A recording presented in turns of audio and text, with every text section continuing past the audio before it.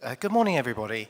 I'd like to welcome you all to the Planning Committee being held on Wednesday, the 10th of April, in the banqueting room at the Guildhall, Bath. My name is Councillor Duncan Hounsell, and I am chair of the committee. I will now ask the officers on the top table to introduce themselves.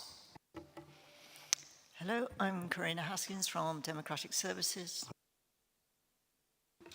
Good morning, my name is Gary Collins and I'm the Head of Planning. Hello, I'm Simon Elias in the legal team as a senior lawyer. Thank you very much. Please can I remind everyone to switch their phones and other devices to silent during the meeting. The acoustics in this room are not great, so please, if you're taking any part in proceedings, please project your voices and speak into microphones. The meeting is being filmed and the recording will be available on the Council's website. Anyone speaking that does not wish to be filmed should make themselves known to the camera operator over by the window. Moving on to emergency evacuation procedure, and I'm now asking the Democratic Services Officer, Karina Haskins, to read out the procedure. Thank you, Chair. If the continuous alarm sounds, you must evacuate the building and proceed to the named assembly point. From this room, you follow the green illuminated signs to the exit using either the main staircase or the stone staircase at the end of this room. Please do not use the lifts. Arrangements are in place for the safe evacuation of disabled people. The assembly point is at the Orange Grove grassed area opposite Bath Abbey. Thank you. Thank you very much. Do we have any apologies for absence and substitutions? Yes, apologies from Councillor Toby Simon, and Councillor Ruth Malloy is substituting. Thank you. Declarations of interest. Are there any declarations of interest? Chair, I think Councillor Gawley. Councillor Gurley, thank you. Yes, I'm married to the Treasurer of Baines Lib Dems, so therefore I will absent myself from the discussion on James Street West. Thank you. Any more? Councillor Hodge? Yes, the first application is located in my ward, in Lansdowne Ward. Councillor McPhee? I'm a former Treasurer of the Lib Dems, so I will be standing out of the one on James Street West. Okay, thank you. Anybody else? Okay, we'll move on, thank you. Urgent business agreed by the chair. I don't have any urgent business. Items from the public, statements and questions. We don't have any statements and questions, but at this stage, but the Democratic Services Officer will now read out the public speaking procedure. Thank you, Chair. So in relation to the applications this morning, what will happen, well, speakers will be called to speak immediately after the case officer has made their presentation about the application. The order of speakers and the time allowed for speaking will be as follows. Any parish or town council representatives will speak first and be allowed 3 minutes. Objectors to an application will speak next and be allowed 3 minutes in total. Supporters of an application will speak following the objectors and be allowed 3 minutes in total. And if there's more than one objector or supporter, the time is shared between them. Ward councillors not on the committee who have indicated that they wish to speak about an application may do so for a maximum of 5 minutes. And the speeches will be timed by the traffic light system you can see on the table next to me. At the start, the light will be green and will turn to amber when there is 1 minute of speaking time remaining. When the lights turn red, speakers should immediately conclude their remarks. Thank you. Thank you very much. Moving on to the minutes of our last meeting held on the 13th of March. Those minutes have been circulated. Are these approved as a correct record? Councillor Jackson is moving. I'll move that they're correct. Thank you. A seconder, Councillor Warren.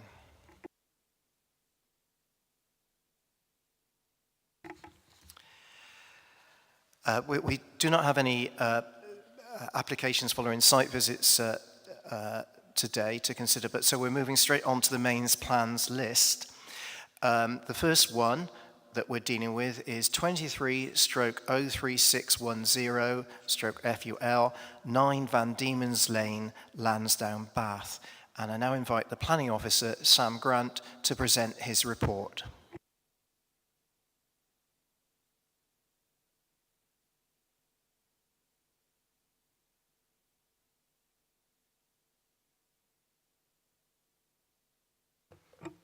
There we go. Sorry about that. Thank you, Chair. This is a plan application at 9 Van Diemen's Lane for a revised garden layout and levels to the rear garden. I do have 2 verbal updates for the committee this morning. It was noted yesterday that although it is clear from the report that's in front of the committee today, it was not mentioned in the description that this application was retrospective. This has been included yesterday by myself.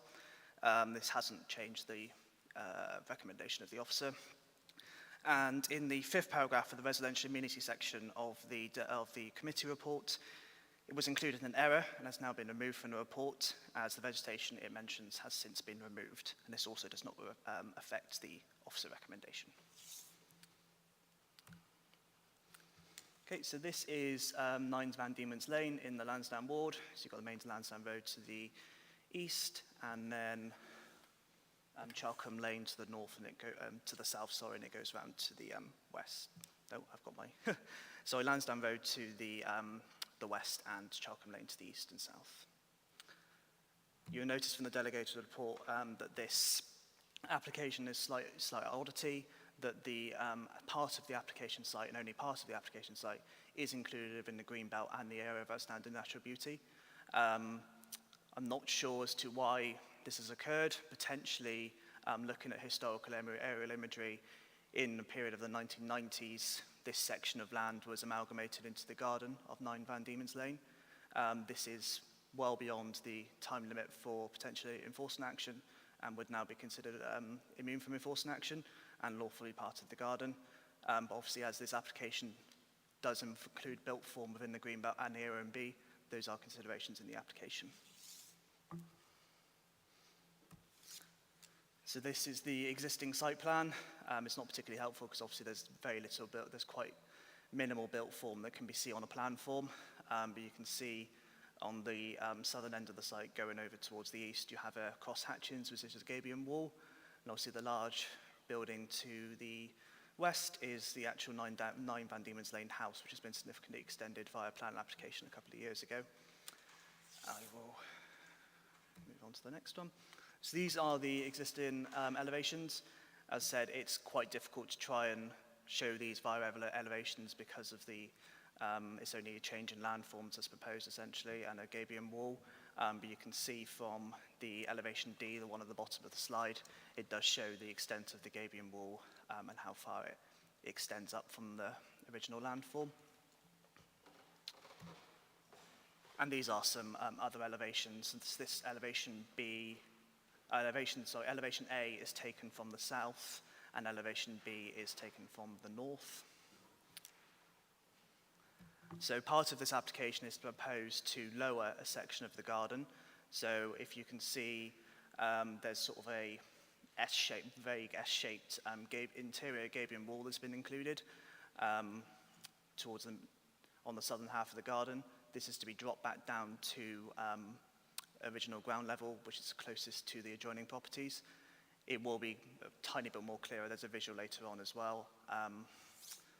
And then this is the elevation. So in elevation C, you can see where it has been dropped down. If I go back to the previous elevation, you can see obviously it's been dropped down a little bit. On the side that's closest to the properties, there is a visual later on that shows it a bit more clearly, but I've just got some more elevations coming up next. So you can see on the elevation at the top there, you can see the slope. I don't know if you can see, but it's marked number 17, the start of the slope, and it goes down from about halfway up the garden, and it slopes back down towards the property, so lowering the section of the garden that had previously been raised back down to the original ground level. And this next image is a visualization that's been provided by the applicant that shows, it does show additional vegetation that's no longer currently in place, but it does show this section of the garden that is proposed to be lowered by this part of this application. So next I've got some photographs from the actual site. So the photograph on the left is the increased landform, and where it drops away at the end is where the gabion basket wall is. And then the photograph on the right is standing on the raised part of the garden, looking back at the adjoining property. The next photo, so the one on your left, is the gabion wall. You can see it's quite a high gabion wall. It's approximately 1.8 meters tall. That section is actually included within the green belt. And then on the right-hand side, you have standing, I don't know if you can see, but where the two people are stood on the photograph on the left, I'm standing in the same location on the photograph on the right. So that's looking back into one of the adjoining properties. The next photos were taken during a site visit to the adjoining property. And it shows the photo on the left is the photograph from that neighbour's rear garden. And the photograph on the right is from their upstairs bedroom window. So you can see, if you look on the photograph on the left, you can sort of see where the hedging used to be and has been since removed or died back. You can see a tree there that's been pollarded. From about that point onwards is the area of the garden that is included within the green belt. And then this section here is, this photograph here is taken from the garden of the same adjoining property, but actually at the boundary of the two properties. And obviously the application is recommended for refusal as outlined in the committee report. Thank you very much. Right, we now move on to statements from public speakers and ward councillors. So I'd first like to invite Nick Ruxton to come to speak, who is objecting.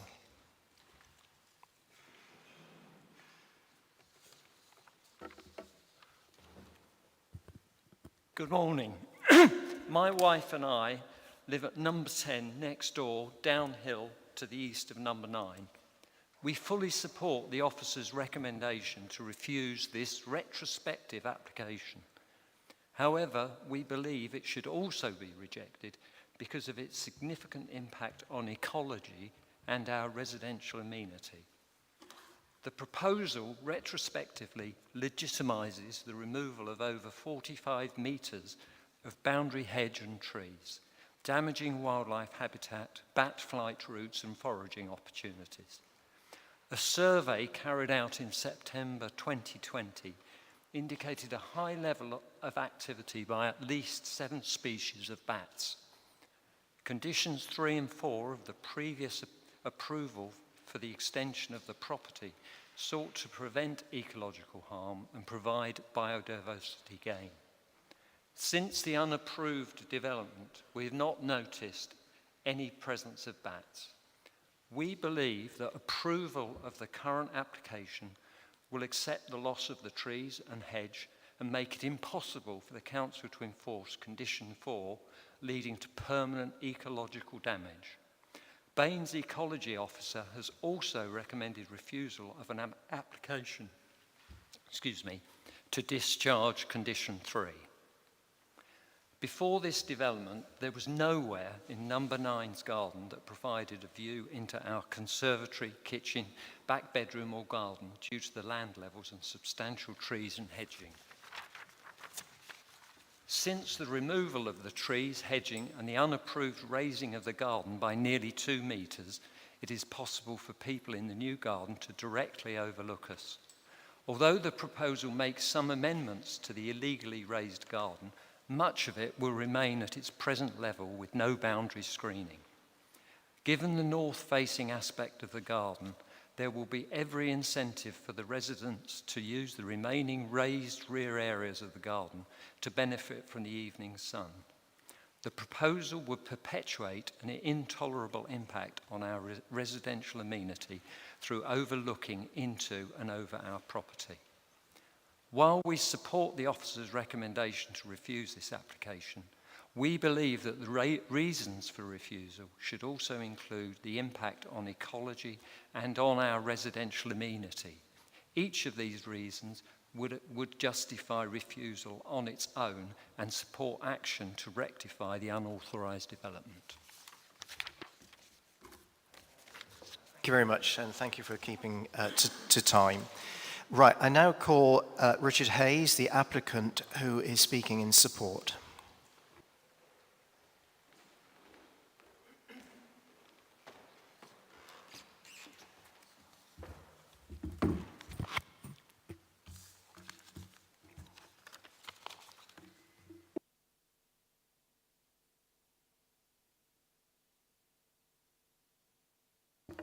Do you want to press your button again?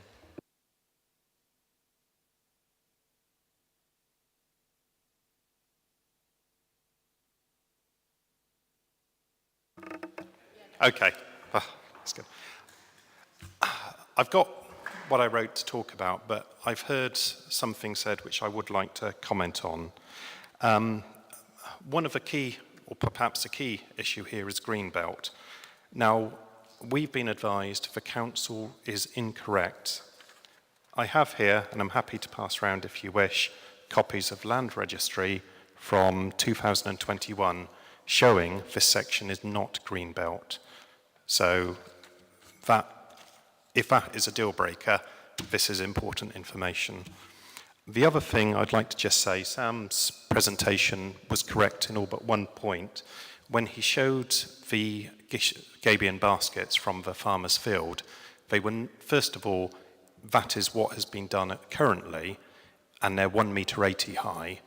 What is in the plans is them to be 60 centimetres high, and we're planting in front. Leading on to issues raised by Mr. Ruxton, I could take a long time, but the existing house, when we bought it, had been owned by the same owner since it was built in the 1950s. Mr. Price had passed away 10 years previously, Mrs. Price more recently. The garden was overgrown and a lot of the trees and foliage were diseased. We spoke with the landowner, who 90% of our boundary is shared with, and she was very happy for us to install the Gabion baskets, which were 1.80 metre high. Also, ecology, when discussed with them, were happy or discussed that Gabion baskets offered biodiverse as opposed to a monoculture. With regards to Mr. Ruxton's claim about viewing into conservatory, when he came onto our land, or he was invited onto our land to look into the conservatory, he couldn't actually see into the conservatory from our land. The long and short, we bought this house as a family house. We just want to have a flat garden that's usable for children like every other house on the street has done. We tried to work with Pippa Brown, who's been replaced by Sam. She sent us an email on the 30th November saying that it was agreed. But things happened at higher levels to stop this going through, and we just feel this is all happening for the wrong reasons. They're wanting to just have a flat, usable garden and creating an issue with this revised plan that virtually no area of it is higher than it was when we bought the house. How can that be an objection to the neighbours looking in? Majority of the ground will then be lower, so it's even less possible than it was. Thank you for your time. Right, we now have a short written statement from Councillor Mark Elliott, who is a ward councillor, but not able to be here today. So I'm going to ask Karina Haskins now to read out his written statement. Thank you, Chair. A statement from Councillor Mark Elliott. I would like to confirm my support for the officer's decision to refuse this application. The garden of number 9 Van Diemen's Lane extends significantly past the line of the gardens lower down the hill. This makes it highly visible from the surrounding countryside into Charkham Valley. The officer's observations about the impact of the Gabion War on the Greenbelt, an area of outstanding natural beauty, are therefore well-founded, and the policies highlighted in the report are reasonable grounds for refusal. I would also like to highlight the impact on the residential amenity of the residents at number 10, just downhill of the site. The current unauthorised changes have raised the height of the ground behind the new gabion wall. The officer acknowledges that the applicant has agreed within this application to make changes to that development, which will lower the height of the ground to closer to the original levels. This is definitely a welcome adjustment. However, it is the case that there was a hedgerow of significant height along this boundary until the current development was undertaken.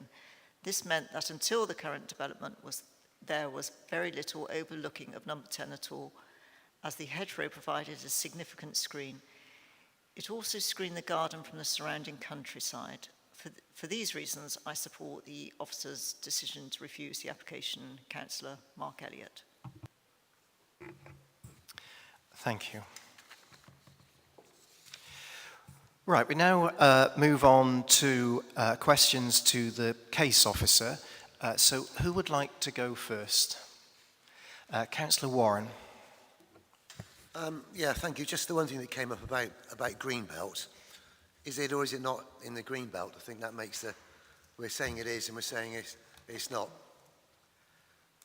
So this one here, it doesn't show this one doesn't show the Greenbelt boundary, but this shows the area of outstanding attributary boundary, but they do follow the same path. The only reason I chose this one is it's more easier to see on the screen. That is the adopted Greenbelt. Whether it was whether it was not saying that it was, whether it was a drafting error or whether it was that area of the garden has since been absorbed into the area of the garden for 9 Van Diemen's Lane, that is the adopted Greenbelt. That can't be amended without going through a local plan process. So although it is quite odd, and I do appreciate it is quite odd, and I can appreciate the sense of frustration potentially from the applicant regarding this, but that is the adopted Greenbelt and the AONB boundary, so that's why I've had to assess the application as we have. There was one thing I did want to come back on after the statements, if that's okay. I believe the applicant said that it's proposed to be 60 centimetres high, the gabion wall, by part of this application.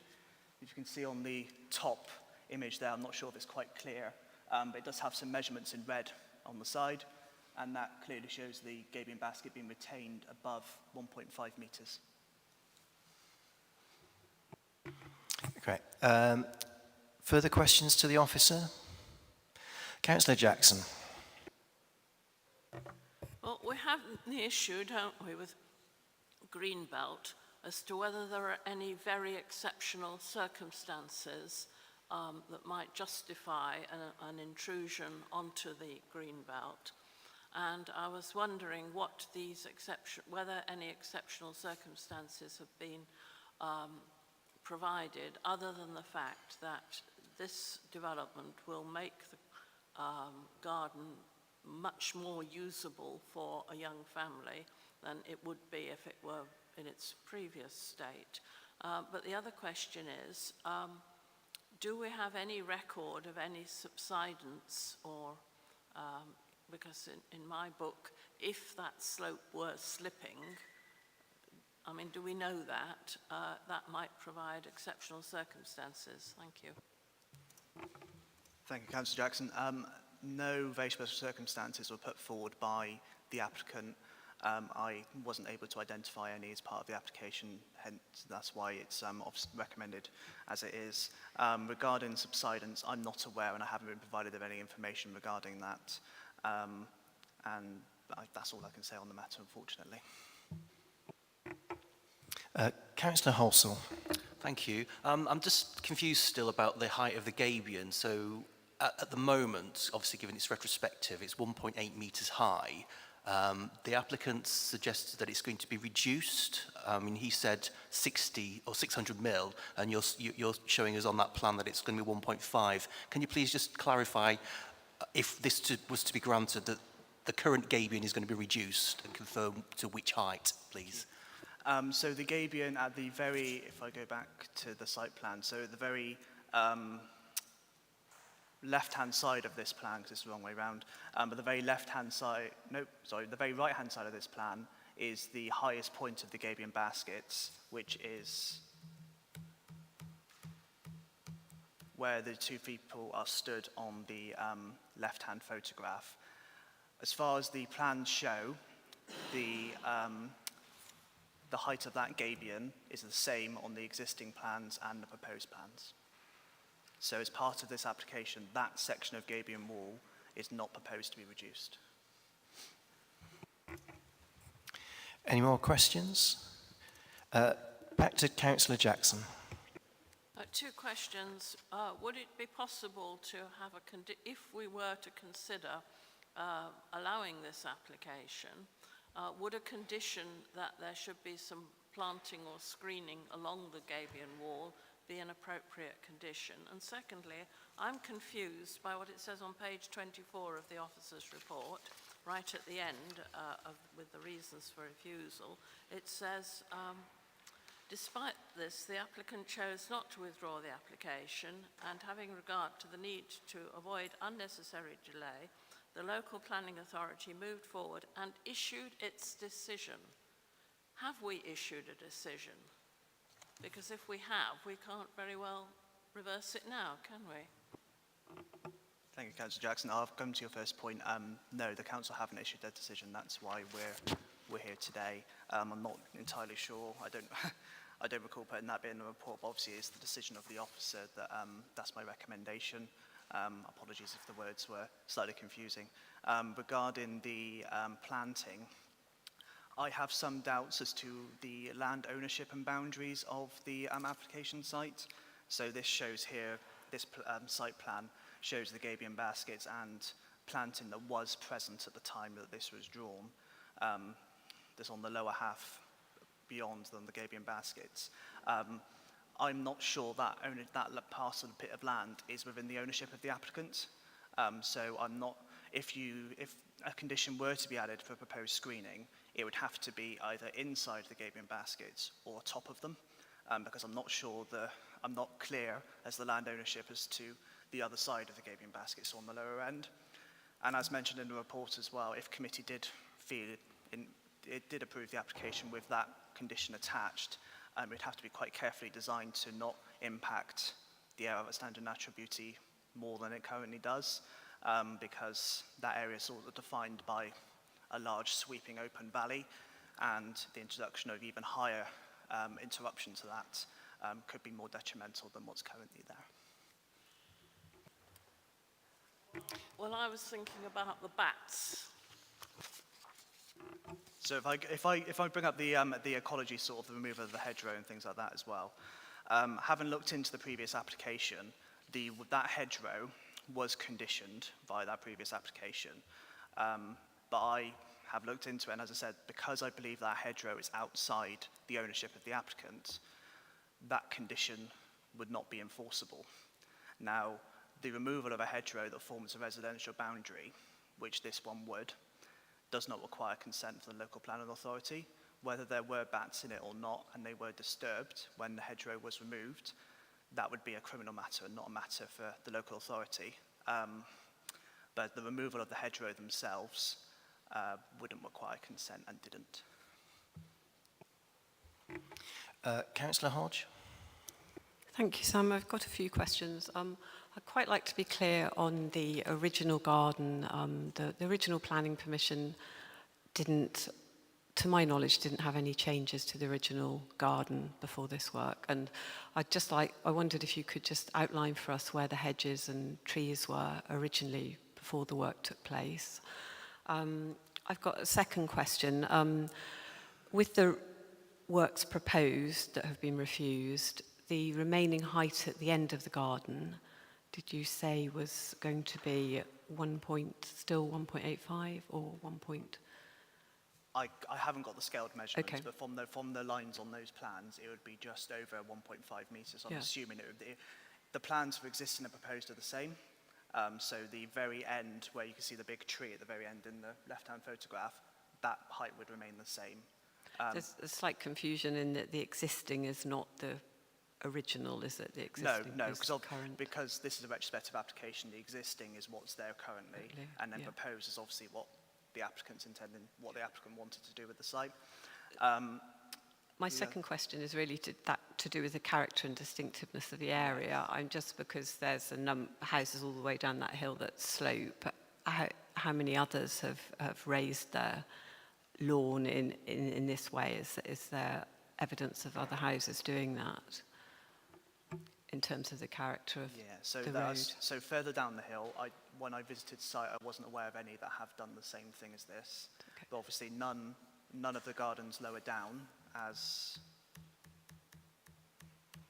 on this map, none of them extend that far into the land behind. If I go back to, it's quite easy, quite good to demonstrate it, this one. So if you see on the left-hand photograph, on the right-hand photograph, sorry, obviously the original landform is the field behind. So you can see where the original landform was. Regarding further up Van Diemen's Lane towards Lansdowne Road, I haven't looked to see if anyone has, but this site is particularly visible because it juts out further than all the other residential boundaries on that piece of road. So hopefully, was there one other question? Yeah, that's fine. And I also wanted to know something I picked up from one of the speakers. That I think the speaker said that no area is higher than when the house was bought. And I find that statement difficult to understand because it looks like the garden has been raised at all points. What's your impression? So it is definitely higher than what was there previously. So especially the area towards the furthest extent of the garden where it juts into the green belt, that is higher than what was there previously. Okay. I've seen some photographs of the original garden. I haven't seen that many. So obviously it's quite difficult for me to judge. But as far as I have seen, the garden is higher than what was there previously. Obviously, to level out a garden that is sloped, some areas of it would have to be higher than what was there previously, or lower even. And in this case, no large-scale excavation has been carried out to lower one section of the garden to make it level. So to make a garden level that is sloped, you'd have to raise one section up. And I think the final point, I'm just clarifying what you said before, the position of the gabion wall on the eastern side that we see here, we think it's on the boundary, although the boundary is unclear. So yeah. Softening in the diagram is not really a possibility. Is that the case? Yes, so I did, because on the site plans there is a red dotted line. Obviously there's a red outline for when we normally have a plan application that shows the site, and then on the site plans there's a red dash line that shows, if you can see where these circles of vegetation are on the bottom of the plan there, the red line is inward of those circles of vegetation, so inward towards the site. I did ask the agent to clarify whether that dash line was the red line of the site. I have assumed it is, because that would make sense and to match up with all the other plans. The agent wasn't really able to clarify that point. So that's what I've taken as part of my assessment. So yeah, any planting, as far as I'm aware from the plans, would have to be outside to the proposed planting that's on this plan, would have to be outside the application site. Yeah, lovely, thank you very much. I have a question. The applicant in his address mentioned that in the past, with a previous owner, he had had acquiescence or agreement to changes that have been made. But am I right in thinking that just because a neighbour might have agreed to changes, that that the neighbour wouldn't be able to actually articulate planning policy? So whatever changes were made were not necessarily matching planning policy, even if the neighbour agreed to changes. Thank you, Chair. Yes, essentially. Obviously neighbours can amicably agree to do things by themselves, but obviously they don't grant permission from the local planning authority. So even if a neighbour did previously agree to some sort of works, those works may have required planning permission, and those weren't sought at the time. So hopefully that answers your question. Thank you. Any more questions? Councillor Jackson. Sorry, the one last one.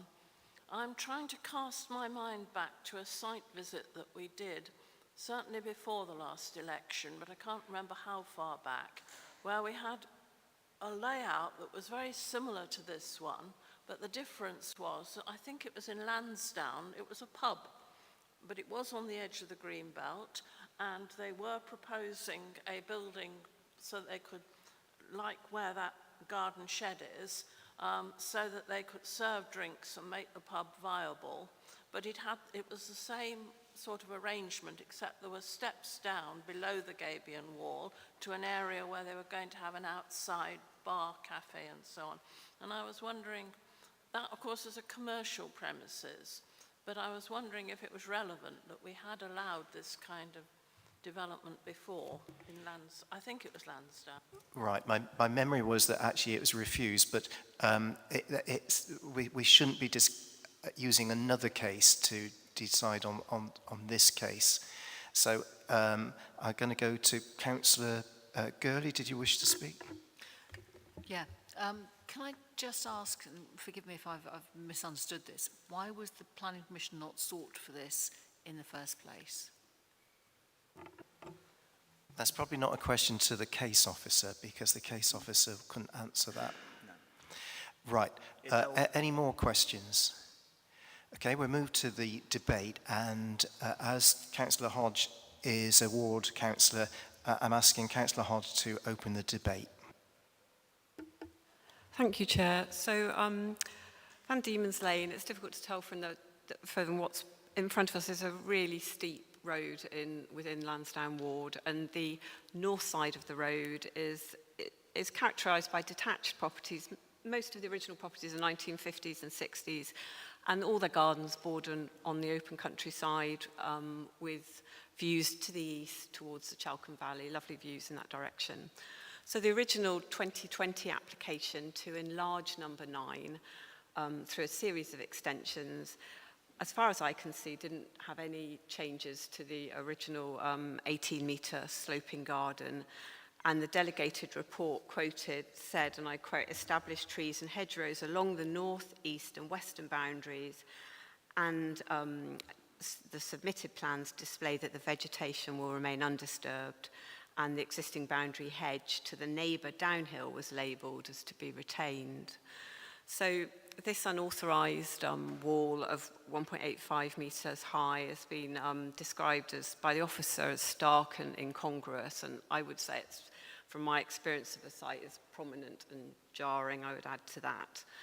A substantial length of hedge has been removed on the boundary, and I think that's important. And the location, I think we've clarified that with the officer, the location on the boundary of the Gabion wall it's actually located on the boundary, which again is going to have an impact on any softening. So what I would say is I agree with the officer's recommendation in terms of the substantial harm to the green belt and the Cotswold AONB due to the impact of this engineering and the Gabion baskets. But I also feel there is an additional effect on the residential amenity of the residents, because it's the raised garden in a number of locations. Even with the changes that are proposed, there would still be overlooking in a number of locations into the neighbour's garden, in my opinion. And there's also the question of what really should have been done about the loss of trees and vegetation which were to be retained. So I hope, colleagues, that there's enough information in front of you to agree with the officer and refuse this application. And I would say if people are uncertain that they should go and ask for a site visit. Thank you, Councillor Hodge. That sounded close to a motion. Do you want to make that a motion to refuse, or to accept the officer's recommendation to refuse, adding reasons? You mentioned impact on residential amenity and concern about ecology. That's a yes. Okay. Right. Does anybody... Just one second. Yeah, sorry for interrupting. I think if the case officer could comment on those two aspects as well, we could just advise the committee as to how robust such grounds, those additional grounds for refusal would be. Thank you. Thank you, Gary. The residential immunity is a judgment for officer or committee to make. So I would, if committee wanted to add as the refusal reason for residential immunity, I wouldn't see any issues, obviously, with that, because it is a judgment call for the decision maker. Sorry, I'm struggling to pick up what you're saying, so sorry. can you speak very clearly into the microphone? Yes, Thank you. sorry. So if the committee were to add a condition for, well, not condition, a refusal reason for residential immunity, that is a judgment by an officer, by myself. If committee were to come to a different judgment on that, I don't believe there would be, that wouldn't be an issue.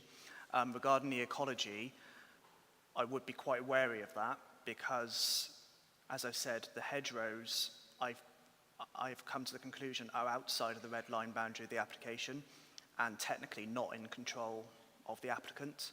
So the impact on ecology, as the actual ecology, the hedge that was removed, isn't included in the red line of the application, nor under the control of the applicant, I think that would be quite, would be an issue in adding that refusal reasoning. Okay, so the advice, if you call it advice, is that if we have this motion to accept the officer recommendation to refuse, we could add a reason to do with the impact on residential amenity by reason of overlooking and leave it at that. Would that be okay? Right. Do we have a seconder for that? Councillor Halsall, do you want to speak? Yes, thank you. It's pretty unfortunate that the landscaping is outside the red line boundary, so therefore outside the applicant's control, and therefore, as local authority, we would have no powers to enforce a condition to screen the impact that the gabion has. It is quite stark looking at the photographs, particularly that northeastern corner where it's almost 2 meters in height. The sole reasons that have been recommended are the impact on the green belt and the AONB, or the National Landscape as it's now known as. And the policies are very specific that say that there has to be exceptional circumstances to allow engineering works within those designated areas. Because we can't condition landscaping to screen that wall, I feel that there is harm. And so I would agree with Councillor Hodge that we should accept the officer's recommendation. Right, and just to be clear, you're accepting the additional yes, issue about impact on residential amenity. Yeah, given the neighbours' comments, and obviously, as you can see on the left-hand photograph, where the people are standing, it is pretty elevated. And I do feel that you can get a direct view into the neighbour's property. We may want to perhaps defer for a site visit, but at the moment, given the evidence that we've heard, I do feel there are grounds to refuse the application. Okay, thank you. Right, we now move into the debate. So, Councillor Jackson. Thank you, Chair. Reading the report, listening to the presentations, looking at some of the additional material that's on the website, I don't feel that the Greenbelt issue really is the clincher. I think it's important, the question of the residential amenity of the neighbours. And so I couldn't support this motion unless we have that condition. But I know this application came in before the government moved the goalposts about biological net gain, requiring it of smaller properties than hitherto. But nevertheless, they have taken out a hedgerow, and that is a loss. And although it seems that a Grampian condition could not be written in, that's where a condition is dependent on a third party for fulfillment, although that presumably is not possible here, I do feel there should have been some effort to mitigate the loss of habitat that is occurring with the removal of that hedgerow. The bats are not really a clincher because the decline in the bat population has happened anyway, but it does link into what's going on here in that if this application were permitted, you could end up with a very sanitized garden with neatly mowed lawns and well, lots of children rushing around is not necessarily an ecological disaster, but not the sort of area where you would get a natural growth of shrubs and so on. And what we have prior to this application, or Yeah, prior to I think these we've got to be owners, was a careful that much more you're speaking natural to the motion field. and Sorry. not bringing in I other do beg your pardon. other factors. What I'm saying is we've got a proposal that will produce a sanitised environment that will not be very eco-friendly on the whole. So I will support this resolution if we have the amenity of the neighbours and the ecological impact. Councillor Warren. Yeah, thanks. Just listening to this a little bit harder. I think we talk about the hedges. I think the hedges are irrelevant because, as we said, we heard from the case officer, the applicant had no say in that. It wasn't his ground, so he can't be held to account with that. And I'm not convinced about the greenbelt bits. I kind of agree with Councillor Jackson about the greenbelt. I think is possibly irrelevant as well because it may or may not be in the greenbelt. Is the lawn going to be a bit manicured? Probably, because that's what you do with lawns. Which my lawn's manicured in the country, but you look the other side of the fence and it's still country. And I agree. I think there should be a difference, actually. If I'm honest, you can still plant things there to encourage the wildlife. Now, there's no reason you can't put a few wildflowers and etc. So I don't think I can support the motion.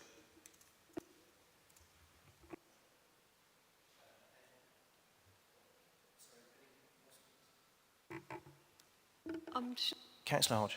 Yes, I just wanted as a point of order, should we clarify this point about the green belt? It has been agreed that it is located in the green belt, just for the... Yes,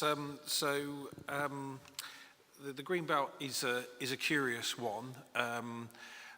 As Sam has said, as a matter of fact, in terms of planning policy, the green area you can see on the plan there is green belt. So the planning policy of green belt, both local and national, must be applied to the development. And so it's a matter of judgment, but normally very special circumstances are needed for engineering works that relate to residential development. Obviously, there are other uses like agriculture, of course, outdoor recreation, where it would be considered acceptable, but not necessarily in a residential context. It's a bit of an anomaly that obviously the top element of the garden is within the green belt rather than non-green belt. But I'm confident that the green belt boundary as shown there is right. I've checked via another source on the council's website and it shows the green area is green belt. And as for the land registry, it may well show that it's all in one ownership. But as you know, planning is blind to what land ownership is. So in terms of the weight that the material consideration that you have to give in deciding this is the local plan and where it shows the green belt to be, which is as per on the screen really. So I'd say the green belt issue is definitely material to your consideration, but obviously the weight that you give it is up to you individually. So as a matter of fact, the green belt boundary as shown there is indeed correct. Councillor Crossley, you wanted to speak. Yeah, it seems to me that if you're living in the green belt, you have special obligations to the future as well as to the present. And the reason we have green belts is to secure those obligations for the long term, not the short term. And so, therefore, to me, I think this wall is an intrusion onto the green belt, and I will be supporting the officer's recommendation to reject. Thank you.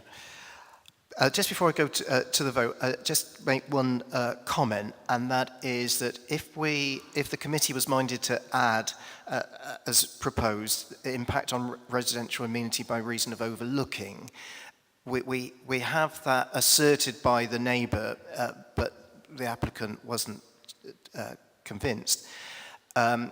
We've always got the possibility of going on a site visit and actually seeing for ourselves if there's impact on residential amenity, but it may be that you're satisfied on that account already. We have a motion on the table. It's been seconded. I think everybody's spoken who wants to speak, so we'll go to a vote. All those in favour of the motion, which is to accept the officer recommendation to refuse for the reasons given, plus the reference to the impact on residential amenity by reason of overlooking. So all those in favour of that motion, please show.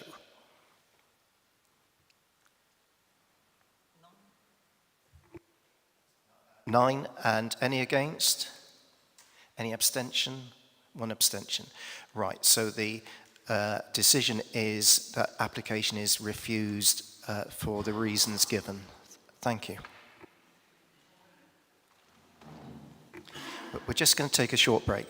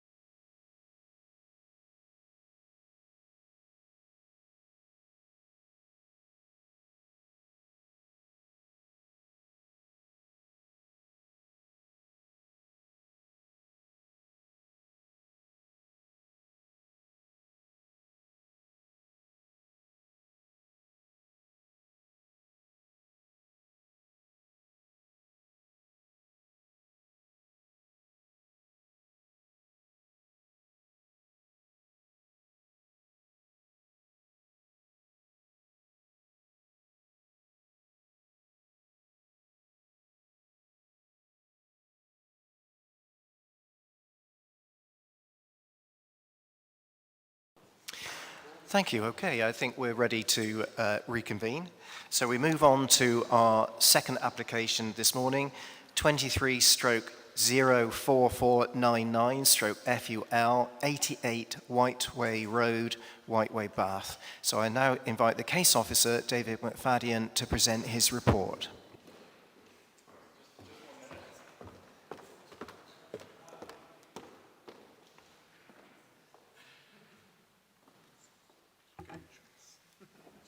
Sorry, just 1 minute. That's fine. I forgot to look for the vital person being present at that moment. When you're ready, no hurry.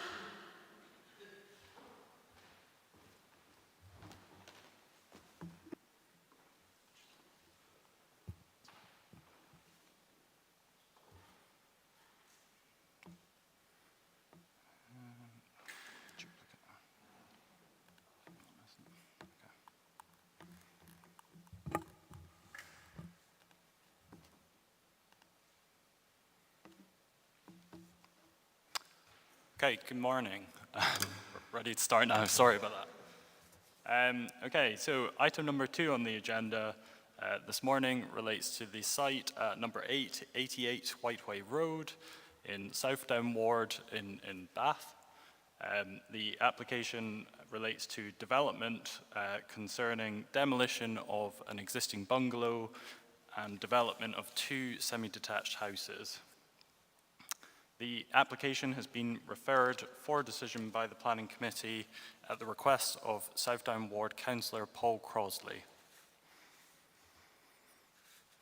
So to introduce the site itself, the site is located in the far southwest of the city of Bath, right down at the southwest boundary of the city on Whiteway Road. This is an aerial image of the area surrounding the development site, which is highlighted at the center of the image. As you can see, the land to the south, on the southern side of Whiteway Road, is open countryside, and that's subject to Greenbelt designation. To the north of the site is Roundhill Primary School, which is the flat roof building to the north at the rear of the site. And to the northwest of the site is Mount Road Open Space or Park, and that's also known as Twerton Roundhill. So this is a bit closer to the site, demonstrating the immediate context surrounding the site.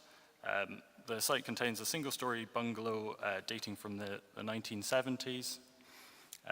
Both neighbouring houses to either side are two-story properties, number 90 to the left-hand side of the image and number 86 to the right-hand side. So this is an image of 88 Whiteway Road from the street. You can see it's the bungalow highlighted with the red arrow in the centre of the image. On the left-hand side is number 90 Whiteway Road. That's an earlier 19th century cottage that predates the modern development of this area.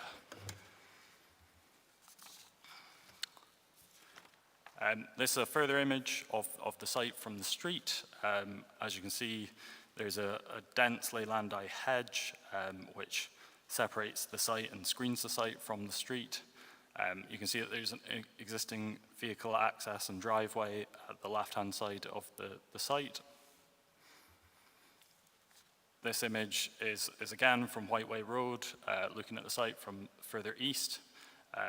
You can see to the right-hand side of this image the neighbouring house to the east, which is number 86 Whiteway Road, and that neighbouring property is an 8-bedroom HMO.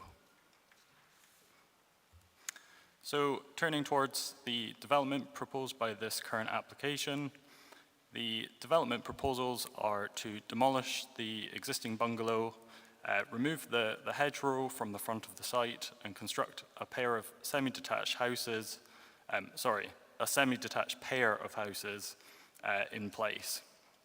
The houses would be 2 stories in height with pitched roofs.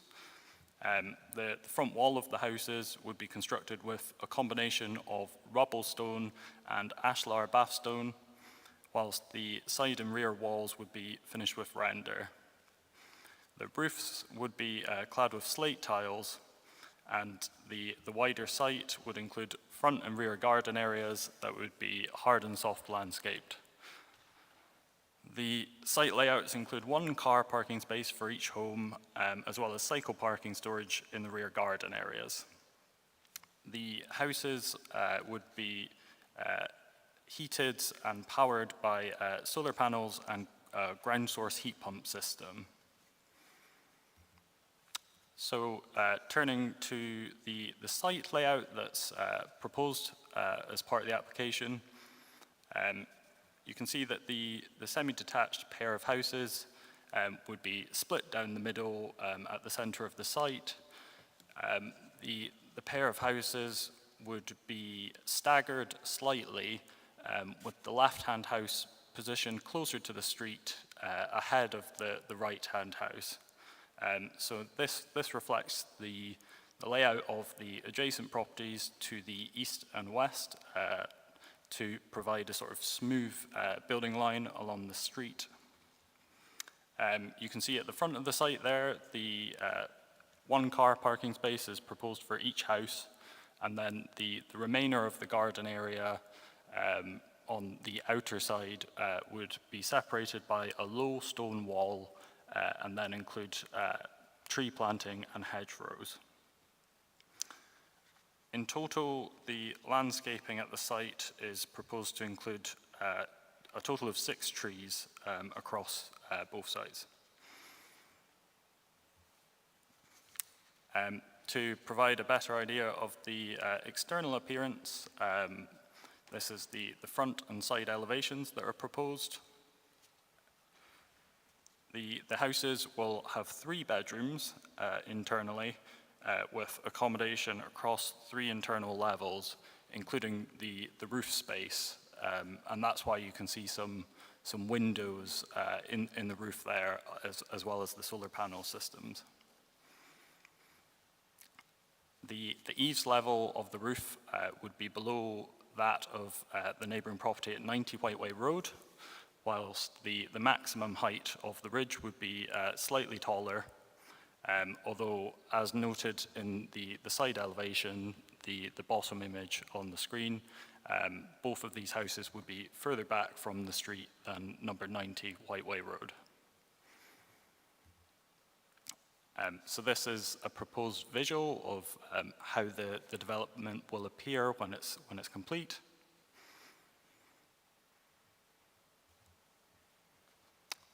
So turning to the public consultation on the application, the application received a total of 4 objections, 2 comments in support, and 1 general comment. We will hear detailed public concerns in a moment, but just to recap, the objections relate to the scale of development and the impact to the character and appearance of the area, highways issues such as safety and congestion resulting from overspill car parking, potential harm to neighbouring amenity and living conditions as a result of loss of light, loss of outlook, and loss of privacy. Concerns were also raised in relation to the potential for tree planting at the development site to cause damage to neighbouring properties, as well as potential for flooding from the driveways at the development site. However, the officer's recommendation that is presented in the report for members this morning is that the application should be permitted subject to conditions. This recommendation follows a detailed review of the proposals and their impact, as well as a series of revisions made to the development by the applicant. The officer's finding is that the benefits of development, including the creation of 1 additional home and the overall development of 2 new high-quality houses, would be a significant benefit and is required to be given great weight by national planning policy. The architectural design of the development is found to represent an improvement in comparison to the existing bungalow and will better reflect both local character and BAF design values. Changes were made during the course of the application process to reduce the depth of the building and pull it away from the boundaries shared with 90 Whiteway Road. As a result of these changes, it's found that the impact to neighbouring amenity would not conflict with policy and is therefore acceptable.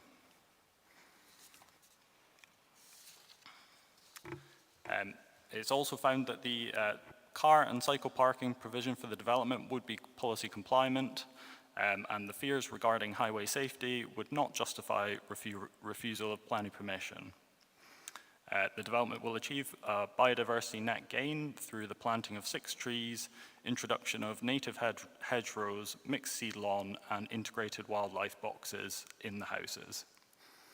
The development will also receive 100% of its energy from renewable sources, making a positive contribution to achieving net zero targets. The officer's recommendation includes conditions to secure the quality and implementation of the development. And as a result of these factors, the officer's recommendation is in favour of the application. That concludes the presentation, and I'm happy to take any questions now. Right, we go to statements from public speakers first. So can I ask Matthew Turner to come forward, who's speaking to object?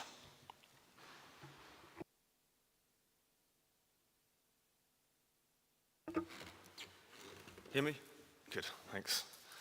Okay, so in your report, decision report, it said that there's been no incidents with parked cars on the Whiteway Road in... Sorry, can you hear me? Yep. So in the report, it says there's been no incidents with parked cars on Whiteway Road but it has actually been, recently, there's been a few crashes on White Road with parked cars on the pavement. The one that's opposite down the road, there was a incident last year where a van was pretty severely damaged. I believe that this development will cause overspill parking onto the roadway, causing a risk to pedestrians, and that's something that should be considered with this application. The height of the building, when being set back, is only really relevant when you approach a building from Bristol. You approach it from Rush Hill, I think this will quite dominant on the horizon as you approach it. And when viewed from opposite, directly opposite, it's just going to appear massive, and out of context with the neighbouring properties is very large. There's been no drawings to date produced of this property from the aspect of our rear garden, and I think it will be overbearing on our rear garden. There's not been any drawings produced to show how it will affect and how it will look as an outlook from our garden. And my office is located at the back of the garden. I've worked there since 2009 every day, and I have a good feeling of how the sunlight moves over during the year, and I feel there will be a loss of light on my garden due to the shadowing of this property, especially during the winter months when the trajectory of the sun is much lower in the sky. So that's why I think it should be refused. Thank you.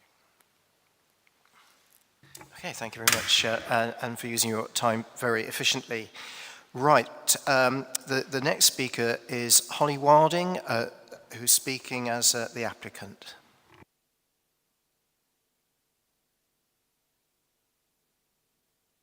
Oh, is that on? Hi.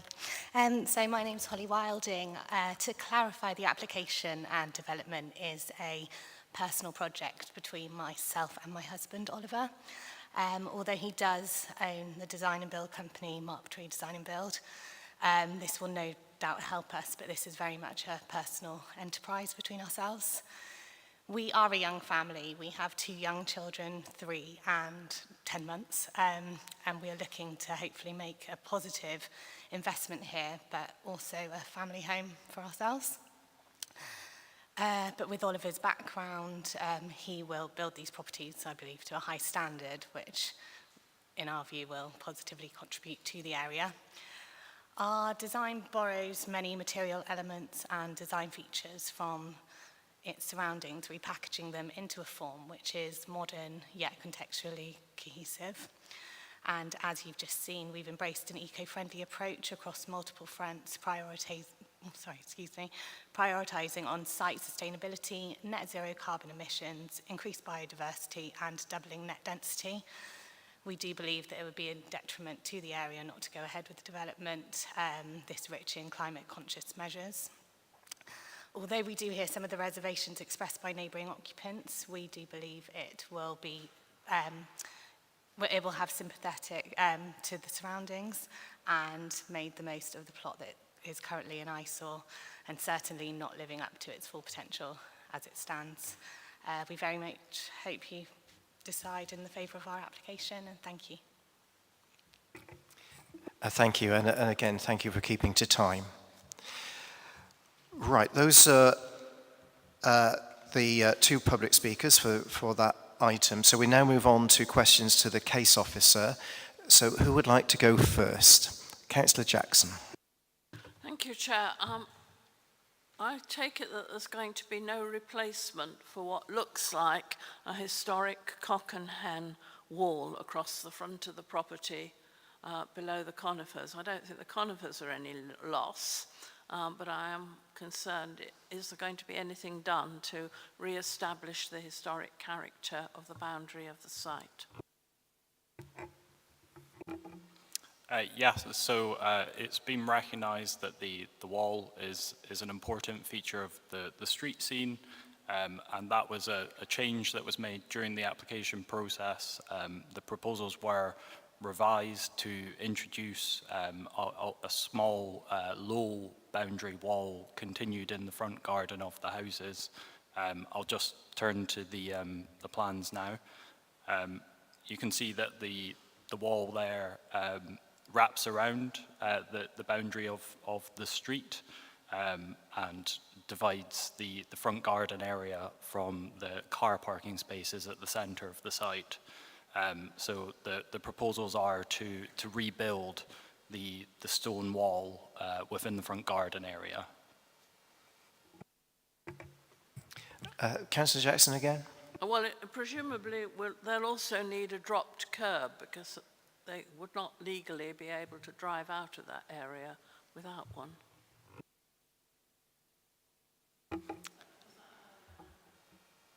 Yes, yep. So the existing driveway is located to the left of the site, and that will need to be moved to the centre of the site in order to be shared by both of the new houses, and that would require works to the public highway that would require a highways licence to be undertaken.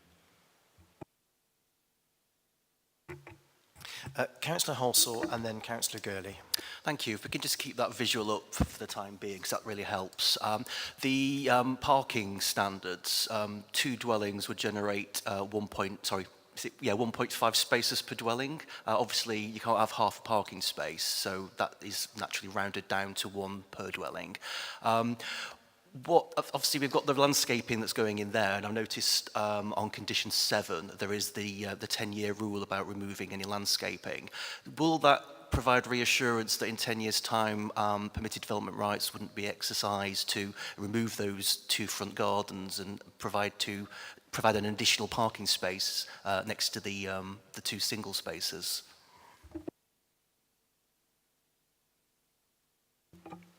So the landscaping condition will secure hard and soft landscaping for that 10-year period, beyond which time this condition would no longer control the landscaping at the site.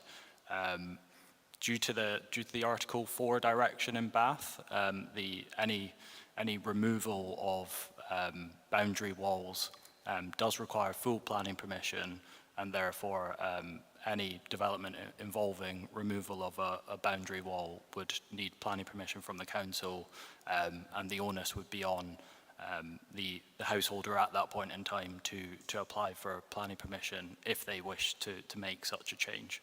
Do you want to come back on that? Yeah, thank you. Can I just confirm the Article 4 direction covers removal of boundary walls across any property within the city? Is it not just conservation areas? I'm actually not sure off the top of my head.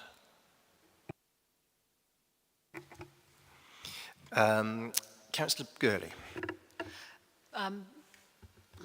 Yeah, bearing in mind the comment by the neighbour about the impact of the loss of sun and light, has anything been done to monitor that to indicate whether there will be any shadowing? Sure, yeah. That was a detailed part of the assessment of the application. So when the application was first submitted, it was my view that the development would be harmful to neighbouring amenity.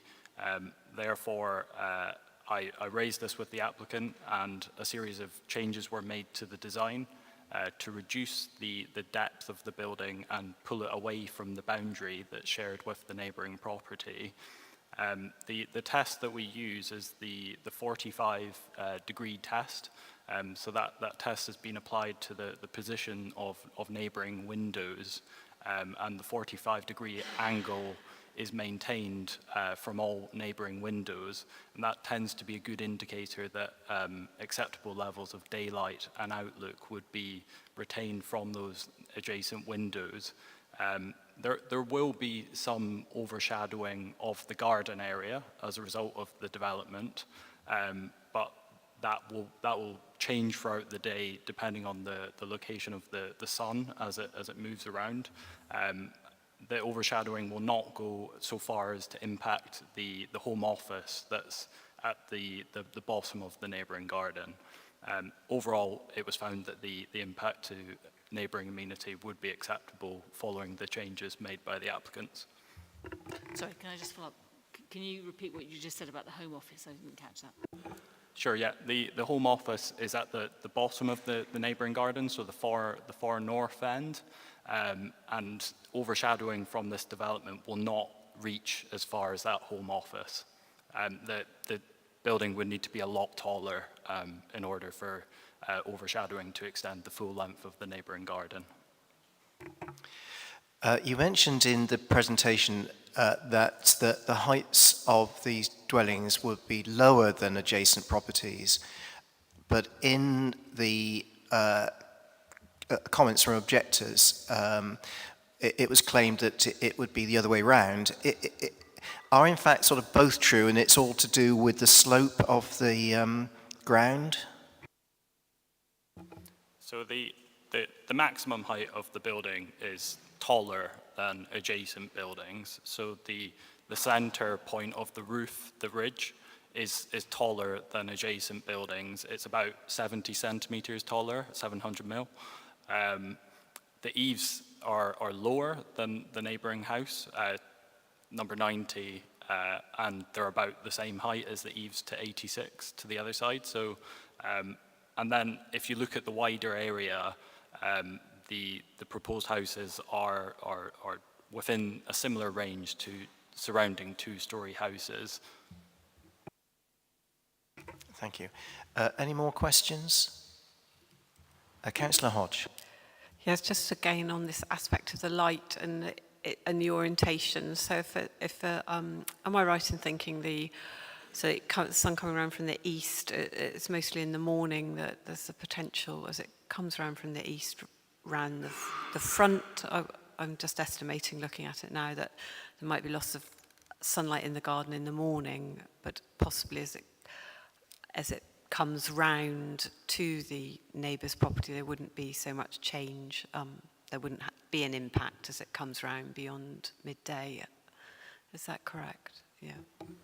Yeah. So I've changed to the site layout plan now, as this is the best one to assess the impact on light. So this plan is orientated north. So north is at the top of the screen. You're right, the sun rises in the east, so it will start on the right-hand side of the screen, and it will travel round to the left-hand side of the screen during the day. So there would be some overshadowing towards the neighbouring house, number 90, particularly through the earlier hours of the day. But by midday, the overshadowing will no longer affect number 90, and number 90 will retain similar access to light as it has currently. Yeah, thank you. The other question was the roof dormers at the back. It seems at the back there isn't residential properties. I just wanted to confirm that there's no overlooking from the roof dormers. And that the final comment made in the comments about disclaimers on the drawings that the exact dimensions aren't exact and they'll be determined on site by the builder. I presume they are to scale drawings. I haven't been back and looked at them.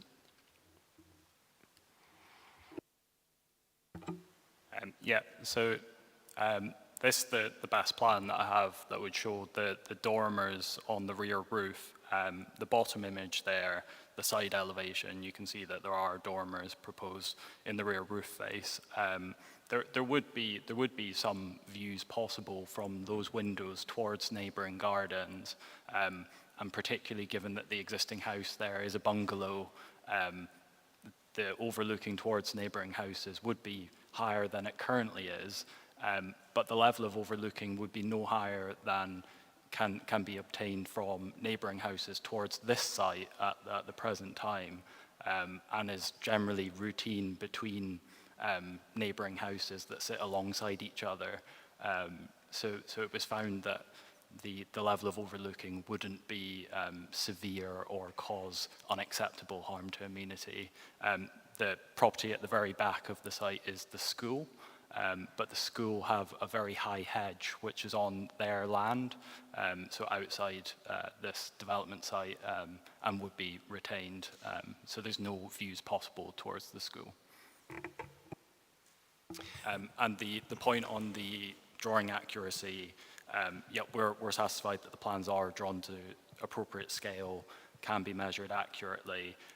It's quite a standard disclaimer for architectural practices to include a disclaimer like that, because they will require more detailed drawings for construction purposes, which are generally prepared after planning permission is granted. Thank you. Right, I think I'll take one more question from Councillor Jackson. This looks like a very eco-friendly house, Chair, but I'm wondering that I don't know anything about cars. That car looked extremely small. First of all, I wondered if there was any electric charging point. It looked to me like an electric car, so is there a charging point provided? But secondly, I couldn't see how you would fit a normal family-sized car on that driveway and be able to open the door to get the baby out. I think we've got also, should we not be considering the question of where visitors would park, as there's not got your 0.5 shared visiting space anywhere?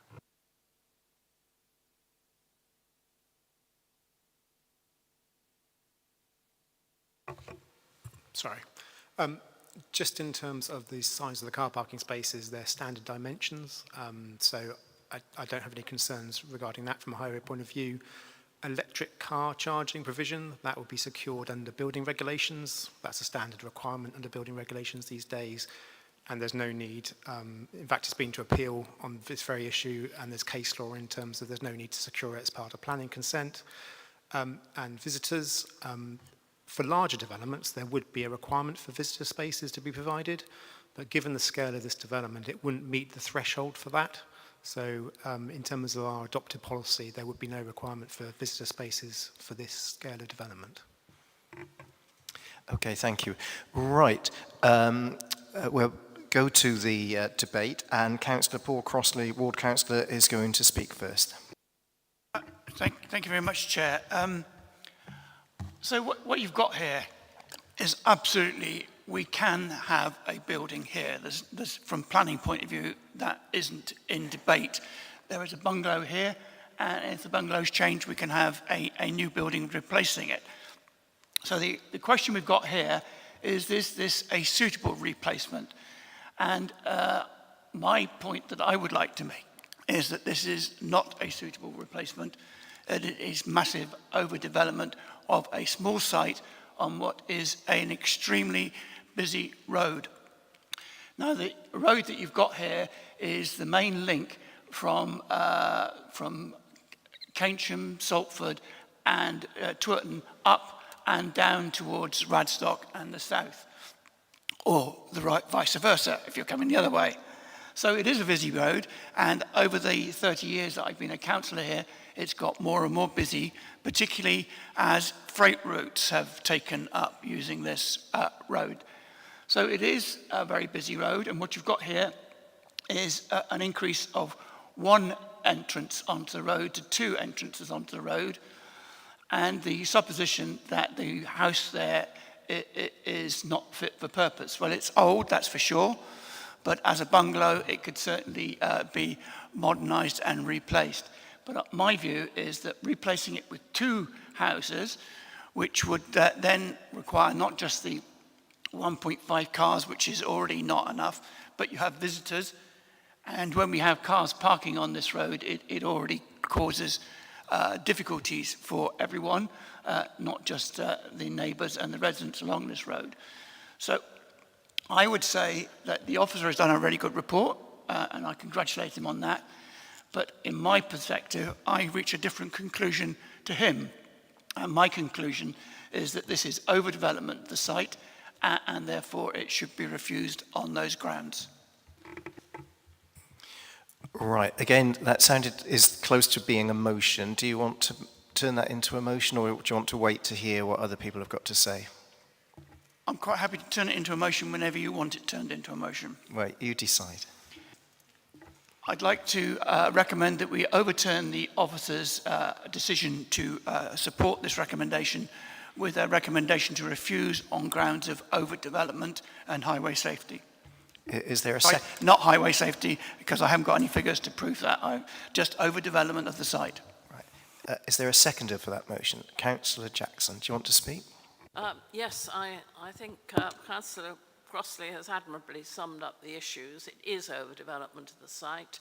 It will cause loss of amenity to the neighbours because of the shadowing, and I have concerns about this access onto the highway, which is indeed a very busy road, and not everybody will want to take the number 5 or the number 20C bus going past it. It's not very far from a bus stop, I don't think.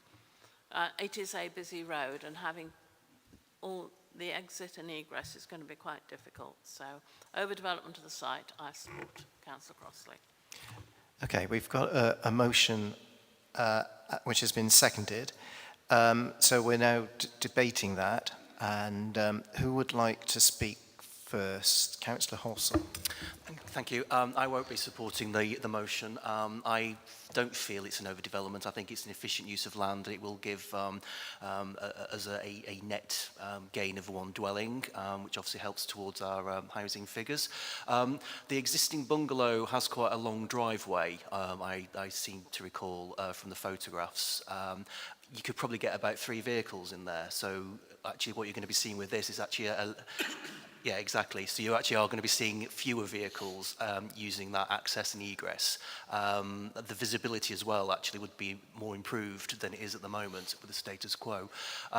In regards to amenity, I feel that the siting of the 2 properties is adequate. There have been amendments that did acknowledge the concerns from the neighbours originally, and I think the fact that it is going to be, you know, a very ecological pair of houses, you know, they're going to completely powered by themselves with, you know, with the solar panels, and I think we should be embracing that in terms of our move towards net zero. So I won't be supporting the motion. Thank you. Councillor Warren.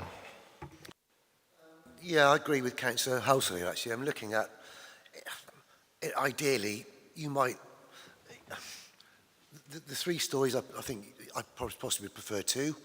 And as opposed to Councillor Jackson, I'd be a bit easier on the wall and maybe have the extra parking space.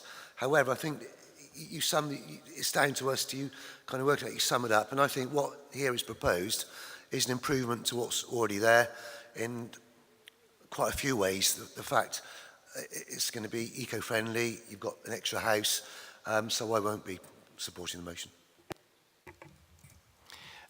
Councillor Gurley and then Councillor Hodge.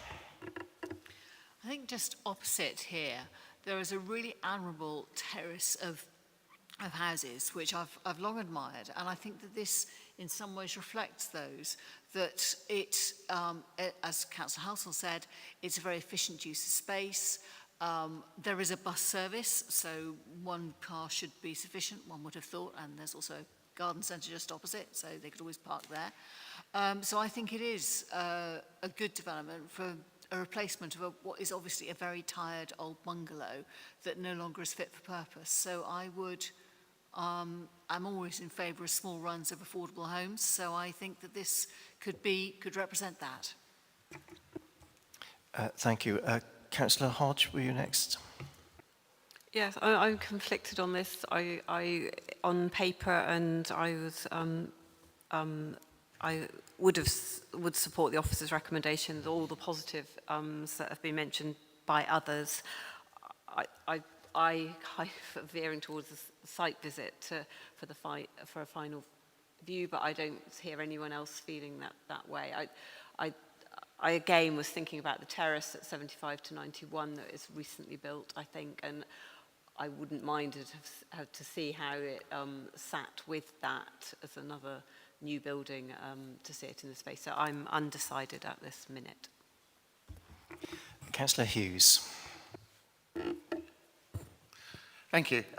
Yeah, I mean, I personally, I don't really have too many issues. I think that these 2 houses do reflect the 2 rows of 4 houses on the opposite side of the road that are also 3-storey.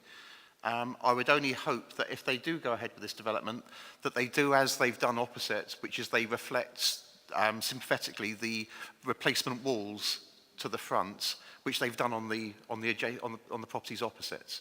But other than that, I don't really have any issue with this development. Councillor Jackson, did you want to come back in? Well, yes, I was thinking about the national report that came out last week about ageism in planning. I discussed this application with a member of Westfield Parish Council because we thought, you know, it was an interesting development.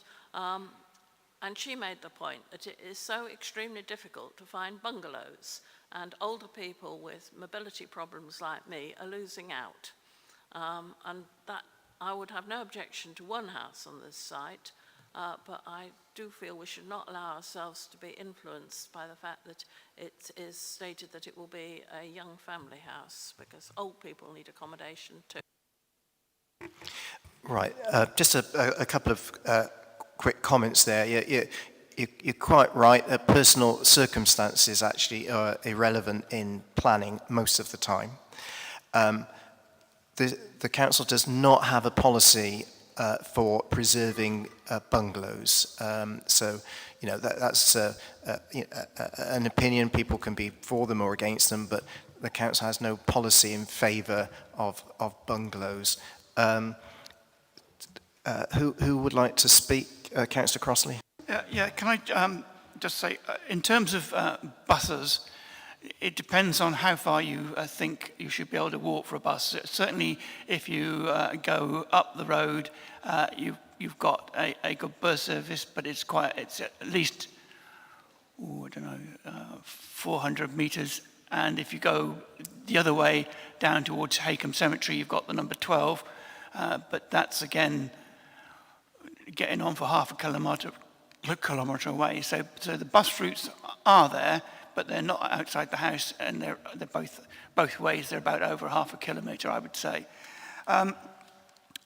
So in terms of the car parking, at the moment, you're quite right. We've got a bungalow that's well set back, and there's a long driveway. This is not well set back, and it's a very short driveway. So it's very different in that perspective. So I just wanted to add those 2 points to some of the points that people have made, which I think were not quite correct. Thank you. Just one observation before I think we'd take the vote, and that is a question about loss of amenity. We were reminded by the case officer that any loss of amenity has to be significant, and you know, you need to think, is any impact on neighbouring properties significant or not? Right, I'm going to go to the vote. We have a motion to overturn the officer recommendation to permit.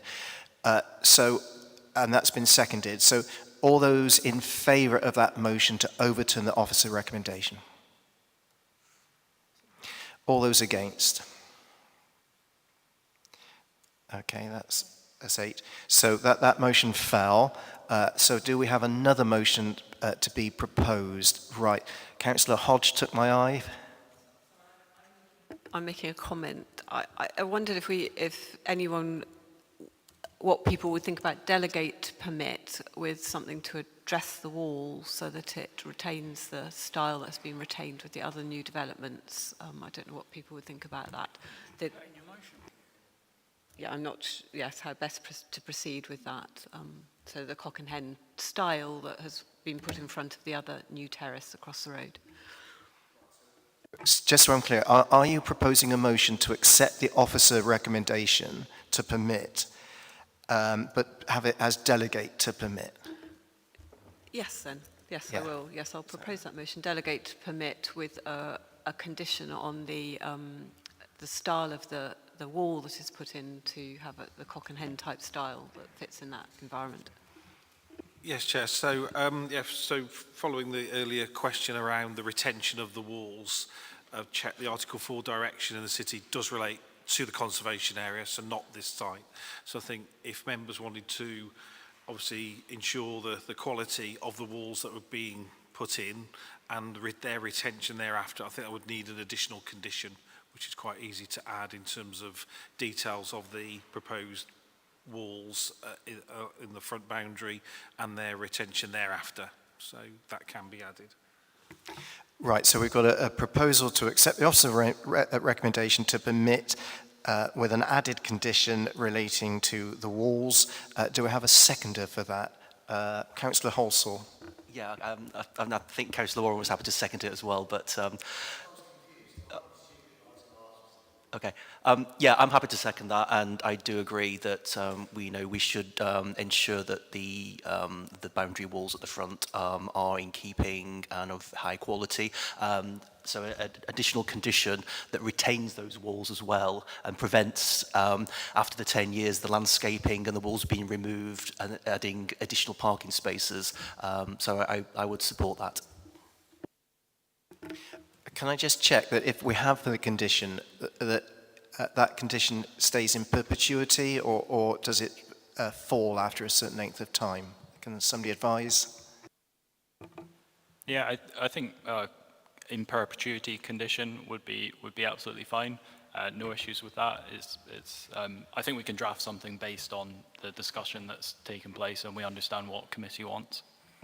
Yes, Chair, just to explain, most conditions, in fact, all of them are in perpetuity. The only reason why a hard and soft landscaping condition is time limited is because of the natural life cycle of something that's growing. So certainly a hard feature can be required to remain there in perpetuity. Thank you. That's very clear. Right now we've had a motion. It's been seconded. So we're now debating that motion, and then we'll take a vote. So, Councillor Warren. Yeah, I apologise for being a bit stupid, but just to confirm, so the condition is actually what we already have proposed with those two walls, but for the proposals to last longer than the 10 years. Is that correct? Because when I was listening to Councillor, I thought she was asking for what we already had, so that was my concern. But it's basically to build as is, but keep it. If that's the case, very, very happy to. It's not, no.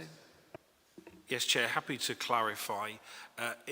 In the normal course of events, it could be because the treatment to the front of the property there that you see is covered by a hard and soft landscape condition. It might be possible beyond 10 years for the owners or any subsequent owners to remove that without planning permission. And so adding a condition to retain it means that that couldn't happen without further permission. However, we were told earlier by the planning officer that you need full planning permission to remove those walls. It seems a bit pointless to having the... Gary had corrected that full planning permission wouldn't be required because the Article 4 doesn't relate to... It relates to conservation areas, and this is not within a conservation area. I think a condition to secure the detail of the appearance of the wall and then retain it in perpetuity would be adequate. Thanks, Chair. In that case, quite happy to support. It just seemed to be one of those things, why make life easy if you can make it hard, but happy to support. All right, Councillor Hodge. The purpose of the condition wasn't just to retain the wall, it was the character and the distinctiveness of the area. So to delegate so that it reflects a modern version of the cock and hen type wall. And I wonder if how can we put that in writing? Can we use that descriptor so it's not just a wall that looks nice, it's that it reflects the other walls in the area, yeah, as well as the retention of it. Thank you. Okay, no, I'm going to go to the vote now. We have a motion to accept the officer recommendation to permit with conditions plus an additional condition, or delegate to permit to include a condition relating to the wall and the character of the wall, to retain that character. Right, all those in favour, please show. Any against? 2 against.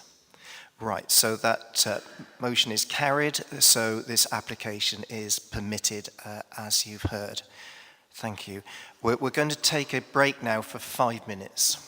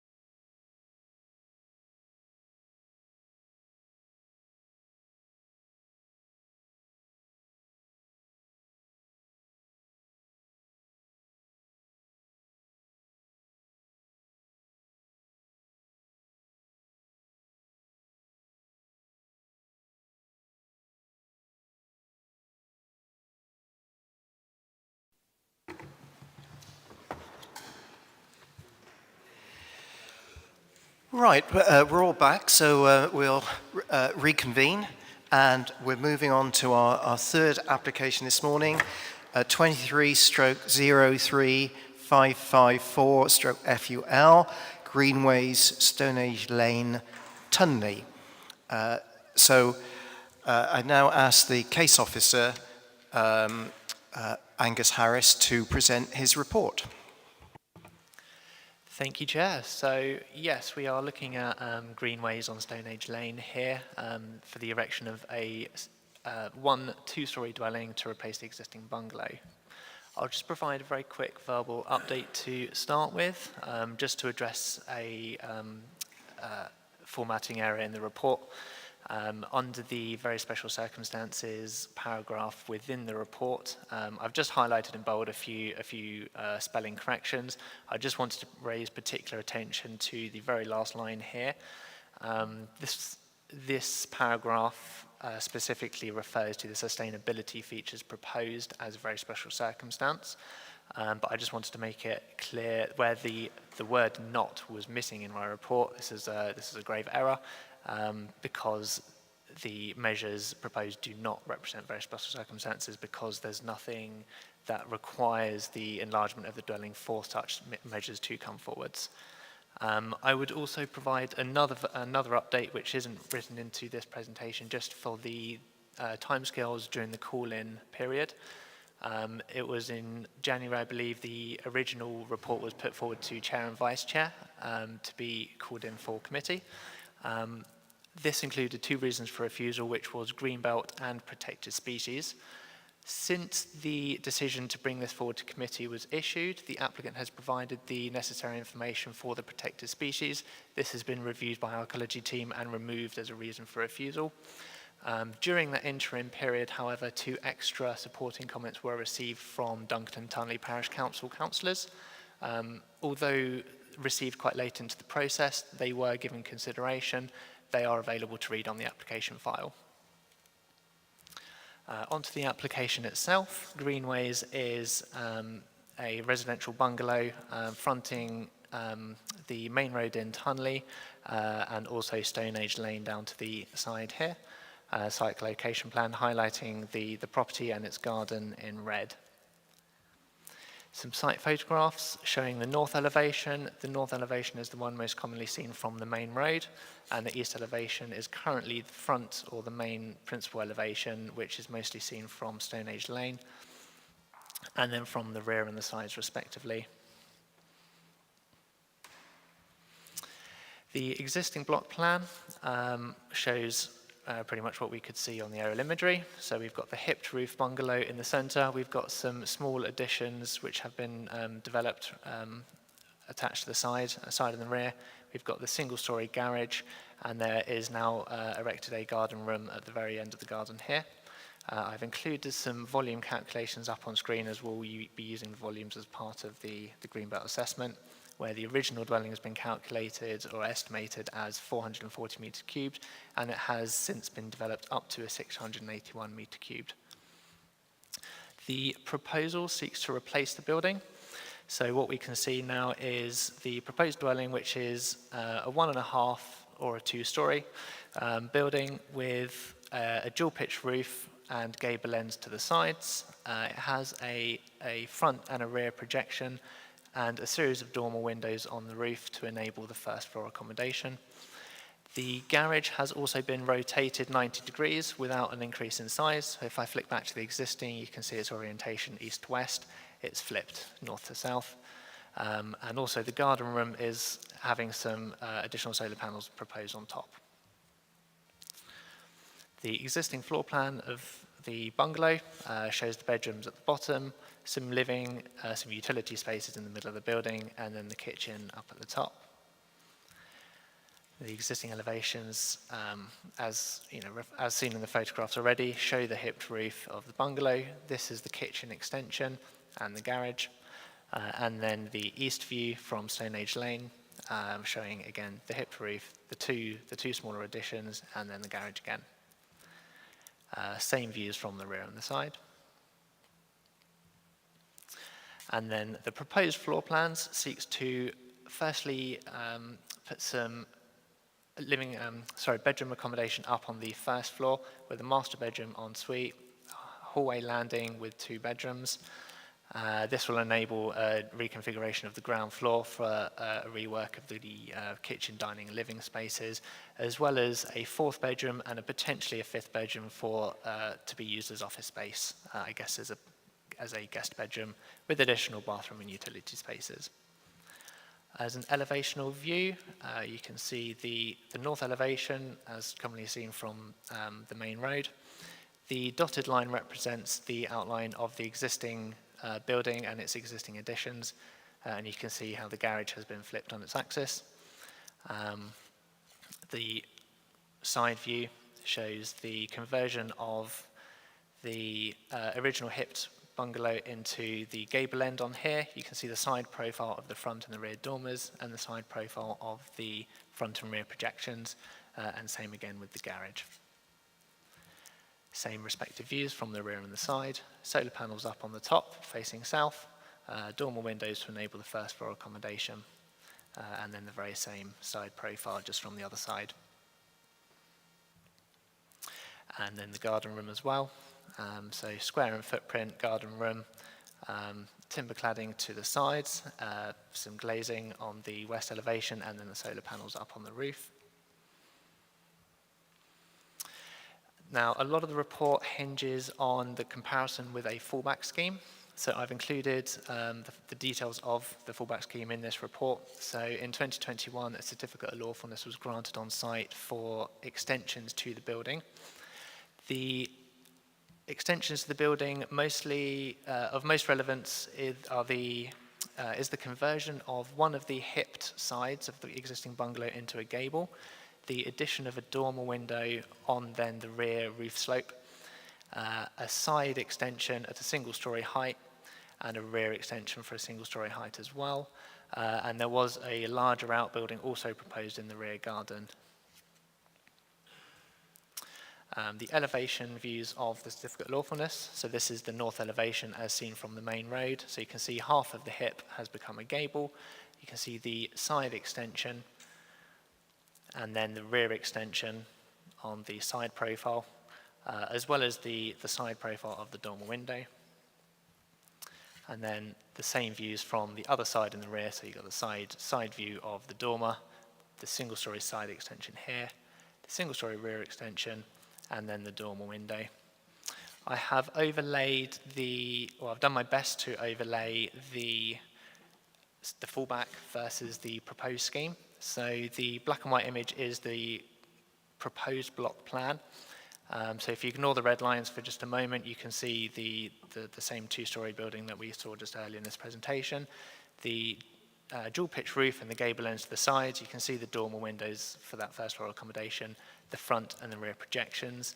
The red lines show this is the original hip of the bungalow, and where it straightens off here to the gable. This is then the gable end at the 2-storey level.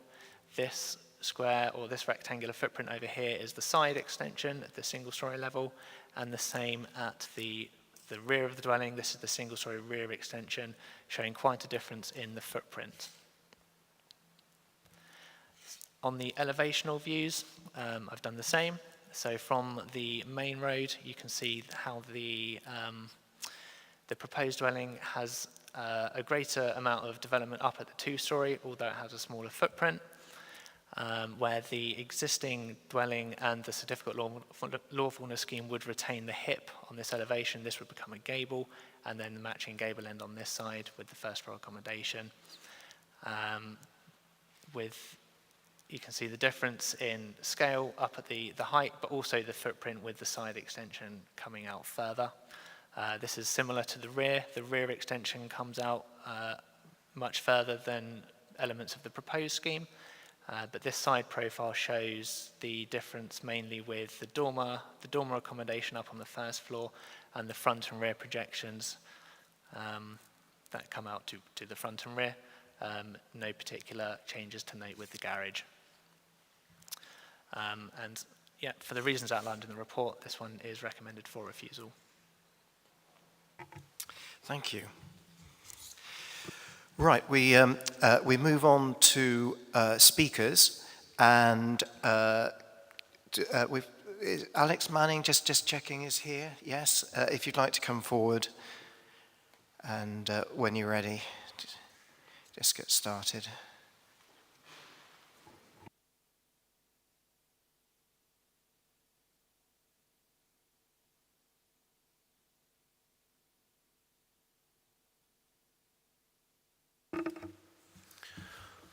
Good afternoon.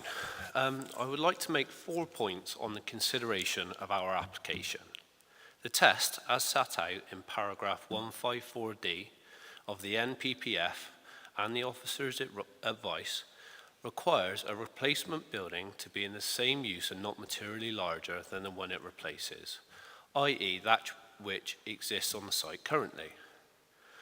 Consideration of extensions to a building under paragraph C that relates to the original building is simply not relevant to our application. The test is materially larger. There is no definition of what constitutes this, but it is well accepted that the comparison of volume and floor space is to be used. In our case, the officer's report states that the proposal is 23% larger than existing. I would say that falls well within the benchmark. That isn't just my opinion. Recent decisions on similar applications in Baines have been approved with increases of between 20 and 40%. So therefore, our application at 23% is not inappropriate. The site is in a well-established residential area. There is a mix of ages and styles. The area is not just bungalows, as the report may seem to suggest, and the site is surrounded by a development of 1 to 2 story houses, so it would not affect greenbelt openness in such a way as to warrant refusal. The officer's report sets out what can be developed under permitted development, some 104% increase above original spread across our gardens. This is our approved fallback and would result in a large amount of sprawl covering our gardens and open space. Many would say that would affect openness to a far greater extent than a bigger roof. This was determined in the case of the AVS site in Tunley, that replacing the single-story buildings across the site with two-story buildings confined in the centre was better in terms of effect on the openness. The report notes that Tunley and the site is located within policy GB2 of the infill boundary as defined in the local plan update adopted last year. In our case, we have requested planning permission for the demolition of the existing buildings and the construction of a new home. With that in mind, it does not share the same considerations as a new infill house. If we would have submitted our application post-demolition, the infill rules would apply. The existing house is very poor in energy performance. It needs fundamental structural work to give any real long-lasting improvement. This is what we have proposed. The Council have blazed the trail on the promotion of net zero carbon targets in their policy last year, and this is a prime example of exactly that, and we hope you can support it. Thank you for your time. Thank you very much, and thank you for keeping to time efficiently there. Right, we'll now move on to Councillor Matt McKay, Ward Councillor, who has up to 5 minutes to speak. Thank you, Chair. I've got a quick statement from the Parish Council, in addition to their excellent submission that they made as part of this. Martin, who would normally read this out, cannot be here, unfortunately. The planning policy is extensively referred to in our Parish Council's submission on this application and likewise by the case officer can be argued either way, as has been demonstrated by both Angus and myself. I will therefore not go over them again, but I will put forward what I hope you will consider to be a common sense argument for approving this application. With the existing bungalow having old, inefficient oil-fired boiler and radiators and lacking any form of insulation in the walls, floor, roof, and standing on a slab, which also has no insulation, the obvious thing to do is demolish it and start again. The proposal to construct a replacement bungalow where the building will be insulated to the highest standards with heating and hot water supplied by a heat source pump is to be commended. The principal elevation will face the main Bath Road and not the side road as at present, and the design will see a hip roof incorporating dormers for the bedrooms, a design which is widely reflected in the eclectic mix of designs throughout the village. And importantly, the property will be in good proportion to the grounds at Greenways. The certificate of lawfulness provides a fallback position. This would comprise the gable end roof with rear dormer windows would be fitted, the erection of a front porch and single-storey side and rear extensions. This design is not comparable with that of the full planning application, which is strongly supported by the parish council and the adjacent neighbours. The time has come to stop playing ping-pong, batting policies back and forth with this application, and for a common sense decision to be made. We have in fact spent the last 3 years considering this application in one form or another. The parish council would therefore sincerely hope that you, the planning committee, will approve this full planning application. And my comments. So more than 3 years ago, the applicant began asking for advice on how to proceed with their aspirations for this policy. So this is not someone rushing in and bulldozing their way through the process. They've taken a considered approach. They've asked the parish council, they've asked the elected members, such as myself, they've engaged professionals, and they've won our support. Yet at every turn they've been refused. It is frustrating. They then sought advice from senior officers, and it was suggested that they should change tack, and instead of bundling up certain amounts of permitted development and attaching it to the house, why not simply knock down the old property and apply for a new build? Because we're talking about a scuzzy old 60s bungalow, thrown up in a hurry, no insulation anywhere, badly extended, full of mould, as I saw last night, yet it's still in this important position in the village. And we all agreed that this represented an exceptional opportunity for the community to upgrade this building into something fit for the future, so long as it achieved the same standards as set out in the LPPU last year. And they've done it. This building will be almost passive house, the same standard that the council is building to at the moment via Aquis. And yet they've been refused again. So the question for committee is, does 23% above existing constitute materially larger in this case? Because if it does, then obviously they will need special circumstance to build in the green belt. But looking back over the decisions in Baines over the past year or so, we can see that 20% is being judged by officers as not materially larger. And there was also one in Perrymead which was 40%, which may be an exception based on case specific, but if 40% can be adjudged to be not materially larger, then what we're talking about is 23% above existing. And what's really galling is that one of the 20%, 26% above existing was a decision in Tunley itself. So we're all asking, why is Greenways being held to a much stricter interpretation of the rules?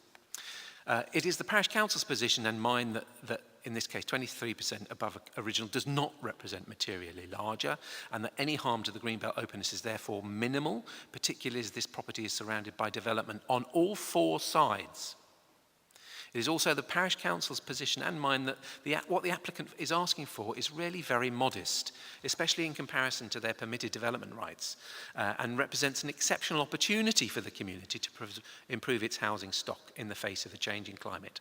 The applicant does not want the sprawling ranch-style palace that they could have had, causing greater harm to the greenbelt by covering it in concrete. They want to restrict development to the existing footprint, and they want to reserve the green space for planting. And they've already replaced the old decaying evergreen hedge with a beech hedge, which will improve biodiversity in the long run. And they would like the garden space to be available to do more. 2 more paragraphs, if that's okay, Chair. Thank you. On 2 sides, there are similar bungalows, as the officer points out, but on the other side and opposite are 2-storey buildings. And in fact, 3 houses along is an infill house, which is now the tallest building on that side of the village.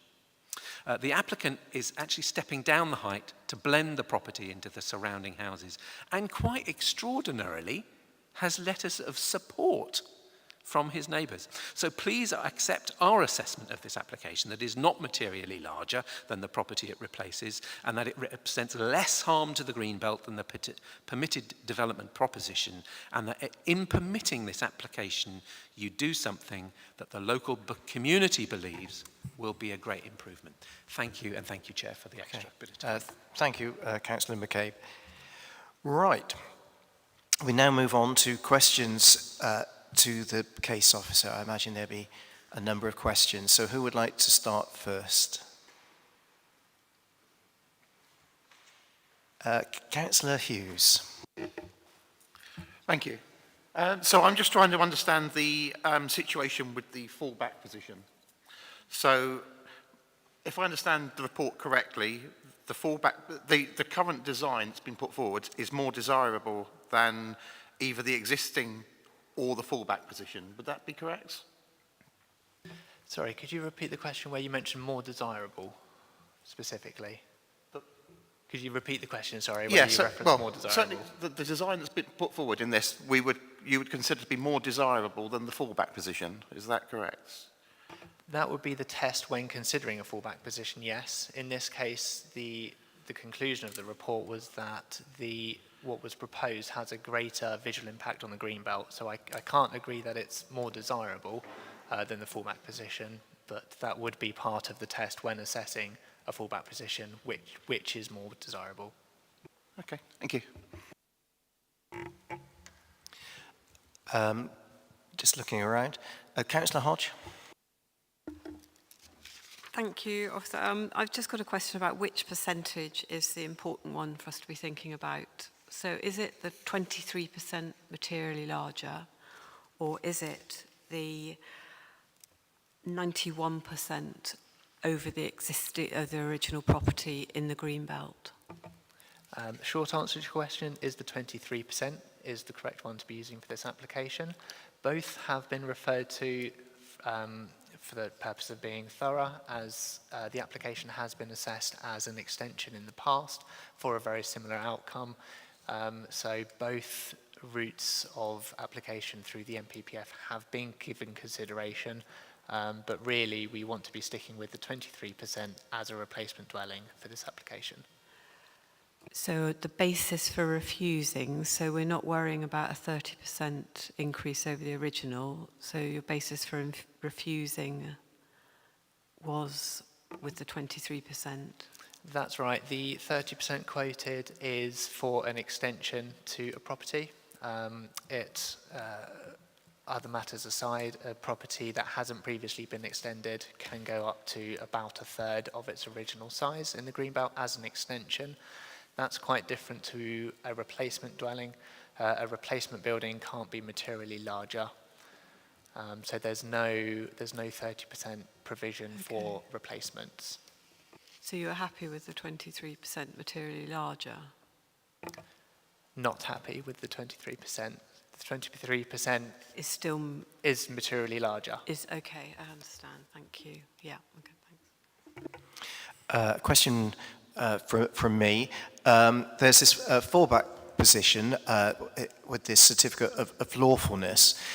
So just to get this clear in my mind, it's possible for some development to be lawful but still contravene planning policy locally or nationally. So what's the, you nodded your head there, which probably answers my question, but just to repeat, just trying to square in my mind how something can be judged lawful in planning terms, but still contravene policy. If somebody could enlighten me, that would help.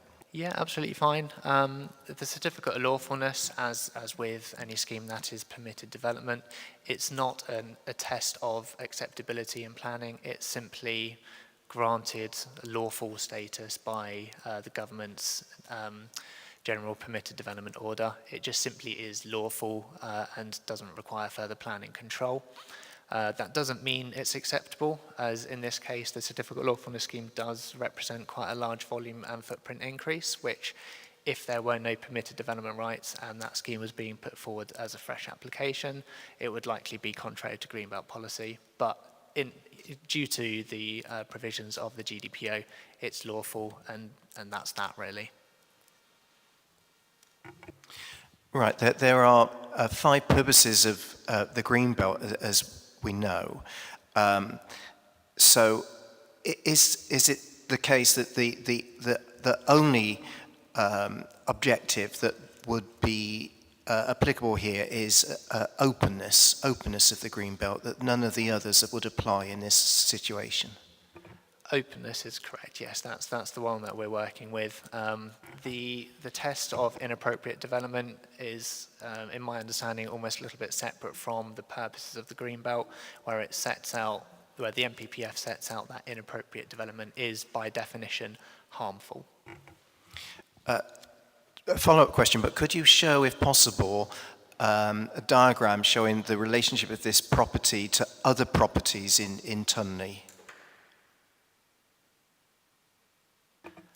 Yeah, I can bring up some Google Maps other than this presentation, but the aerial imagery included here shows the application site. Kismet on the west side is a bungalow, as is the Magpies to the south. Not shown on this image. On the other side of the road to the north here is the beginning of the 2-storey properties in the district. Same on the east side of the road here, as is shown better in the site location plan actually. So the properties on this side of the road are 2 stories going east inward to the village, same on the north side of the road, but the little cluster of dwellings here on the south and west side, these are bungalows. Right, so just to clarify, we're focusing on the openness of the Greenbelt, but it's surrounded by other properties. That is correct, yes. The whole village is washed over by Greenbelt, so Greenbelt considerations apply to any proposal in the village. Can you identify which views are obscured then by the proposal? I don't have street view photography other than just, again, showing the photographs of the property from the roadside, from the main road, Bath Road here, looking south, and from Stone Age Lane here, looking eastward.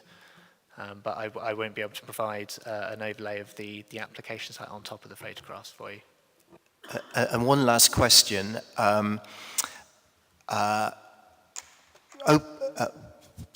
With the issue of openness, there was an argument made that openness can be affected by sprawl as much as containing the development into a single building. Is it your view that the openness of the Greenbelt is more affected by this proposal than the sprawl of the fallback position? That is correct, yes. The consideration, as outlined in this report, is that the increase in height and massing of the proposal versus the certificate of lawfulness scheme is more visual. It'll be more prominent when viewed from the main road and the public domain on the north and east sides versus the certificate of lawfulness scheme, which has a much lower profile with the majority of the increased volume positioned to the side and rear, which will be less visible, although not invisible, from the public domain.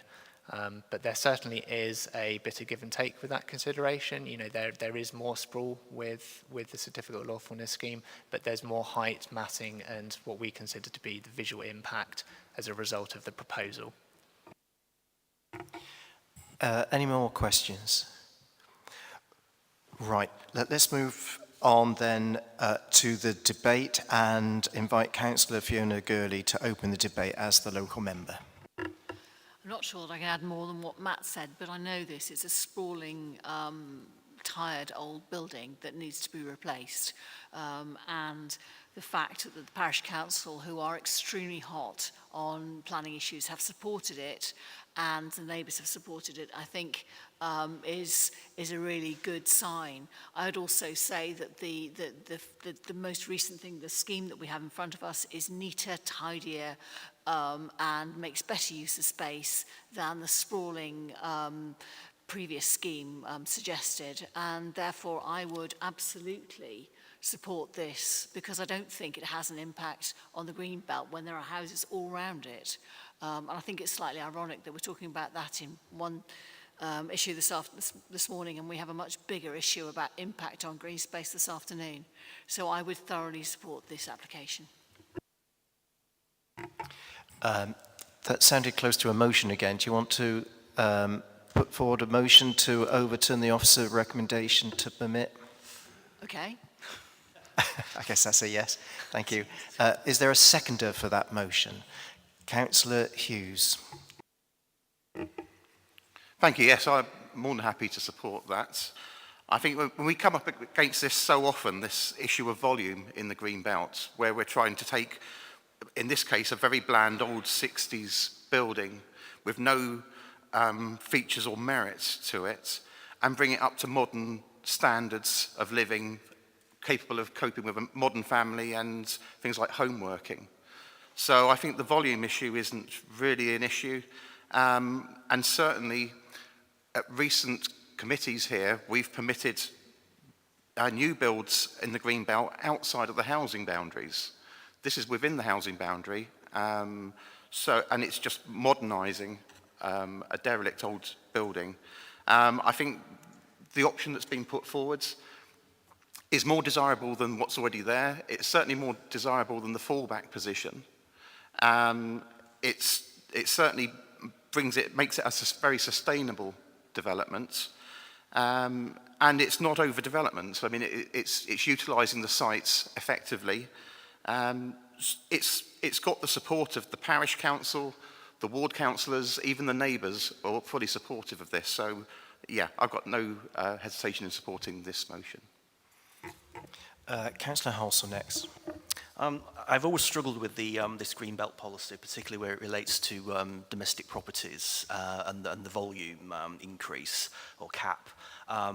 However, it is important, and I understand why the policy is there in the first place. But in this particular instance, and as we've seen previously, when we've considered enlarged houses within the green belt, I think we can argue here that, based on the fact the motion has been put forward and seconded, there are exceptional circumstances here, so we can basically still comply with the policy. As has been said, we have a house that is in a very tired condition. We've got a prospect to have a brand new dwelling that will be very eco-efficient and reflects the sort of our desire to move towards a net zero environment.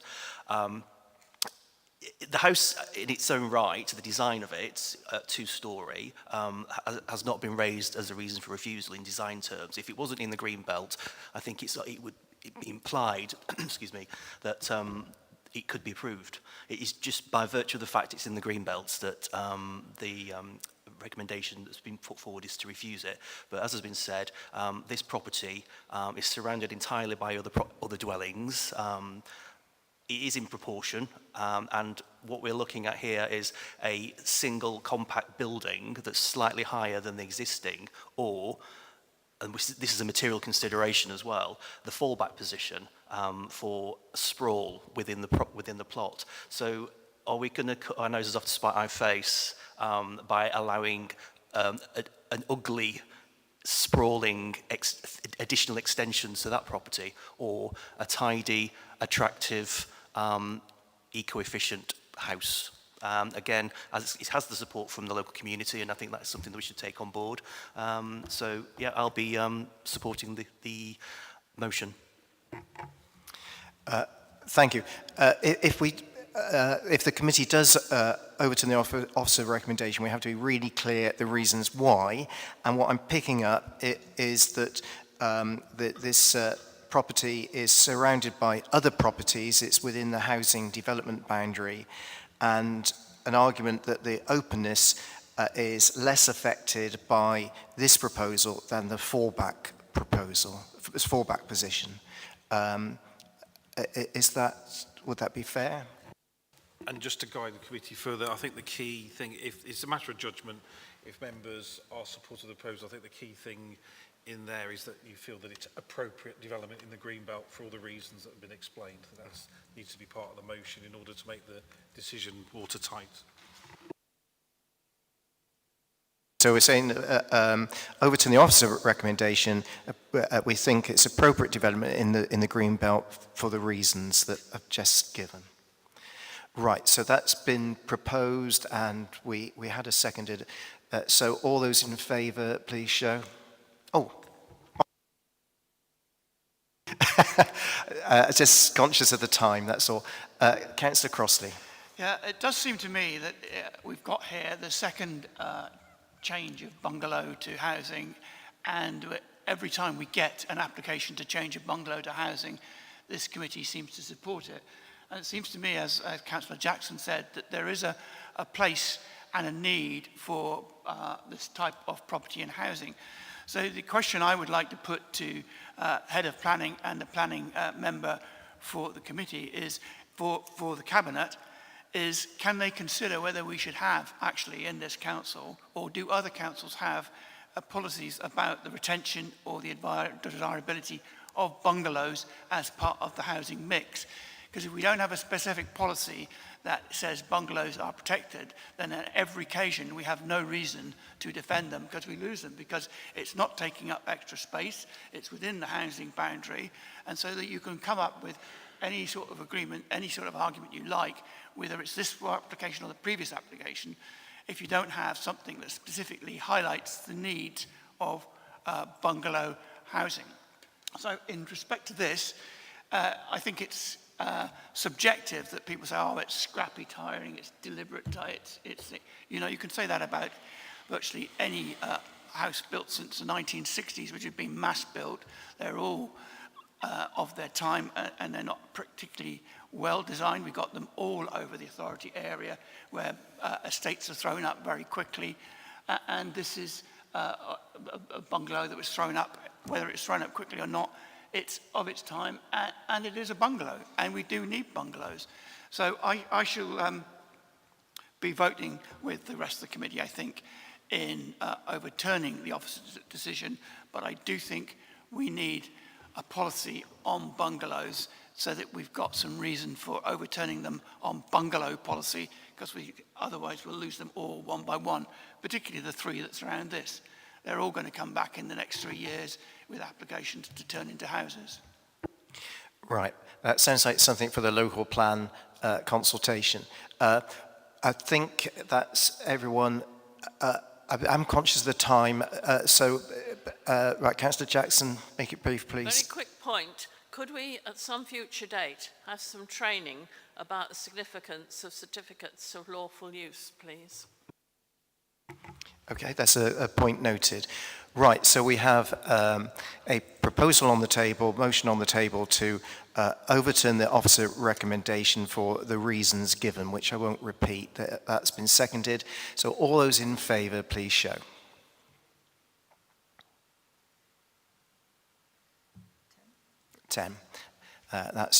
That's unanimous. I just say that's no reflection on the officer report, which was actually very, very thorough, very clear and very professional. So thank you for that. That highlighted all the issues that we needed to think about. Thank you. Right, we're going to break. Oh, no, we're not going to break. We have got one more. But hopefully we can deal with this really quickly. So it's James Street West.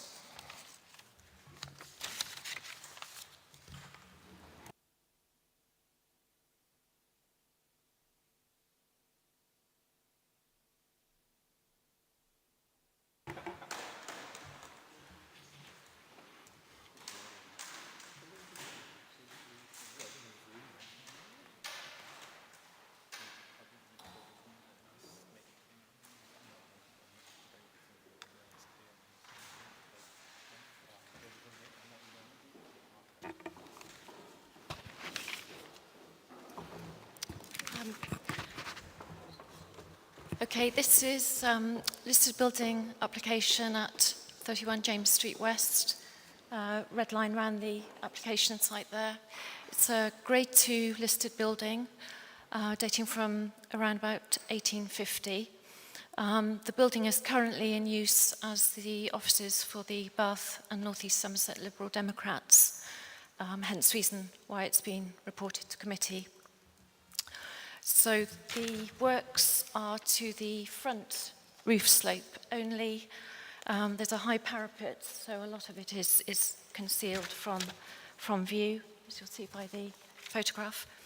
The only works are replacement of failed lead gutter at the front, removal and replacement of existing slates and router tiles, and replacement of roofing felt and battens. Main issues are impact on listed building and ecology. So the purpose of these works is to address ingress of rainwater at roof level. Ad hoc repairs have been undertaken in the past, some with non-matching materials, and now a more permanent solution is proposed. The works are considered necessary and in the interests of protecting listed building fabric. A preliminary ecological assessment report has been submitted which addresses ecology matters, and the Council's ecologist raises no objection subject to conditions to secure wildlife mitigation scheme and compliance statement. So in summary, and subject to conditions, the proposed works are considered acceptable and not expected to result in any adverse impacts on the special interest or significance of the listed building or the character or appearance of the conservation area, and are not expected to cause harm to protected species. So approval is therefore recommended.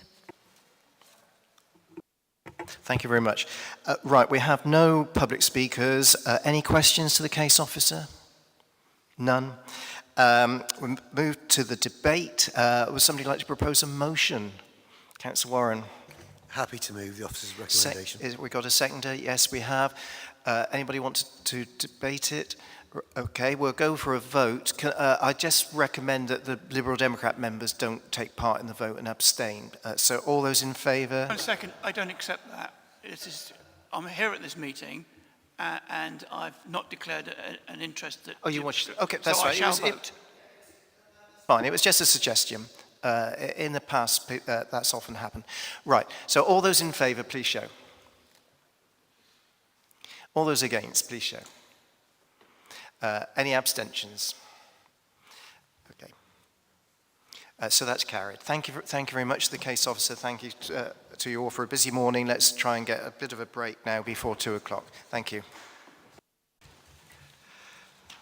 Right, welcome, and thank you for being patient there where we got the additional chairs, and I hope everybody eventually can find a seat. Welcome back. If you were here at the November meeting, we deferred a decision for further information, and you will hear more about that later on. Just a reminder that we're a regulatory body. We're not here representing any groups. We're here as individuals, and in fact it's a legal obligation that we don't predetermine the outcome of any planning application before proceedings today. Now this application is going to be dealt with in exactly the same way as every other planning application. We had 4 this morning that we've dealt with. The only difference will be that I've allowed double the length of time for public speaking. This is not a town hall meeting where anybody can speak. The arrangements for the public speaking have already been set out and agreed in advance. So even though you may not be able to speak, hopefully you'll hear somebody make the points that you wanted to make. You'll hear a lot about policies this afternoon. The role of the committee is to see if any application is compliant with national and local planning policies.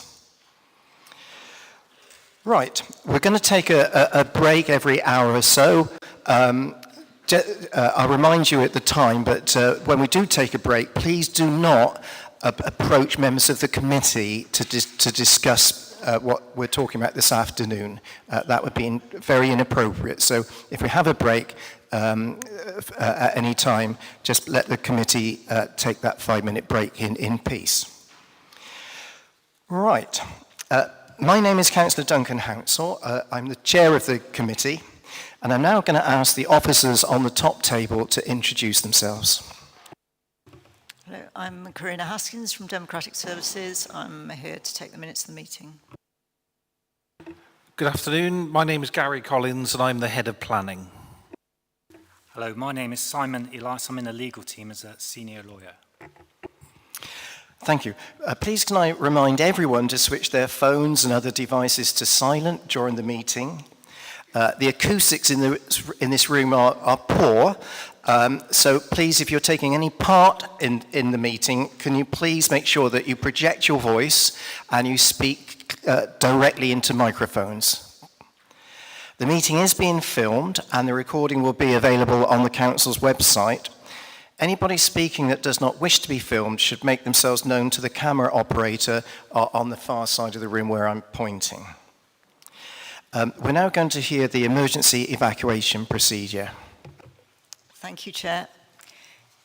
If the continuous alarm sounds, you must evacuate the building and proceed to the named assembly point. From this room, you can use the green illuminated signs on either of the doors, and there's 2 stairways, that end and that end of the room, to exit the building. Please do not use the lifts. There are arrangements in place for the safe evacuation of disabled people.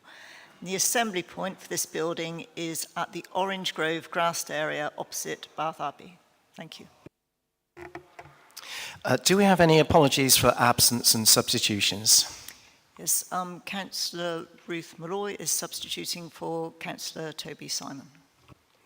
Thank you. And if I can just say, Councillor Fiona Gurley would normally be on the committee, but because she's been such an ardent campaigner on these issues, to avoid any semblance of bias, she's not sitting on the committee this afternoon, but she will be speaking as the ward councillor later on. Do we have any declarations of interest to do with the item this afternoon? No. Right. We're now going to move on now to consider the planning application 22/02169/E out, which means an outline planning permission. Parcel 4234, Coombe Hay Lane, Coombe Hay. And I invite the case officer, Chris Trevarthen, to present his report. Thank you, Chair. Let me just make sure that can be heard properly. So before I launch into the application proper, I'll just provide a couple of updates to the committee. So I have one verbal update, which is that we have, subsequent to the update report, which was published on Monday, which should be noted, we've received a further letter from Coombe Hay and South Stoke Parish Councils jointly. They take issue with some of the points raised in the update report and restate their objections to the proposal, but don't raise any new matters. There's also, I want to update the committee that there have been a couple of changes in national legislation and policy since the November committee that are worth noting. The first is in relation to the duty under Section 85 of the Countryside Act, which is to do with the duty to seek to further the purposes of the AONB. That duty has been updated from a previous requirement just to have have reference to it to a duty to actually seek to further that. And we also had a new version of the National Planning Policy Framework issued at the end of December last year, which made some changes, which I'll talk about in terms of five-year housing supply and housing policy. But that being said, I'll launch into the presentation proper now. So, starting with the description of the development, as you noted, Chair, it is primarily an outline application, but it's actually a hybrid application, which is in 2 parts. So it's partly an outline and partly a detailed full application. So the first part, as you can see in the description there, is an outline application for phases 3 and 4 for up to 290 dwellings, landscaping, drainage, open space, allotments, footpaths, emergency access, with all matters reserved except access from Coombe Hay Lane via the approved Phase 1 Spine Road, and details of internal roads and footpaths are reserved as well. And then the detailed part of the application, the second there, is essentially for the Spine Road that runs through Phase 2, so that's continuation of the Spine Road from Phase 1 to and through Sulis Manor, associated works comprising the demolition of existing dilapidated buildings and tree removal, drainage, landscaping, lighting, boundary treatment, and the erection of 4 bat roosts to enable construction of the spine road and ecological mitigation on Derrymans and the field known as 30 acres. So I'm going to go through a very similar presentation to that I had in November for the benefit of anyone who wasn't there, and obviously to refresh everyone's memory because it was some time ago. So this slide here shows the concept diagram for the allocation. This is an allocated site, allocation B3A. It was allocated in the core strategy in 2014.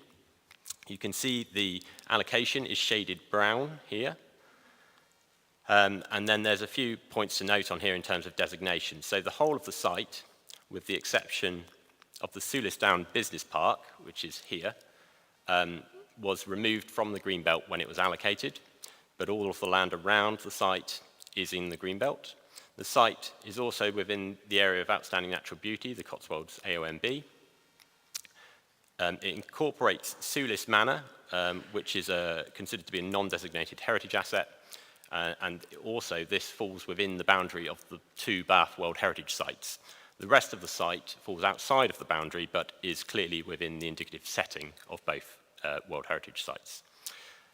You've got to the southeast, although not indicated on this drawing, there's a property Brantwood, also a non-designated heritage asset, the grounds of which incorporate the South Stoke Conservation Area, which covers the village of South Stoke, which is down here on the diagram here.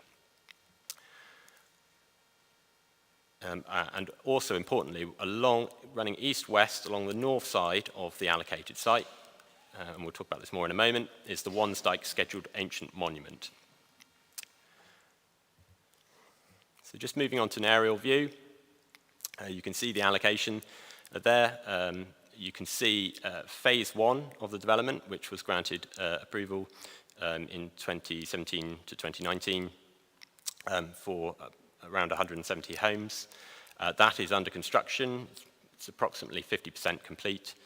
And that's underway. And then we've got Derrymans Field, which is this corner, triangular parcel of land over to the west. And then you can see the Odd Down Roundabout, Odd Down Park and Ride, sorry, and the Odd Down Park and Ride roundabout here. We've got Odd Down Football Club in this location. We've got this estate here, which is the Soulis Meadows estate. And then you can see over to the, you can see Soulis Manor in the middle here, which has been nominally named phase 2. And then these 2 fields here, which are phases 3 and 4, subject to the outline part of the application before you today. Just to show you the red line, so the application boundary for the application you're considering today, it covers the spine road going through phase 1, and then a section that cuts through Soulis Manor to provide access to phases 3 and 4, and also connections over to, the road does not connect over to South Stoke Lane, but there is a connection here for emergency access, and the red line also extends up to the Wansdyke and a connection with Cranmore Place, Froome Road.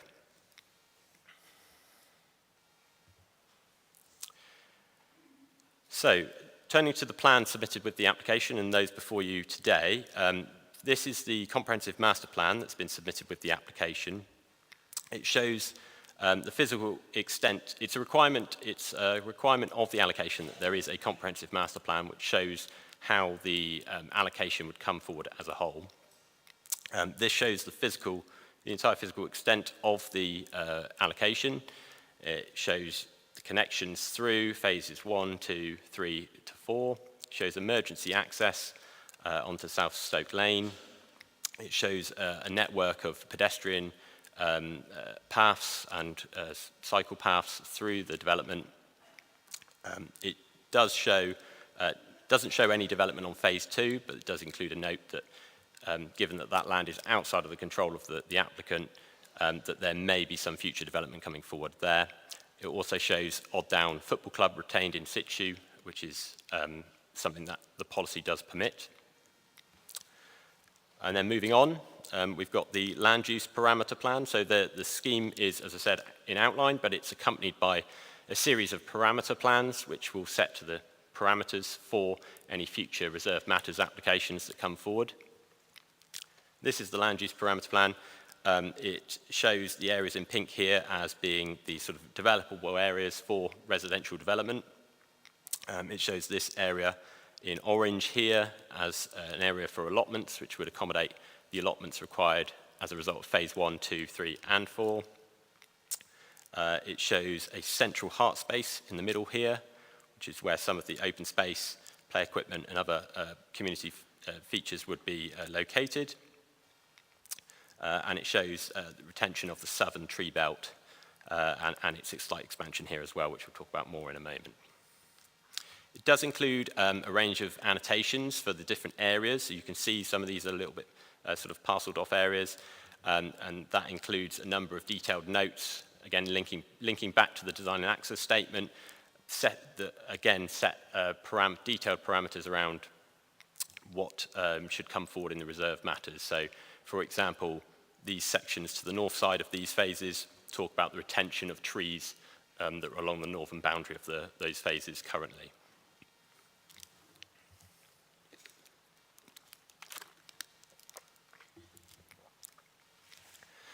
Moving on to the access and movement plan.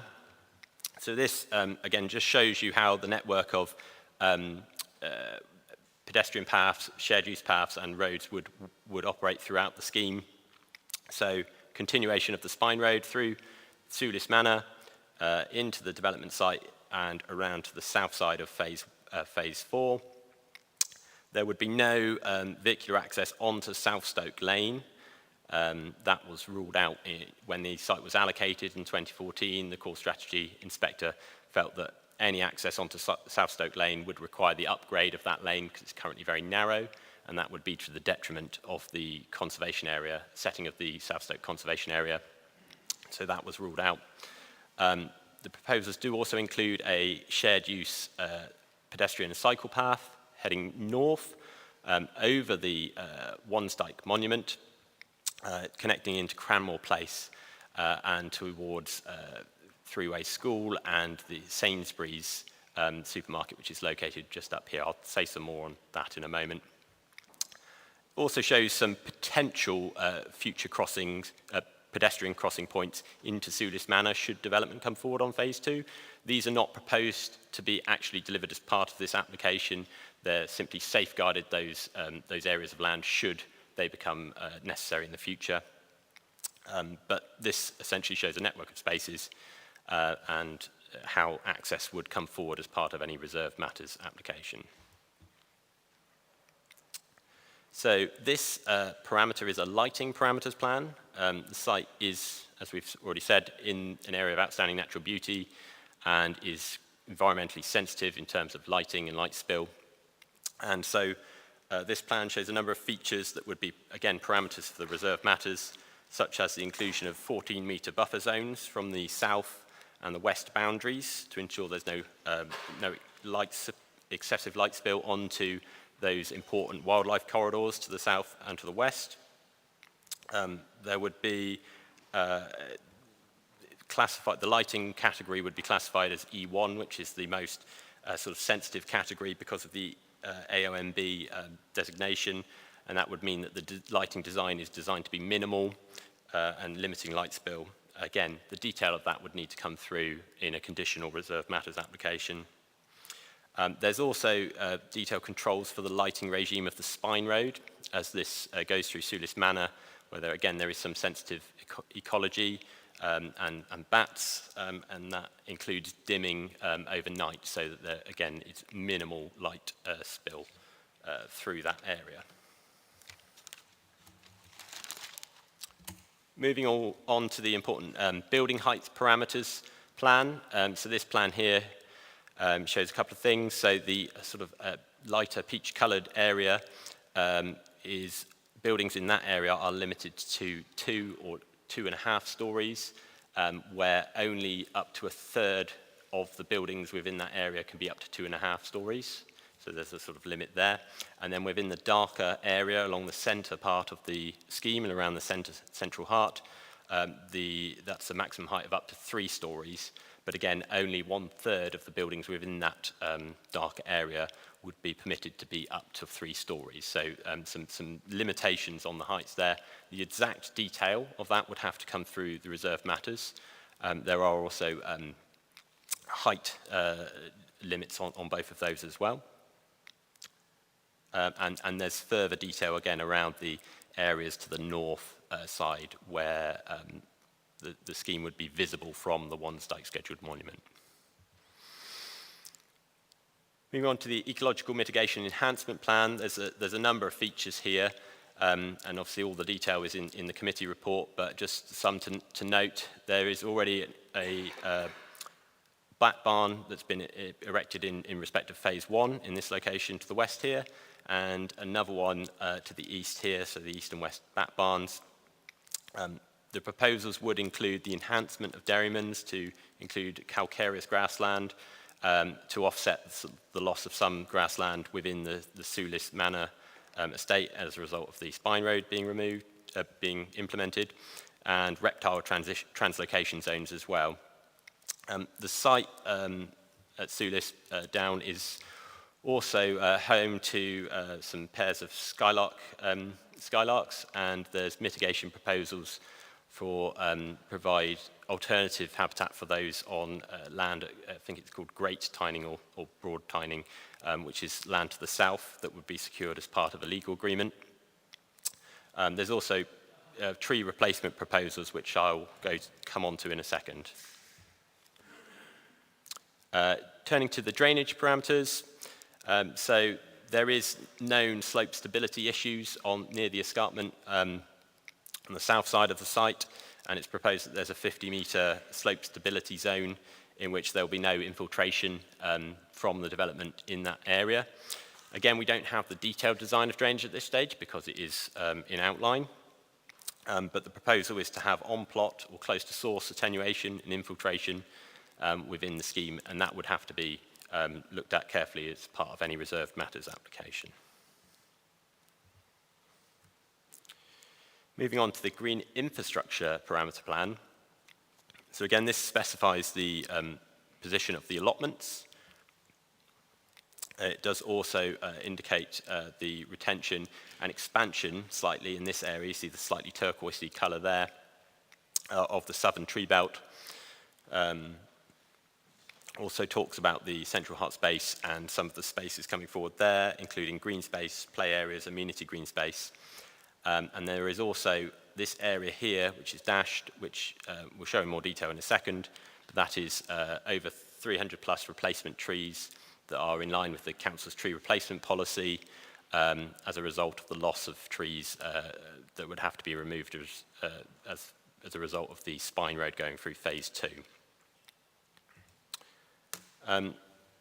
This is a cross-section of the Great Broad Close shared use path. So if I just go back a moment, so in this area here, as I said, there would be a shared use path connecting up to the Wansdyke.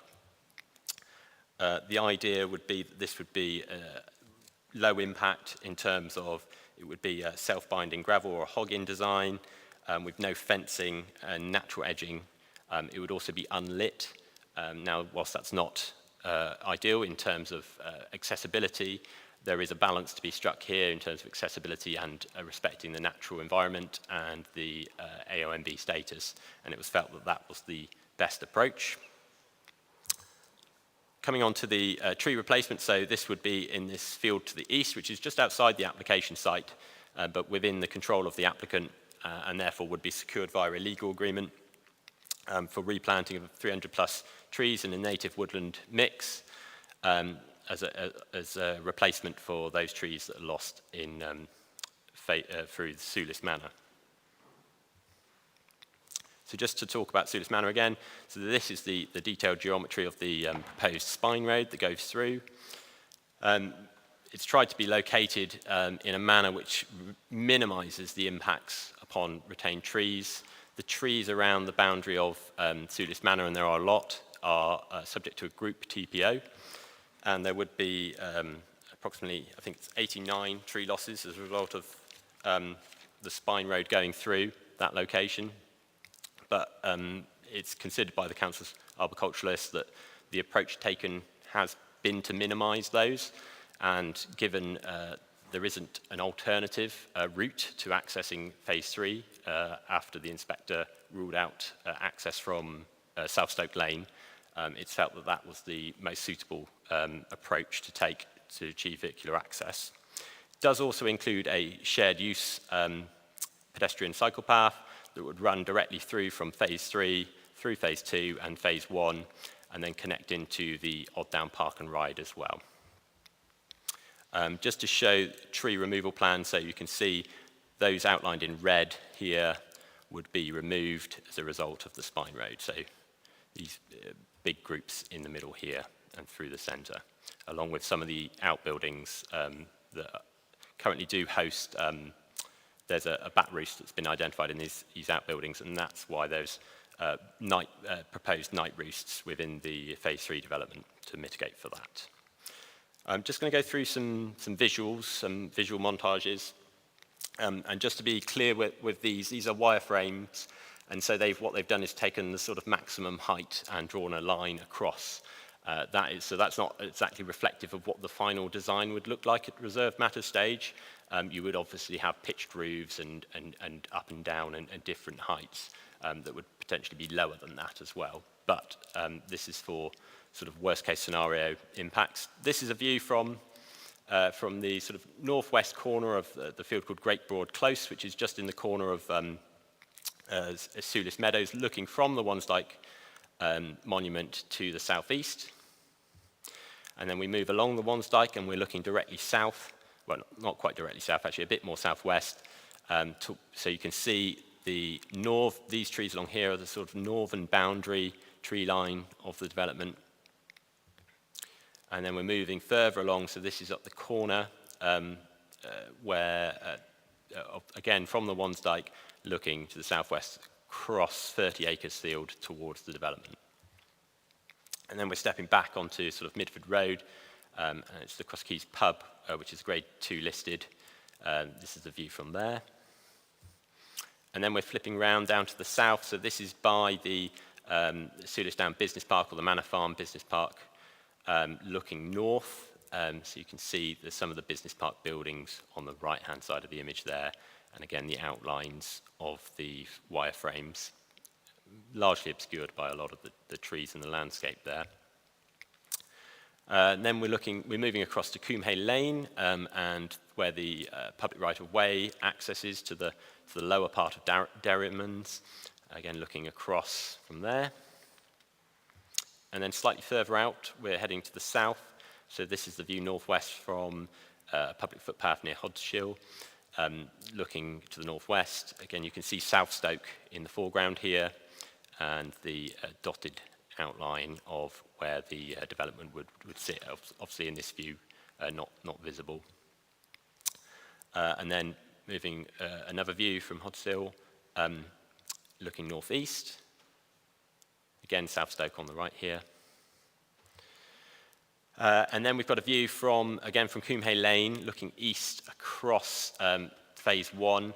Now, these images were generated quite some time ago. Phase 1, a lot of it has been built. A lot of this stuff has been built, so you can actually see what it is in real life now. But again, it's just giving you an idea of where it is, the visibility is from there. And then we're looking a bit further out again, looking southeast from Twerton Roundhill. You can just about make out where the cursor is now, the dotted outline of the phases 3 and 4 proposals. And then we're looking, this is looking northwest from north of the Hinton Charterhouse. So again, you might have to squint on this one a bit, but it's just, the site is just on the skyline along here. Another view from north of Hinton Charterhouse, just slightly different angle. Again, it's on this skyline point here. You can see the trees and things in the image. This is a view northwest from Wellow Lane. This is east of Hinton Charterhouse. Again, centre of the image there, you can just about make out the yellow line gets a bit more difficult the further out you go to notice these things. And then a view north from Bagridge Hill. Again, you can see the tree line, you can see the housing would be visible in some of these views. And this is the view northeast from Middle Twinhoe. Again, very similar sorts of views. And I think this is the final one yet. View northeast from Dunkerton Hill. So it's just in this location here. Again, you can just about make out the yellow lines of the wireframes there.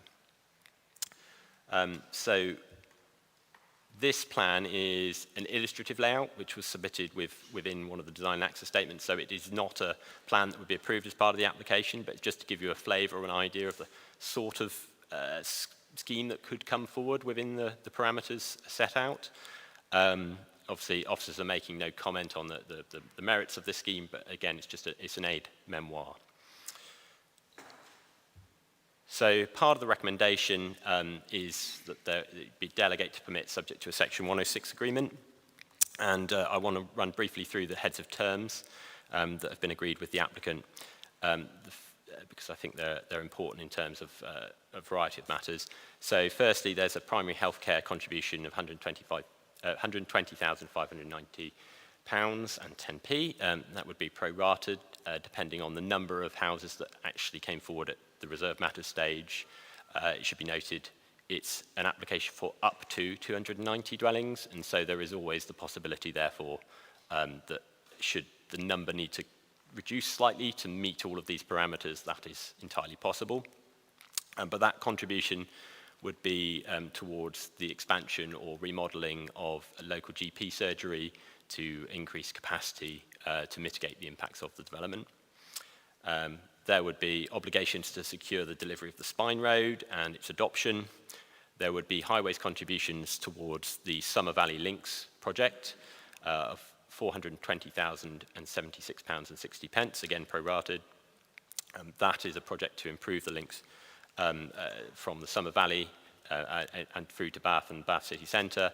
We can talk more about that in the questions section of the debate. And also a contribution of £209,386.28 to the Scholars Way Cycle Scheme, which is a scheme, council's strategic scheme to link up some of the education establishments along the south side of Bath for walking and cycling.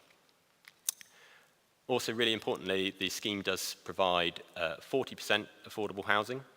So that's up to 116 units of affordable housing. That's at the council's preferred tenures, which are would be 75% of those units would be socially rented, and the other 25% would be immediate ownership, so that's shared ownership units.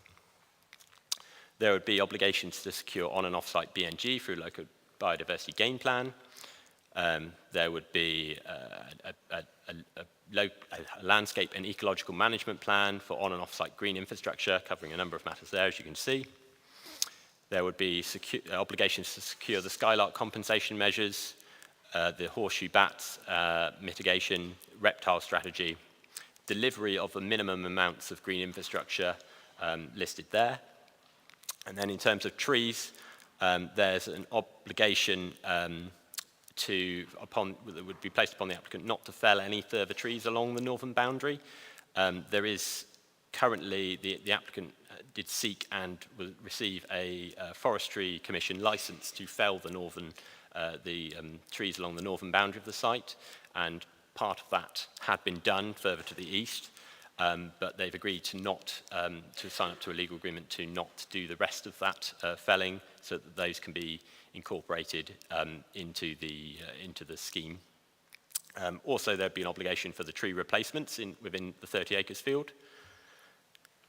There are obligations to provide the footpaths, shared use paths within the scheme, and including highways management of that. There would be obligations for targeted recruitment and training and construction listed there. There would be highways, cycle and pedestrian improvements, including a shared use path between Froome Road and Cranmore Place. shared use path between Cranwell Place, the Wansdyke and the site, old Midford Road, Packhorse Lane, Southstoke Lane, on-road cycle route, a new pedestrian crossing at the staggered Coombe Lane, Sulis Manor Road junction, and then to enter into relevant highways agreements to achieve all that and to ensure that's adopted. There would be a travel plan contribution of £224,750 towards the delivery of council delivery of the travel plan that would accompany the scheme. And then there would be an obligation to use reasonable endeavours to secure scheduled monument consent to deliver the Wansdyke crossing. That's the shared use pedestrian and cycle crossing of the Wansdyke. Again, I'll talk about that a bit more in a moment. Or agree and deliver an alternative pedestrian cycle route if that scheduled monument consent is not forthcoming. There's a fire hydrant contribution, 25,000. There'd be delivery of the emergency access, safeguarding land for a footpath connection to the Sulis Manor, and monitoring fees.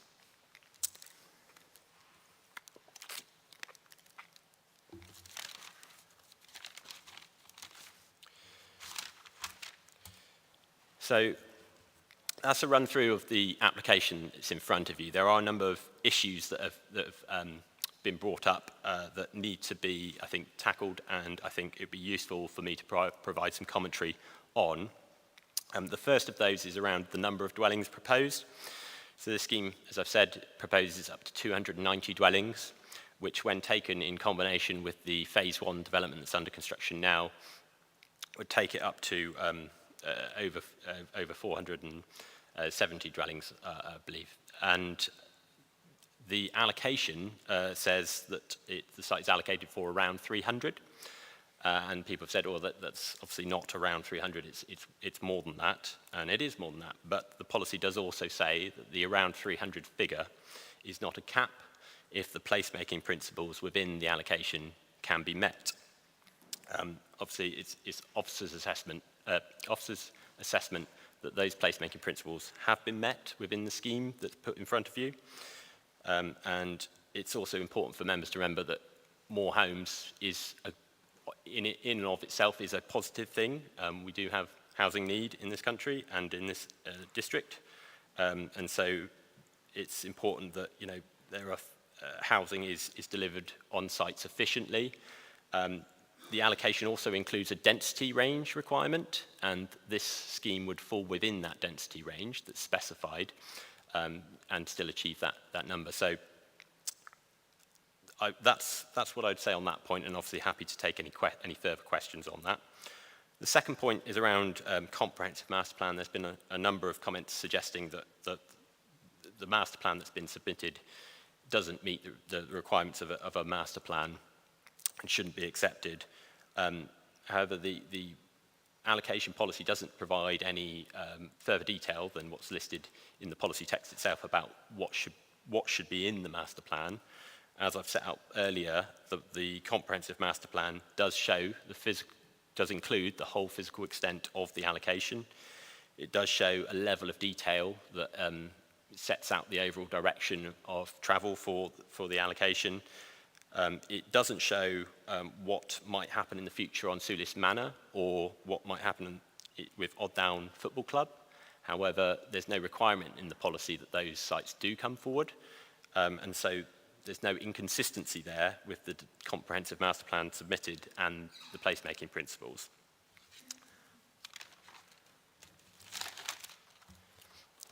Moving on to the issue of mixed use and community uses as well.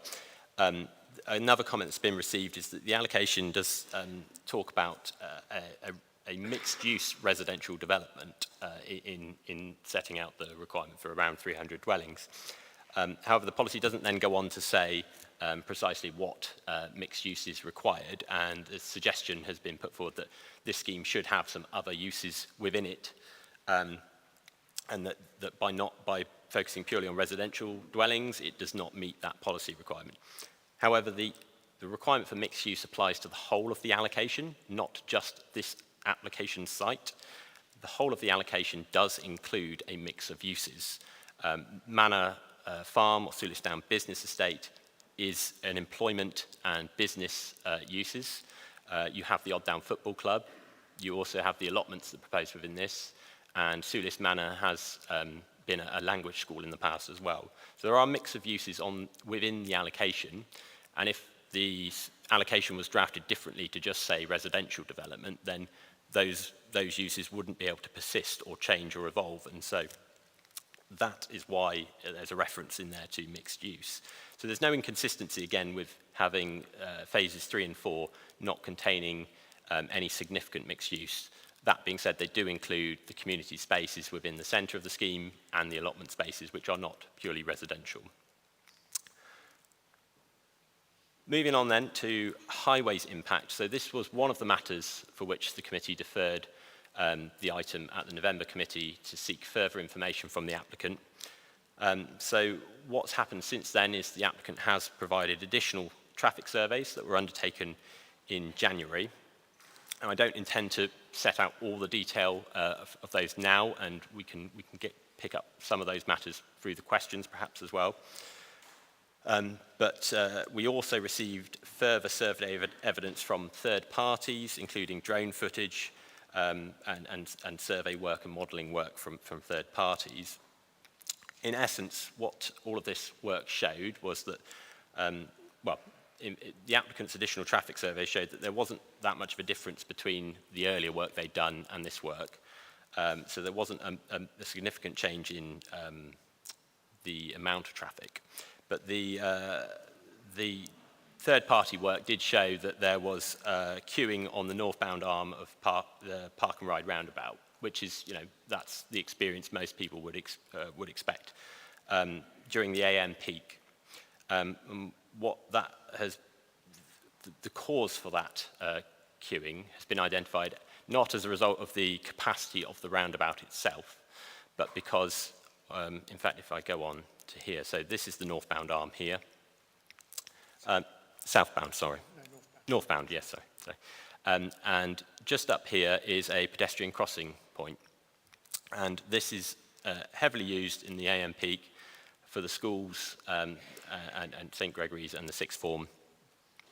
And during the AM peak, there are times at which that is on red for up to 30% of the time. And that basically throttles the roundabout, causing capacity issues and queuing back on the northbound arm.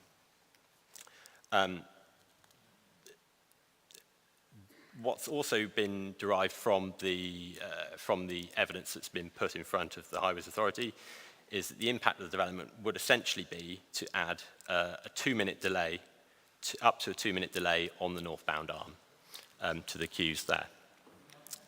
An additional 2-minute delay. Right, can I ask, please do not interrupt the case officer's presentation. It doesn't help anybody, thank you.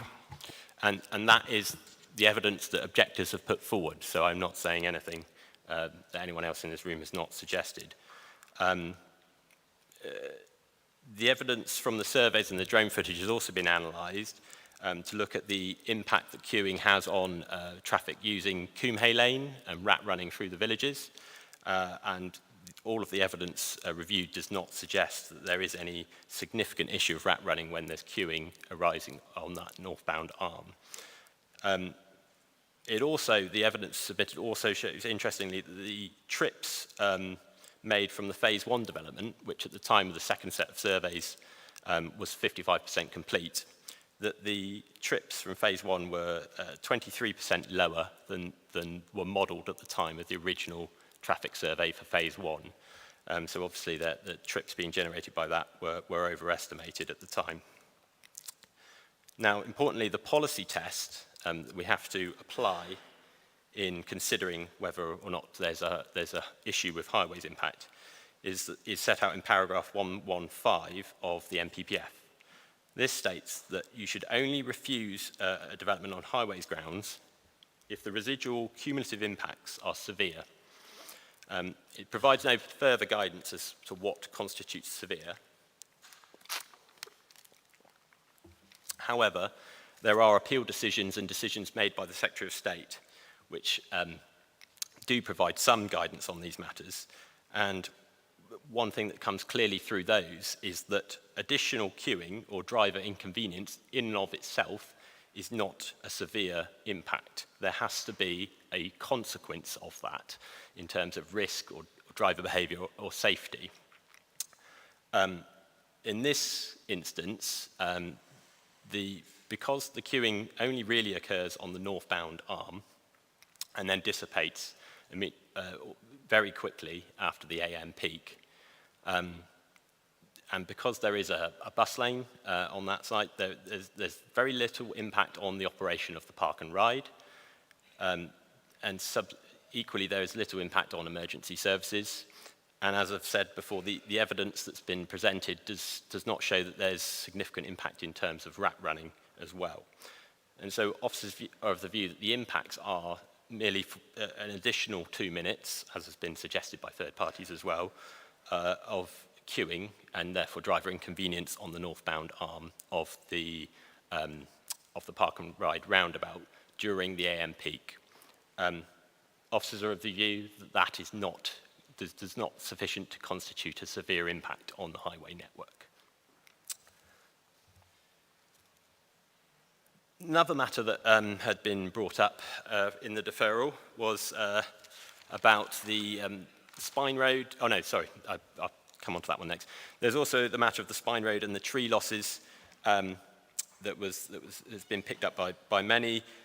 The Spine Road through phase 2 does involve the loss of 69 individual trees and 4 group trees, all of which are subject to TPO. And members will recall from the site visit we did back in November, those are quite pleasant trees, very nice trees, and no one wants to see them go. Unfortunately, as we've already said, there's no possibility of access from the east from Southstoke Road. That's been ruled out. And the policy says that only limited access should be made through Sulis Meadow, and it would be inappropriate to route all cars through Sulis Meadow in this location. So it has to go through Sulis Manor, and there's no really any alternative that's feasible.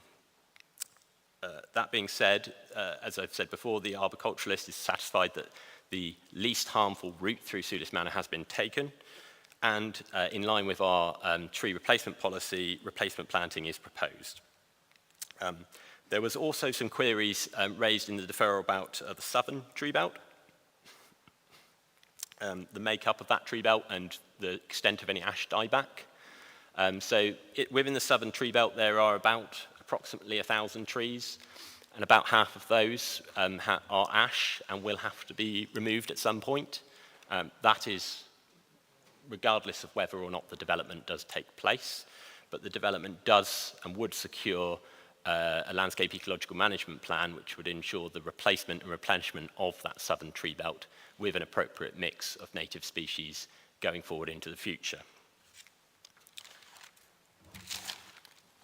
So another matter that was part of the deferral was some clarity around exceptional circumstances in the AONB.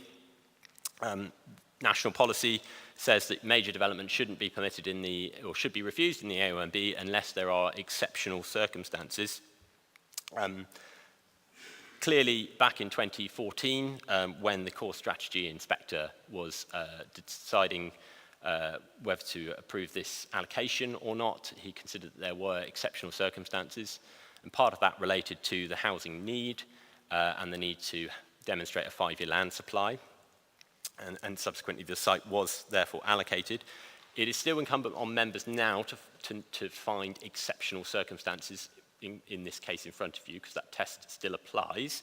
It is entirely material that the core strategy inspector did find exceptional circumstances previously, but to look at the situation now, because obviously many people have written in to say, oh, but back then, the housing situation was worse. I'm not sure I necessarily agree with that, but the amount of, we did not have as a robust 5-year land supply at that point. But there remains a need for 129 houses to come forward on this site in the trajectory. And there also, as set out in my report, remains a critical need for more affordable housing within the district. Additionally, unlike when the inspector was determining what constituted exceptional circumstances, the site wasn't allocated back then. The site is now allocated, and that is a very material factor because we're under an obligation to approve things in accordance with our development plan, and this is now part of the development plan. Others have sort of asked the question of can, need could be met elsewhere. We can meet it on a brownfield site somewhere, or that there's sites coming forward through the new local plan options document that could be utilised. Well, first of all, the new local plan options document is just that. It's an options document. It is a very early stage and can be afforded very limited weight and can't be relied upon to sort of answer that question. Similarly, this is in our current housing plan, as I said before, so it does need to deliver some homes against that. And Bath is as well, it's surrounded by Greenbelt, and most of it is surrounded by AOAMB as well. And there are no other allocated sites that are outside of the Greenbelt. This site has been removed from the Greenbelt around the edge of Bath that will deliver the same number of homes as this. I'll come on to the Greenbelt brownfield point now as well. But before I do, I just say as well, it would have been open to the council when it was doing the local plan partial update.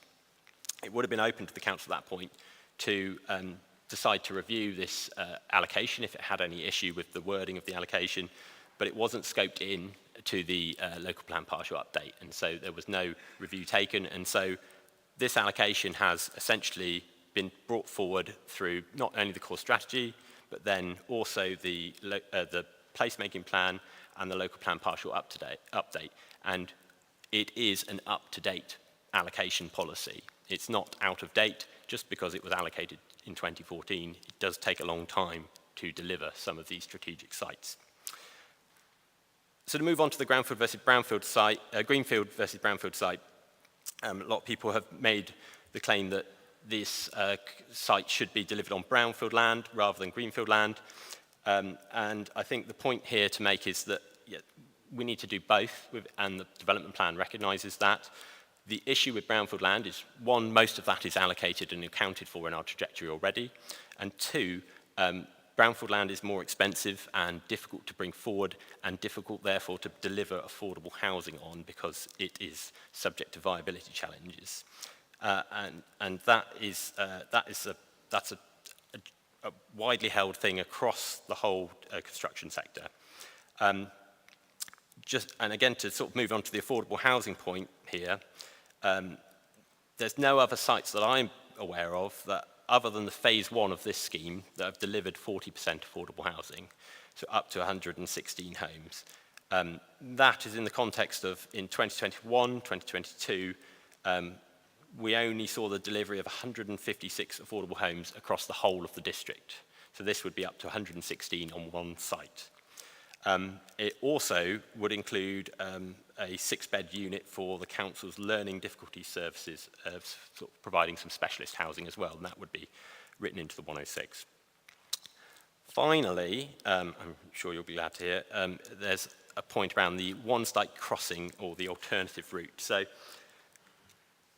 some of the comments have been made that basically the shared use path that would head north over the development, this one here, north to connect with Cranwell Place, Frome Road, providing access to Sainsbury's, the schools, and other services, requires scheduled monument consent to do any works to the scheduled ancient monument of the Wansdyke.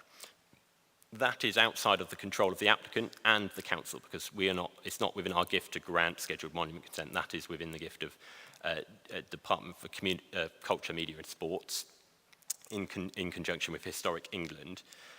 Therefore, the proposal is that the applicant be required to use reasonable endeavours to secure that. That reflects the similar approach that was taken in phase one to deliver a footpath crossing. They have been making some progress to achieving that. They have been granted scheduled monument consent for the archaeological investigation that needs to take place first, and that's due to take place on the 6th of May, weather dependent. And then they would need to seek further scheduled monument consent for the actual design of any crossing. So there's no guarantee that that will be granted, and hence why the obligations have been proposed to say that if it's not granted, an alternative route east from the site and then north up to Midford Road over this way, avoiding the monument, would be taken. Now that would also be subject to the grant of planning permission, which can't be predetermined at this stage, and the design would have to be sensitive, of course, to the AONB and Greenbelt, but there's no in principle reason why that wouldn't be acceptable. So it's considered there's a reasonable prospect that scheduled monument consent would be delivered, given the progress that's been made there with Historic England, and even if that doesn't come through, there's considered to be a reasonable prospect that an alternative would be delivered. The alternative is not in keeping with the desire lines, as you might expect from phases 3 and 4, as it's obviously less optimal in terms of directness to those services. And my report does acknowledge that that would constitute a minor breach of one of the placemaking principles. But it is material that that is the next best option should scheduled monument consent not be achievable. And given the principle of development is accepted because it's an allocated site, it's considered that as a whole, that the proposals still comply with the development plan. Okay, I think you'll probably be glad to hear that's the end. Apologies for going on, but there was a lot to cover. I'm happy to take any questions after the speakers. Thank you. Right, thank you very much. We'll come to questions after public speaking, but just before that, I spoke earlier about the importance of the committee not only being sort of fair and unbiased, but seen to be fair and unbiased. I explained that Councillor Gurley has stood down from the decision making because of her campaigning. I've just been alerted that during that presentation, one of the committee members also wishes to withdraw. And Councillor Crossley, do you just want to explain your position? Yes, I did actually declare at the November meeting that I was a member of both the Cotswold AONB and the Mendip AONB as a representative for this council. At that meeting, I also decided that as there was not a financial implication to me, I could take part in the debate. However, I've been reflecting on that further for this meeting, and I don't necessarily think, as we didn't come to a decision last time, that I've done anything wrong there. But as we're clearly going to come to a decision this time, I've taken advice this time, and that is, would a reasonable person think my judgment was clouded? And I think, while it wouldn't be clouded, I wouldn't say it's clouded, I definitely think a reasonable person might think I was unduly influenced, and therefore I wish to remove myself from the debate. But I think I've also checked with Simon. There wasn't a problem with me staying for the presentation, but I will go before the questions and answers start on it.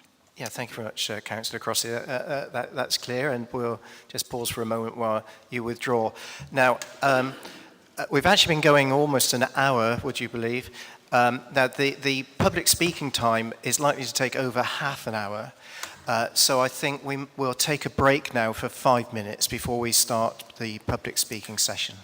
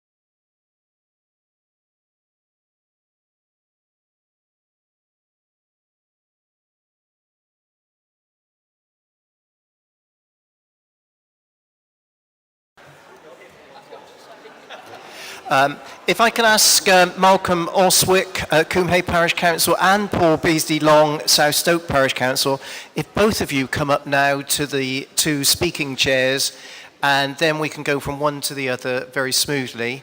So if you just get yourselves ready, and we'll let you know when we're going to begin.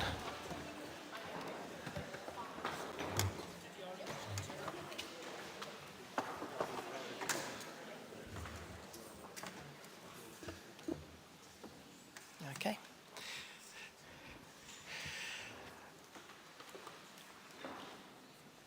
Right, thank you very much.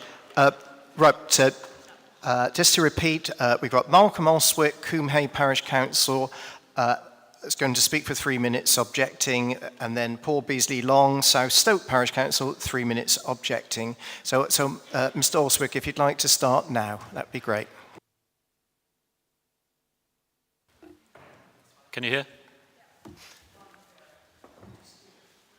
Could you speak very close, speak right into the microphone, please? How does that work? That's fine. Is that good? People hear me? Okay. The applicants provided more information, but it doesn't really address the concerns. It just raises more questions. Why does the traffic analysis use a model that produces results that just aren't credible? And why were those results not validated? And how can they be relied on in the light of the compelling drone footage? And why is there nothing in the analysis about the roads and villages to the west of the 367? And why there's only a desktop analysis of the rat running in Coombe Hay Lane? The case officer's report states that the information provided cannot confirm that movements from a wider area do not exist on Coombe Hay Lane. In other words, there's rat running, but we don't know much about it. And why has an application for scheduled monument consent not been made? And why is there not even an indication of when it will be made? And why is there no detailed information on any alternative route? On the exceptional circumstances test, why does the legal analysis rely on 10-year-old findings? And why doesn't it analyse the context of those findings and how circumstances have changed? And why doesn't it refer to the new and more onerous tests that have to be applied?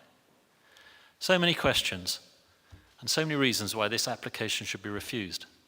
Here are just 5. Firstly, the placemaking principle 7 has not been met, and we have legal advice that in these circumstances you cannot lawfully grant permission. Secondly, the effect on traffic will be severe and it raises safety issues. The effect is not 2 minutes, as you've just heard. The case officer has misunderstood the report. The only model that has come close to reflecting actual conditions on the 367 is the Vissim model that was used in phase 1. It predicted the impact of 450 dwellings would be severe and that it would cause queue lengths of over 2 kilometres. Now that means queue lengths all the way down Dunkerton Hill, well beyond the bus lane and well beyond the turning to Timsbury. Buses and emergency vehicles will get stuck there on the hill, and drivers coming from Timsbury will use the narrow country lanes as they can't get onto the 367. This is a safety issue. The 367 is already a collision route. Thirdly, exceptional circumstances no longer exist. The additional housing is important, but it is a contingency. Baines now has a 7-year housing supply. The affordable housing is a benefit, but not if those with complex needs that have no facilities have to walk almost a mile on an unlit path to get to their nearest shop and almost a mile to their nearest bus stop.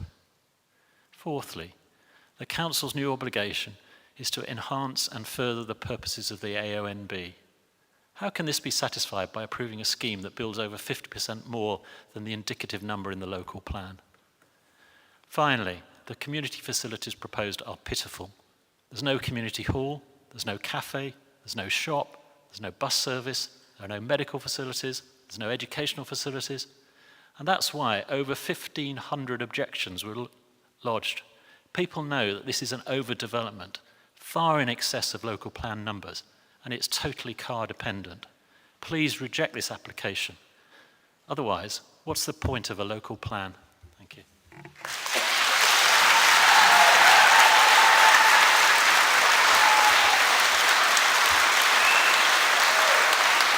Thank you. Right.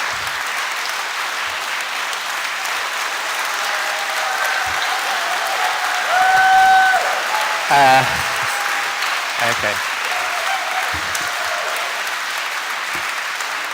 Thank you. Don't worry, we won't count that in your 3 minutes, Mr. Long. Right, if you begin now. This application for a major development in an AONB needs to be tested against today's housing status, the local plan, and the national and local planning policies.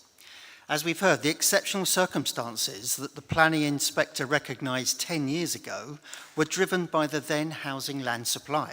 Well, now, with 7 years land supply, the situation is so very different. Since 2014, the NPPF has been strengthened for permitting building in an AONB. Today, the local planning authority, so us, has the duty to conserve and enhance the national landscape. How does this development enhance the national landscape? The committee has to ensure that the exceptional circumstances are reassessed according to the materially changed status on housing supply and the strengthened policy protection now afforded. Now, policy B3A makes it clear that all placemaking principles must be met. We need to be certain that they will be met. B3A specifies a mixed-use development. This development is purely housing, with no community buildings, as we see, for example, in Mulberry Park. So placemaking principle 1 of B3A is not met.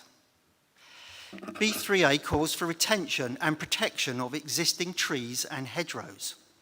Placemaking principle 5 is not met. Neither is placemaking principle 7 concerning the crossing over the Wansdyke. The S106 agreement from phase 1 has not been respected.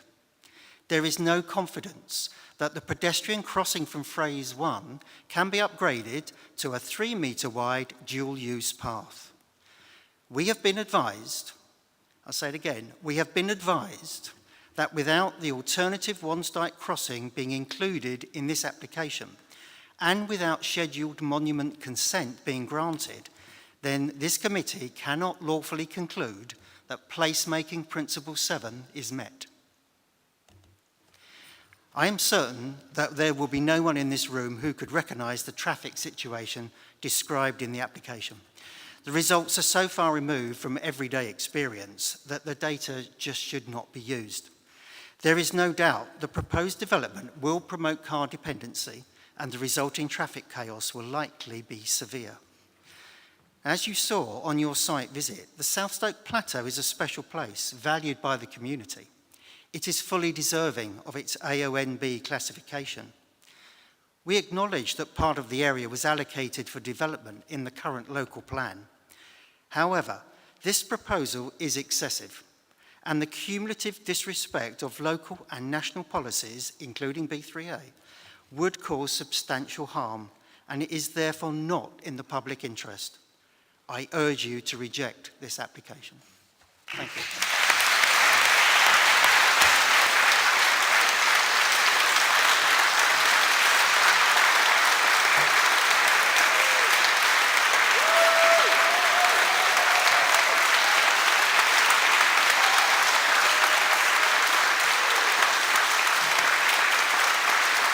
Thank you. Right, if Dr. Ned Garnett at South of Bath Alliance and Alex Sherman at Bath Preservation Trust, if they would like to both come forward, they'll both be objecting and they'll have 3 minutes each. So if Dr. Ned Garnett, if you could begin when you're ready. I'm going to talk about traffic and how the applicant's traffic models have got it so very, very wrong. When phase 1 was being assessed, a traffic model called VISIM was used to assess the potential impact of 450 dwellings on the plateau. At that time, Baines Highways concluded that a development on that scale would have a severe impact on the northbound approach to the Park and Ride roundabout. VISIM is a microsimulation traffic model that can simulate a network of roads and show how congestion in one part of the network can spread to other areas. Baines asked the developers to use the VISIM model for this proposal, but the developers have argued that it'll be fine to use standalone junction models. These look at each junction in isolation and assume there is no congestion anywhere else on the network. In May 2023, Baines Highways relented and accepted the use of junction models. So what do these junction models show? Well, on the northbound approach to the Park and Ride roundabout, they calculate that there is only a maximum waiting time of 15 seconds. This is simply not credible and has not been challenged by Baines Highways. Because of this, Southstoke Parish Council commissioned an independent traffic survey by Alan Bales. This filmed 2 of the junctions using drones, and the results are compelling. Stationary cars on and between junctions. Cars queue jumping by going into the right-hand lane and going all the way around the roundabout. Queuing times of over 12.5 minutes. Compared to 15 seconds, this is a 40-fold difference. All the surveys counted cars and got remarkably similar results. Only the Alan Bales survey has measured actual queue lengths. The applicants have not validated their models against the observed traffic. Model validation is standard industry practice. If their models cannot get close to simulating current conditions, there is no hope that their future projections will be accurate. To repeat, there is a 40-fold difference between the applicant's model predictions and observed queue lengths. With this new evidence, it's very clear that the reasons used to persuade Baines to drop the requirements to use Vissim are spurious. The applicants claimed there's no queuing between junctions. Simply not true, as the drone evidence makes clear. Unrealistic queuing times. There is only one model with unrealistic queuing times, the applicant's junction model. You've heard that the Alan Bales report calculates that the development will cause queues to increase by 2 minutes. What you haven't heard is that these calculations were done to show the limitations of junction models, not be used as a forecast. Alan Bales makes very clear that Vissim should be used. A congested network means that buses and emergency services will not be able to get through. This would be severe. This would be unsafe. You cannot take the future projections of traffic from this modelling. It would be unsafe for the committee to permit this application.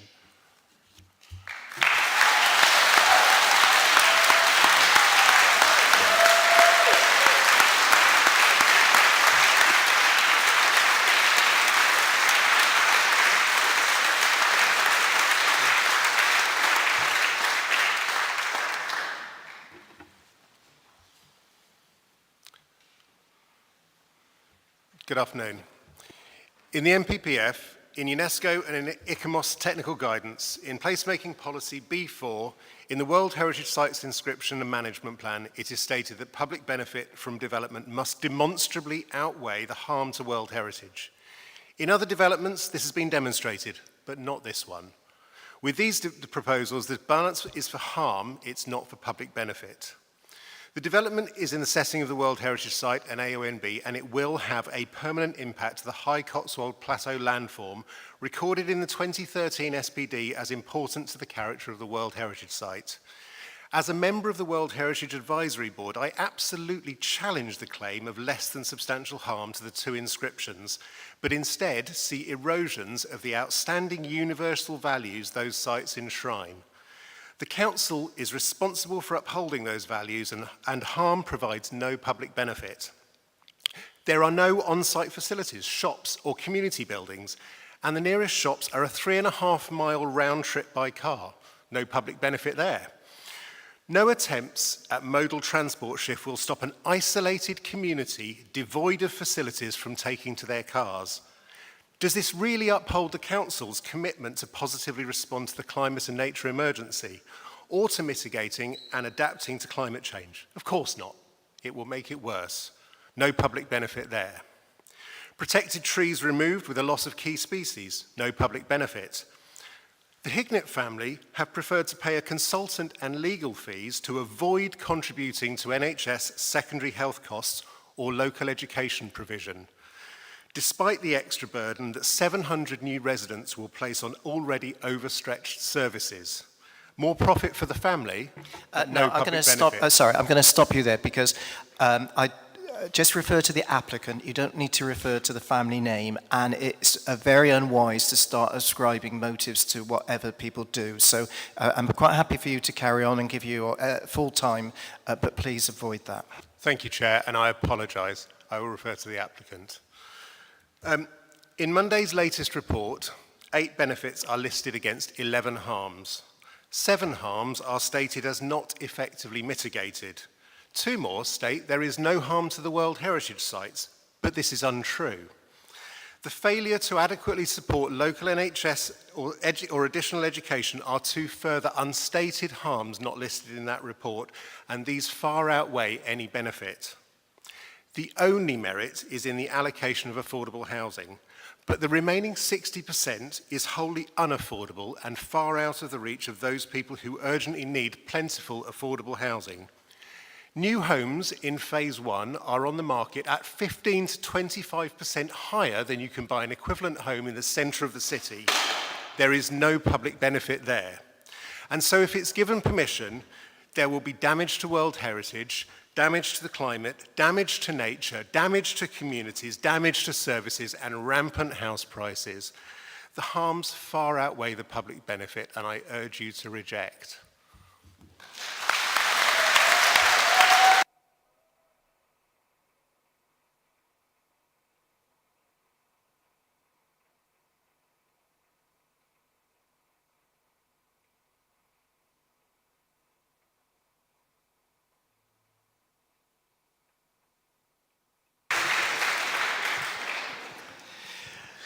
Right, thank you very much. If Mr. Peter Frampton would come forward, Frampton Town Planning, who's going to speak for up to 6 minutes in support.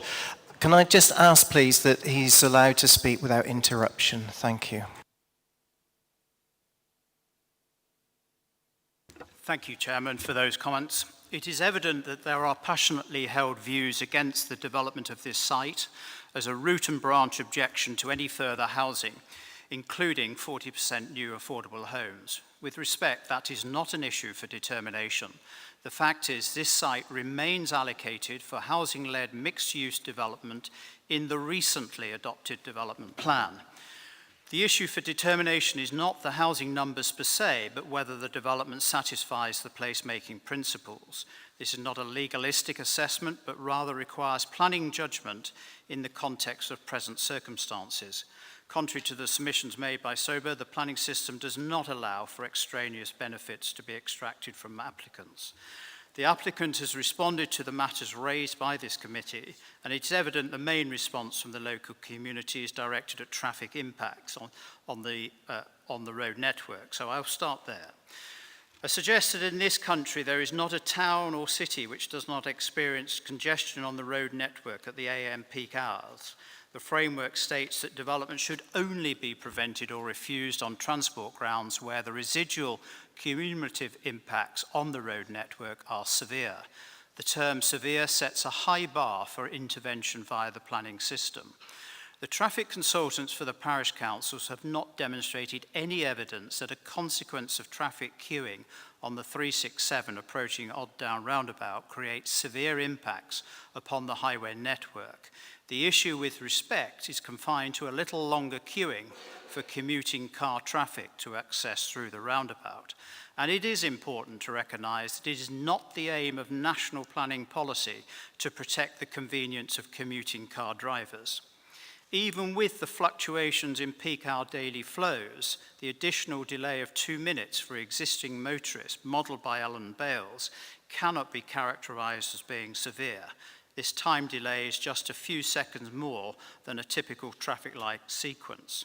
Furthermore, your highway officer's review of the drone footage aligns with the applicant's assessment that the delays experienced on the 367 are unlikely to have direct impact on motorist route choices, including the use of Coombe Lane. As set out in your planning officer's report, this development will make a substantial financial contribution to the Soma Valley Link project, which is designed to improve active travel connections along the 367 corridor as a whole. turn to the AONB, the local plan has established that the allocation can achieve a sustainable pattern of development. No greenfield site can be developed without having a significant impact upon the site itself. And national planning policy states that planning policies and decisions should ensure that the developments make optimal use of the potential of each site. The reference to 300 dwellings is unequivocally not a cap. Your planning officer has diligently considered the amount of development against the placemaking principles, which will actually achieve the density of development that is sought. The CCB has referred to the Section 245 duty under the Levelling Up Act. This duty applies to all local authority functions. Planning decisions are guided by planning policies, and the Act was enacted prior to the publication of the revised NPPF. Examples of where this allocated development furthers the purpose of the AONB are shown on the Green Infrastructure Parameters Plan, which you saw, including restoration of dry stone walls, removal of trees that suffer from ash dieback and their replacement, and future management of woodland in perpetuity. The Wansteig. Renew planning on behalf of the planning parish councils are wrong in their approach. This is not a situation where there's no prospect at all of securing scheduled monument consent for the cycle crossing over the Wansteig. The discussions with Historic England focus on the detail of the crossing, not the principle. Your planning officer has properly contemplated that scheduled monument consent may not be secured, notwithstanding the best endeavours of your officers and indeed the applicant. To ensure a cycle route is achieved, your planning officer has applied a positive and creative approach by reaching agreement on an alternative site, albeit less desirable. The applicant has agreed to a timescale for submitting the application for scheduled monument consent, and a planning application for the alternative route is required. The Section 106 will secure delivery of either. Conclusions. Planning judgment is required in optimising the use of greenfield land to meet development needs. Your planning officer has comprehensively considered the views expressed by the applicant, consultees and third party.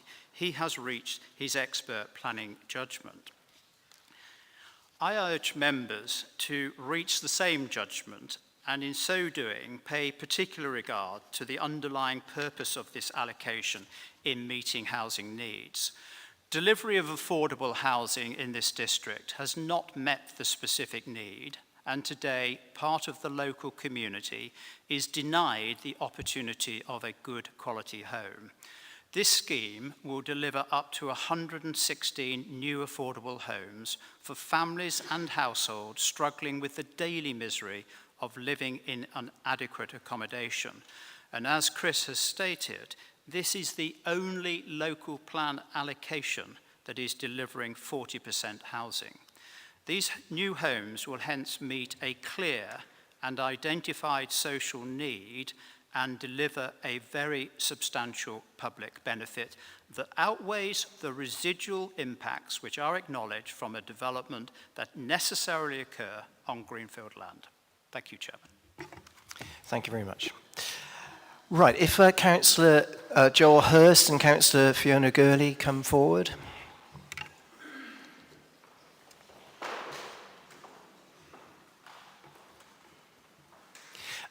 Who wants to go first? Right, when you're ready, Councillor Hurst, who's the ward councillor for an adjacent ward, start when you're ready. Thank you. Thank you, Chair. I'm Councillor Joel Hurst, representing Odd Down and representing some of the Bath objectors. To recap on previous comments I made in November, the application is of huge importance. It will be an irreversible decision which will cast a historic shadow over the ecology, traffic management on the south side of Bath and the northeast of Somerset. The application has been a 16-year courtship so far between the planners and the developers. The officer's report previously presented and represented today overstates the benefits and understates the harms. The objectors collectively feel the application is truly harmful to their much-loved open space. Previously, I was concerned about building on the AOB and the arguments about exceptional circumstances.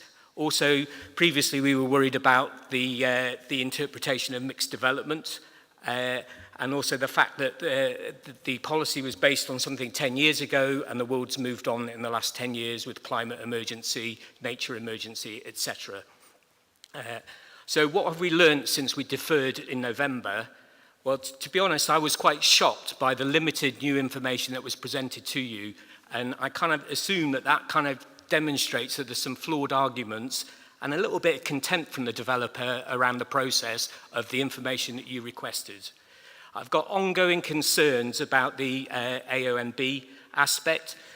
You will see in the papers, the Cotswold board submission, they stated it has not been demonstrated that the exceptional circumstances required to justify a further 290 homes on top of the 171 already on site is allocated from around 300. And I think it's important to reflect, and this wasn't picked up by the officer's report, that the developer had put forward an increased number from 300 in the local partial update, and that was rejected. I think the number they put forward was 450, which is round about what we're talking about. That was rejected in the local partial update, which is a really important point. In terms of mixed use, nothing has changed. Why would Baines, which prides itself on building houses in the right places, be willing to leave 100 people, probably with low-income households, on the edge of a community with no facilities, big distances to primary schools, no bus stop, forcing car dependency?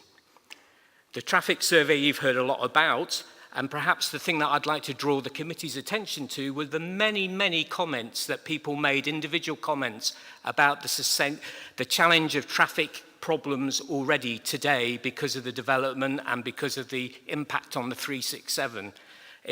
I drive most days down the 367 to Midsummer Norton from Bath, and the behaviour you see around that roundabout, the roundabout being brought to a standstill at the park and ride because of the behaviour of people trying to beat the queues is already severe, and the impact out on the rat running to the villages is only going to get worse. And you need to read those comments, those many, many comments that people have made around that.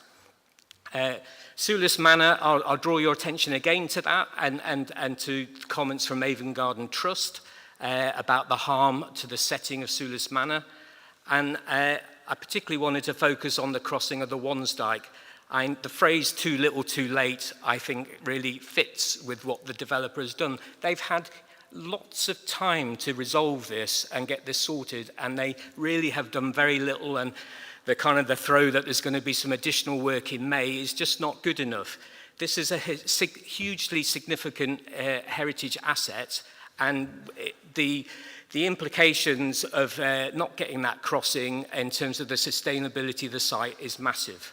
So in summary, this development doesn't have public support. There aren't many planning committees where you struggle to get seats in this room. You don't normally meet in this room. It's too large a development. It will cause severe harm to the environment, to nature, to traffic, particularly at traffic peak times. The developer was given an opportunity to provide you with more information and has presented little. While the 40% affordable housing is attractive, that issue should not trump the protection of the AONB. And I want you to really reflect carefully on that. There are many reasons to turn down the application: the AONB, the mixed-use issue, the real experience, not traffic models of people and the pain that they already have in their traffic experience. The impact to Sulis Manor, and also the impact, the concerns of historic England. So respectfully would request you reject the application.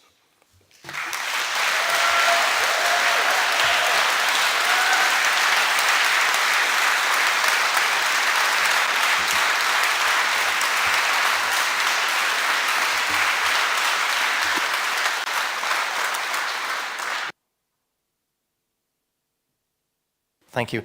Go ahead when you're ready, Councillor Gurley.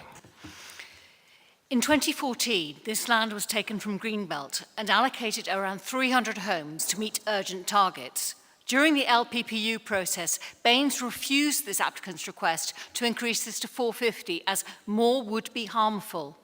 And that's the issue. We're not arguing that there should be no more development. 129 homes remain. However, this allocation proposes an extra 161, in itself a major development in the AONB and more than double the allocation. The NPPF demands that the scale and extent of development with the AONB should be limited. What exceptional circumstances could possibly justify this massive increase? The committee's report's planning balance doesn't separately quantify the impact of this expansion. First, it overstates the benefits. Yes, a proportion of affordable homes is important, but others are temporary or could be secured elsewhere.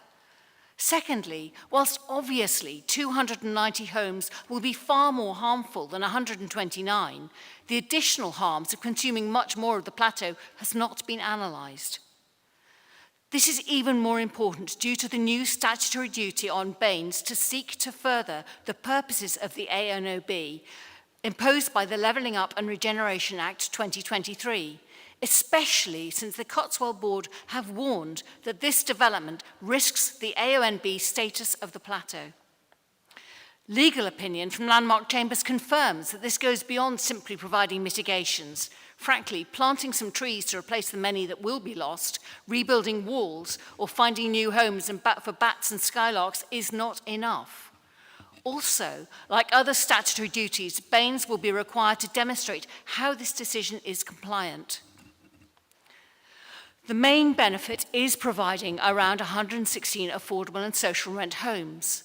But no developer in the last decade has fulfilled this commitment.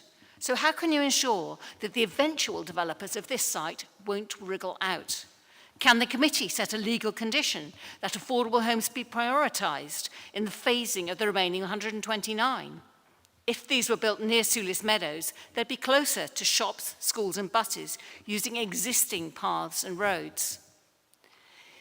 It is laudable to try and achieve 40%, but this committee cannot allow building excessive, expensive homes to subvert the local plan. Nor should BAINS be held to ransom to make up for the shortfall that other developers failed to deliver. Providing a future contingency for the council's affordable homes is not an exceptional circumstance to overbuild on the ANOB. For 6 years, these developers have failed to get an SCM-approved crossing of the neglected Wansdyke or said how they will conserve it. So, they have not met PP7, NE1 or 2. We hear that they'll soon start the archaeology, but it's the first step in a long process with no guarantee of success. The lack of an approved dual-use path is a major impediment to the site's sustainability. The informal crossings are muddy, stony and dangerous. The alternatives mean walking or cycling a mile or more through green fields along unlit paths and narrow roads to schools, shops and buses. It could feel unsafe, discourage active travel and reinforce car use. I speak for the residents of North East Somerset who have to drive into Bath for work, education, healthcare. I know the impact the loss of buses has had on rural communities and that many people want public transport but are forced to use cars. These people are already penalised by congestion on the A367, the A3062, the B3110, and because the inconvenience for drivers doesn't count as severe. But buses and emergency vehicles do get caught, which is a safety issue. Queue jumping at the roundabout already shows unsafe driver behaviour. Disappointingly, while all parish councils cite rat running in their objections, this was not measured. Sulis Down Phase 1 isn't the problem, but drivers avoiding queues via narrow country lanes is a safety issue right now.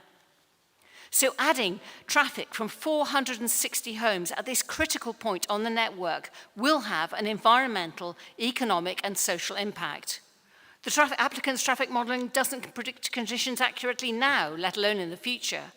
So how can we know that cars from this estate won't create longer queues and more gridlocks for all road users?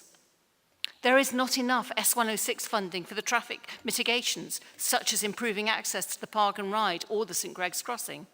So BAINS may be left with many unfunded problems directly caused by this estate. This committee cannot delay or it risks non-determination, but it would be unsafe to delegate permit with so much uncertainty and lack of detailed planning. Our local plan specifies that this site should deliver 129 homes, not 290. Policy B3A, Can you start to wind up, please? Last sentence, was meant to control rampant expansion. This scale of development expressly breaches national and local planning policies. If you permit hundreds more homes here with all the homes, how can our local plans, both current and future, protect any of our land from overdevelopment? Therefore, I urge you to refuse.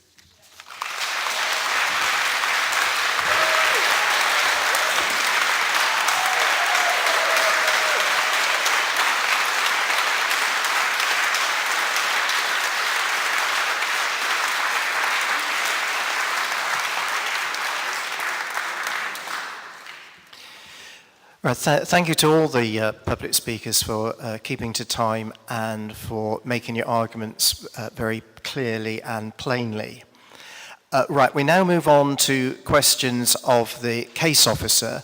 Can I just explain a couple of things? Firstly, this is not a cross-examination of the case officer. This is an opportunity for councillors to clarify certain points. If some issues, there are no questions, it doesn't mean that those issues have been neglected or overlooked. It just means the committee already feels it's satisfied, it knows the answers. So, questions to the case officer. Who would like to go first? Councillor Jackson. I wondered if the officer could get the plan up to show us what the alternative route would be to the proposed spine route. So I don't, as I said, I don't have a detailed plan of that. It would be an obligation that would be drafted such that that route would have to be agreed with the council, so they would have to seek planning permission for that. But what has been discussed is a route heading east across 30 acres land and then heading north alongside South Stoke Lane, connecting up in the Midford Road area. Councillor Halsall. Thank you. I've got two questions, if I may, one for each of the officers. So first of all, if I could ask Chris, the case officer. It's going back to the 2014 when the site was taken out of the Greenbelt and the inspector essentially established the principle for development in this location. As some of the speakers have said, and as I've certainly read from a lot of the correspondence, that is 10 years ago. So how is a 10-year-old policy still valid today, given that the council has adopted, we've declared an ecological emergency, given changing economic circumstances over the past 10 years, and also given that the council can now meet its 5-year housing land supply. Is the allocation and the fact that it was reaffirmed in the local plan partial update, is it still relevant and still topical and today? Thank you, Councillor. Yes, so the allocation is part of the local plan partial update. Yes, it was brought forward from 2014 into the placemaking plan in 2017 and then again to the partial update last year. That means it is part of the up-to-date current development plan, so there's no suggestion, and in planning policy terms, it is an up-to-date policy, it is not out of date, and therefore it is entirely relevant that the principle of development is established now. And obviously, the local plan partial update was an opportunity, if the council had chosen to review that allocation in light of the ecological emergency, the climate emergency, its 5-year land supply position. But it didn't choose to scope that into the proposals. And so it was pulled forward and still forms, as I said, part of the development plan, which is current. And my second question is to Dan, Highways Officer. I just want to explore this issue from paragraph 115 of the National Planning Policy Framework. And this term severe, I want to understand a little bit more about the definition of this. I know that it was mentioned that there's been some case law, but I think we're all very keen to see how that case law would be transferred to this particular site. What are we looking at when we define something as severe? Certainly we're hearing information on the ground from people who use the 367 that there is a perceived risk to highway safety. There is a perceived change in driver behaviours, particularly as was mentioned about going around the roundabout in order to get through and use the bus lane to shortcut. So could you maybe just give us some more information about severe and how this is defined and interpreted? Yep, no problem. The term severe is included in the National Planning Policy Framework. So ultimately all transport related decisions are based on whether it meets the test of an impact being severe. Not very usefully, severe is not defined within the framework document itself. So it's been the subject of much debate over the last decade in terms of planning decisions, including appeal. And I think hopefully my last consultation response delves into that a little bit and explores those appeals, including Secretary of State decisions, where the definition of severe has been debated, and then the outcomes of those appeals based on how the inspector or the Secretary of State has defined the interpretation of that test of severe. What is quite clear is severe does not equal a longer queue of cars and delay to motorists in those vehicles. There has to be another consequence of that queuing. Now that can either be there's a range of consequences. There are diversion of trips onto different parts of the network. There are queuing back through junctions, so networks become extremely busy, and then I don't like the term, but people use it, it's gridlock, so there's a wider impact. Or there's a road safety impact, or there's a significant delay to public transport or emergency vehicles using that network. So that's the side of consequence that members would have to consider when assessing whether a traffic impact is severe. Thank you. The Chief Planning Officer here would like to add a few words. Yes, thank you, Chair. I just wanted to build on what Chris said in response to Councillor Halsall's question about meeting our local housing need. I just feel I need to correct something that was said in public forum, because reference was made to us having a 7-year housing land supply. That didn't sound right to me, so I did ask a colleague for clarification. And in fact, our latest published position is that we have 6.14, so it's closer to 6 rather than 7. So it's important that members, in weighing up the balance, that you're aware of the correct figure. That's published on our website. Another thing to bear in mind as well is that whilst that's good at the moment, it's a good position for the council to be in, that there isn't room for complacency. Of course, you shouldn't be granting permission for unacceptable development, but in terms of delivering housing locally, it's important to bear in mind that the National Planning Policy Framework still requires us to meet the housing delivery test. And that is based upon a more recent trajectory of permissions granted and also delivery on site. And that's a look at the previous 3 years.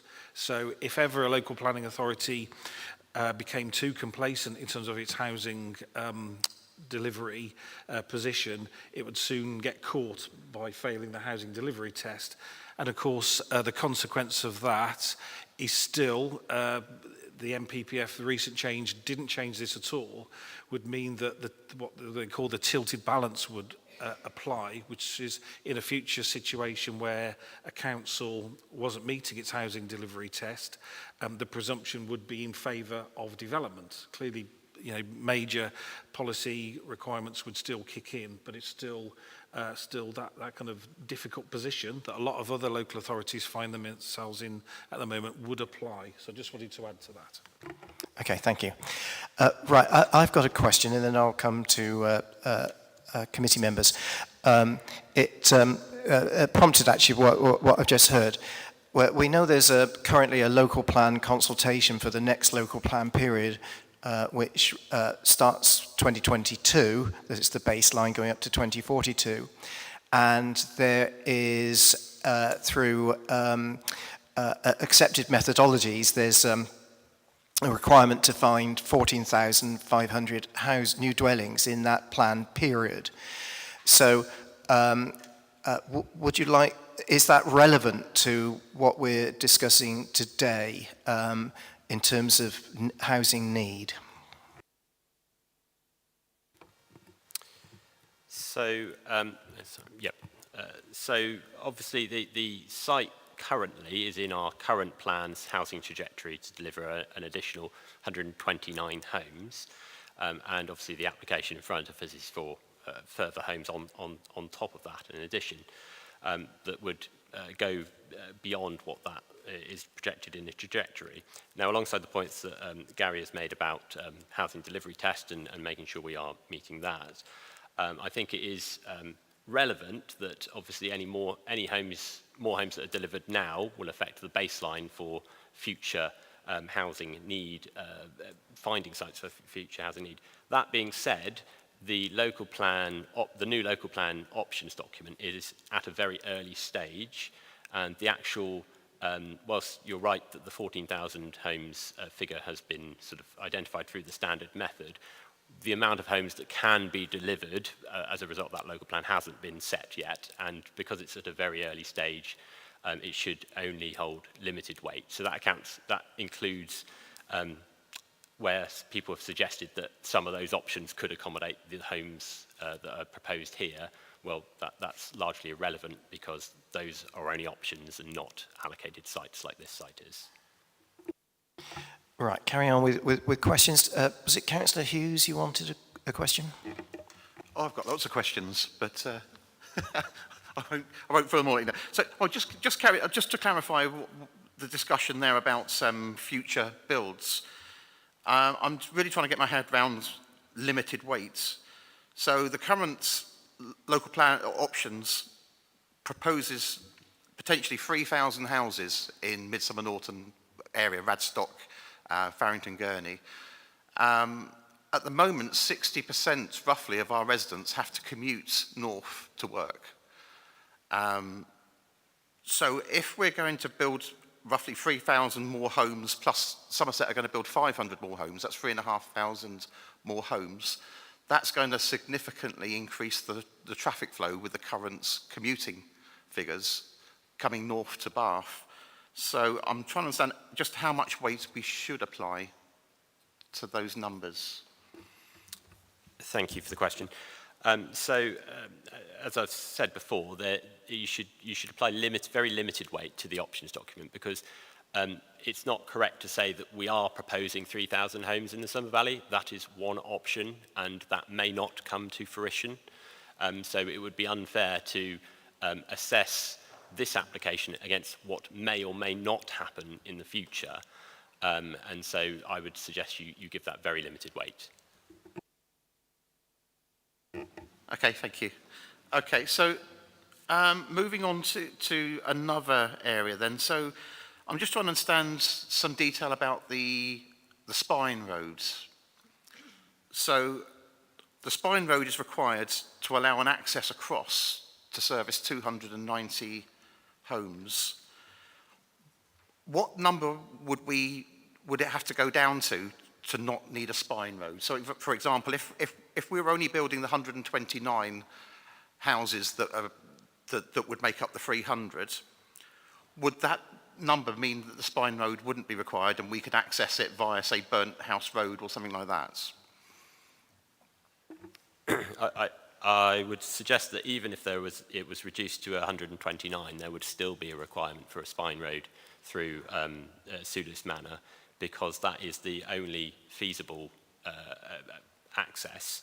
And again, the South Stoke Lane is inappropriate to be upgraded because of its approach forming part of the setting of South Stoke Conservation Area, and that was explicitly ruled out by the Core Strategy Inspector. So that does leave very few options. You're not going to go north over the Wansdyke, for example, and the policy says only very limited access should be achieved through Sulis Meadow. And again, if you look at Sulis Meadow as an estate, it's very much residential distributor roads, and it wouldn't be an appropriate road to link the rest of that development into. So it has to kind of be a continuation of the phase 1 main route through, and the only way to do that is through Sulis Manor. You can keep going if you want to. Yeah, go. Okay. Right. Councillor McPhee, then Councillor Hodge.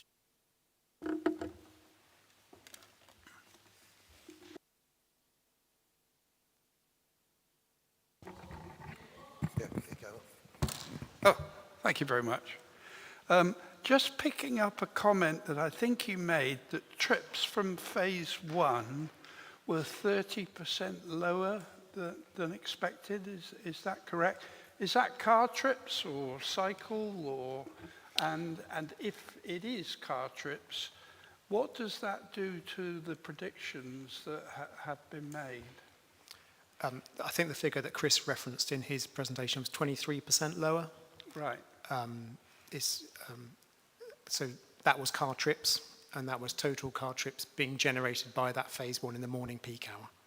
And was that data used in the calculations, or? No, but it reflects the prediction for the phase 2. Right. It sort of aligns broadly with what they were thinking in terms of what would happen in phase 2. Right. I have one more.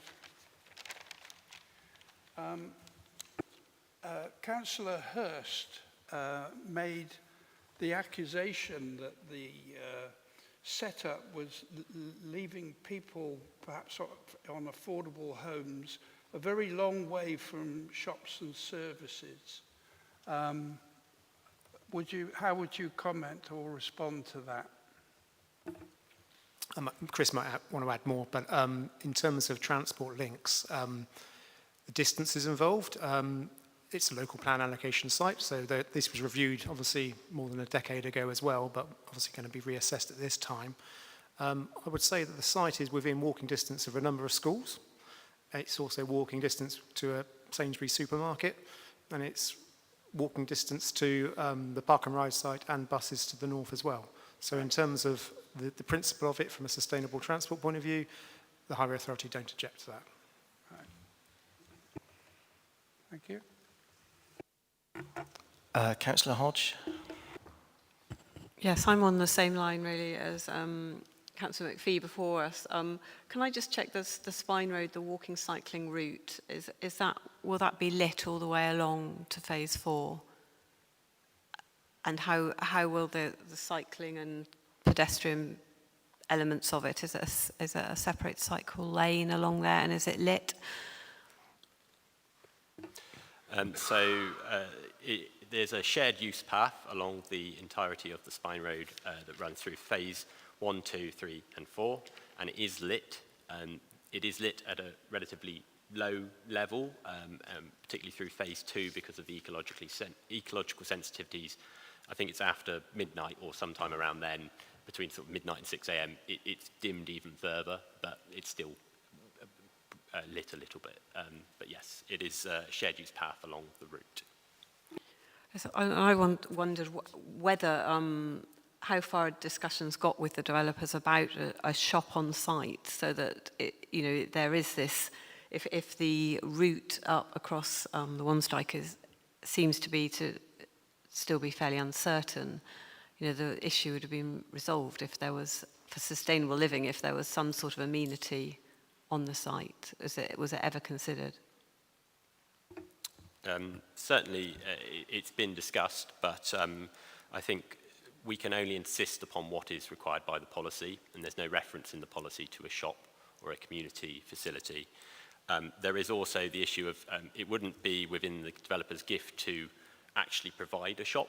They're not the co-op or Asda or whatever, and there is obviously the supermarket on the doorstep, which may limit some of the competitive advantage that would otherwise be afforded to a shop on a community such as this. So there's no policy requirement for that, is the short answer.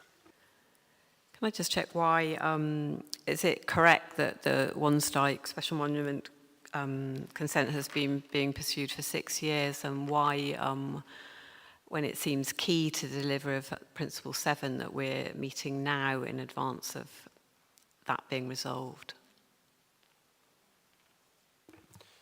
So the grant or otherwise of scheduled monument consent is outside of the control of the council and the applicant. I couldn't explain why it's taken the time it has to for the process to get to the stage it has, which is that they have had scheduled monument consent granted for the investigation work. I mean, I'd take slight issue with the 6 years because obviously I think consent was only granted to 2019, and then there's obviously a lot of work to do to actually get a site started.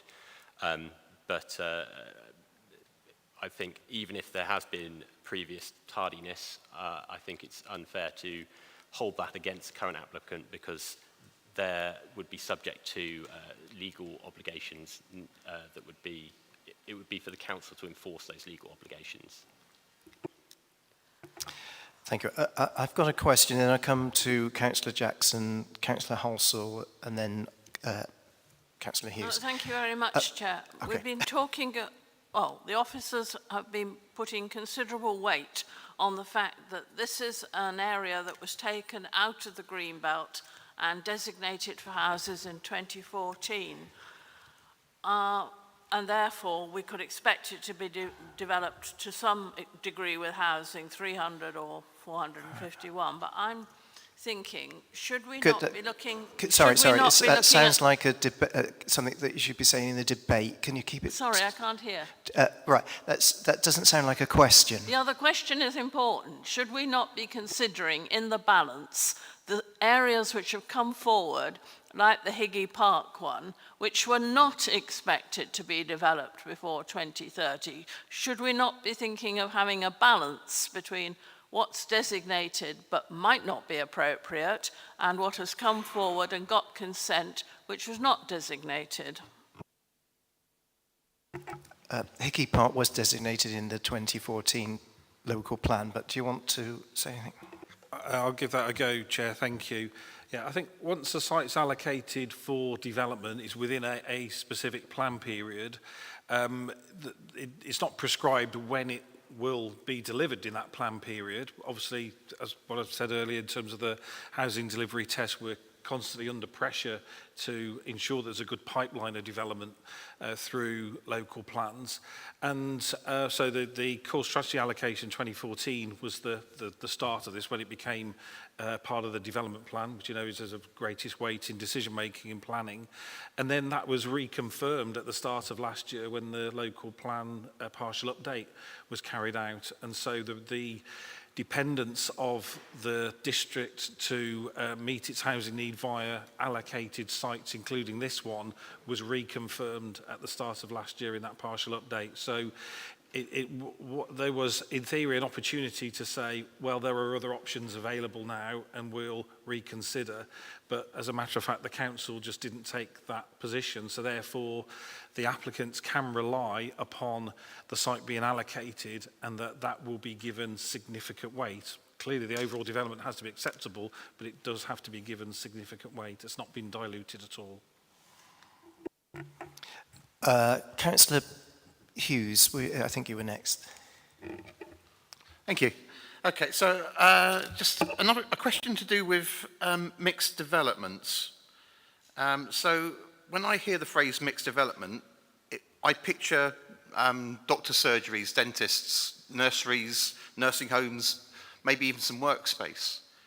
It seems in this application, the definition of mixed development is that we're not going to build on a football pitch and we're not going to build on an industrial estate. Is that a fair assessment? Thank you, Councillor. So obviously that's your what you comes to mind when you hear that phrase. Obviously, the policy doesn't actually specify what is intended by mixed development. So whilst that might be your view, obviously someone else might have a different view, and so therefore it's difficult to actually pin down what that means. Now, taking an analysis of what, the lack of actual description of what that means, take an analysis of what's within the allocation, because that policy does relate to the whole of the allocation. The the policy does support the continued development of the business estate. And so when it refers to mixed use, it must be therefore referring to that, because there is no other part of that policy which refers to any other use. And it does say residential development, mixed use residential development. So that is the officer's view on the interpretation of the policy, and we're confident in that. But you have to consider what would be the alternative, and you can't just make up what the alternative mixed use might be, because it isn't specified in the policy, and we would have to be able to insist upon that by having it specified in the policy. Right, Councillor Halsall, did you want to? Okay, Councillor Halsall and then Councillor Malloy. Thank you. It's a question relating to affordable housing. So of the proposed 290 units, 116, that's 40%, would be brought forward as affordable under the legal definition of affordable. So that'd be 75% rented, 25% intermediate or shared equity. Intrigued by the statistics on page 176 of the report. Now, whilst the report suggests that Baines hasn't been particularly successful in delivering its affordable housing allocation, since 2011, we have managed to deliver nearly 2,000 affordable homes against a need up to 2029 of 3,290. So, okay, that was, what, a 13-year period where we've delivered nearly 2,000 homes. So we've still got a good few years to try and achieve that 3,290 target. It's an anecdotal question really, but is there, given the pace of development that goes on in this district, is it reasonable to suggest that we could still achieve that target of, well, an additional 1,300 homes before 2029, even if this development wasn't to go ahead? It's very difficult for me to answer that question because it's looking to the future, and we are dependent on sites coming forward. Whilst the council is seeking to bring forward its own sites and deliver the maximum amount of affordable homes, there are challenges with that, particularly as I've already spelled out on brownfield sites, and the majority of the allocations are on brownfield sites, where the delivery of affordable homes is more of a challenge because of the viability challenges of developing those. And my professional experience, we have, in the majority of the large brownfield sites, particularly in Bath, experienced challenges to viability across most of those sites. And whilst we do our best to get affordable housing, it is usually at a reduced level or at least lesser preferred tenure than what is presented in front of us. So difficult to say whether or not we'll meet that target by the end of the plan period. But what has been clear is that over the last couple of years, delivery has been quite poor in terms of the number of affordable homes across the whole of the district. Councillor Malloy. Thank you. So I'm going back to the the traffic studies, and maybe I missed it, but why?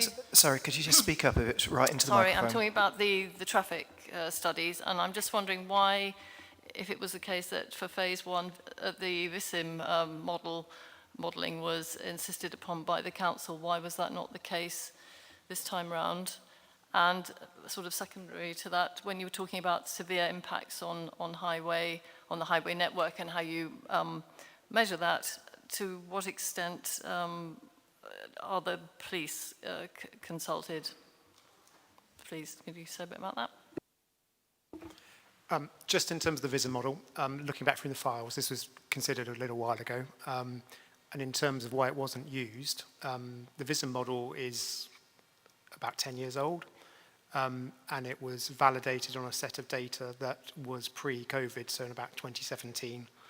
And also there's a range of assumptions within the model that are now superseded, including putting a lot of traffic growth factors on and assuming that there's a higher number of drivers than actually has been observed more recently. So it wasn't considered by the higher authority at the time to be relevant or appropriate tool for the assessment in this case. And then on police matters. So I just need to check, but the Avon and Avon Fire Service were consulted on the application, raised no objection. I'm not sure whether the Avon Somerset Police did make any comments on the application, but they haven't raised an objection on any issues to do with highways impact. Question from me. What's happened with phase one is quite helpful and informative. You've mentioned about the fact that trips have become, there are fewer trips than was predicted by the mathematical modelling. Putting that aside, in terms of affordable housing, has the affordable housing mix on phase one actually matched what was expected? So I don't have all the information about the exact mix in front of me today, but I have had discussions with our housing team who are very happy with the housing mix that has been delivered at phase one, and it has been delivered. 40% is in the process of being delivered because the development's not complete yet, and that has got the support of this current proposal does have the support of our housing team. Ultimately, the mix that would come forward in phases 3 and 4 would be secured as part of both the legal agreement and the reserve matters, and can't be specified at this exact stage because we don't have details of layout, details of housing designs, etc., because those matters are reserved. But as I said, it does have the support of the housing team. Right. Any more questions? Right, Councillor Warren. Yeah, thanks. Mine's quick and easy. When this land was allocated in 2014, it was allocated for approx 300 houses. We're now looking at 470. What should we make of that? Okay, so when it was allocated in 2014, the wording of the allocation has not really changed over that time, and that it was a mixed-use residential development for around 300 dwellings. But then the very next line is the figure of around 300 is explicitly not a cap, provided that all the placemaking principles could be met. So officers' analysis is that you couldn't you would have to have an analysis of whether the number of houses proposed now, does it meet the placemaking principles? And if it does, then officers' view is that it wouldn't be possible to refuse to say that it's contrary to that policy just on the basis that it's more than around 300. Councillor Hughes. Thank you. I mean, well, just following on from that question, because I mean, I think around 300 is a lot less than 461. So looking at the numbers, so the current proposal is 290 houses, of which 116 would be affordable. That still leaves them with a balance of 174 houses at normal market value. So they're huge numbers in comparison to the 129 if we were working on the maximum 300.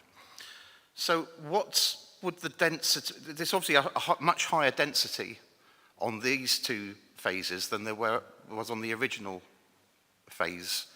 So how many houses would they be able to build on 3 and 4 if they were to stick to the same principle of density that was applied to phase 1? So the policy does have a range of density. I believe it's between 30 and 40 dwellings per hectare, so it specifies that it must be built within that range. Phase 1 is around 33 dwellings per hectare. Remember, this is an up to figure as well, so as details come forward as part of reserve matters, that number could be revised downwards. But taking the 290 across phases 3 and 4, that's a density figure of about 39 dwellings per hectare. So I can't do the calculation right now of what the difference might be in total dwelling numbers across that, but that gives you an idea of the difference in density between the two schemes. But both fall within the range specified in the policy. Councillor Malloy. Yeah, I just have another question about the shared path and cycleway over the Wansdyke, assuming that the after the survey on the 6th of May, it becomes possible to actually apply for permission and it would actually go ahead. What about the land on the other side that's without the site? Who does that belong to, and is there already permission in place to have the path land on it, as it were? Please. Thank you. Yes, so the land just in this location here, just to the east of Cranmore Place, and on the footpath, there is a public footpath which runs along the side of Sainsbury's, connects to Froome Road here. The land between the Wansdyke and that existing footpath has been, there's already a dedication agreement in place between the council, the landowner who are Curo, and the applicant to ensure that that can be used as a footpath. Right. I'd just take a couple more questions. Councillor Hughes and then Councillor Hodge, getting weary.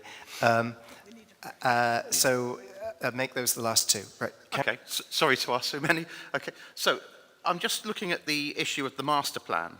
And I think this is a question that came up when we looked at it in November.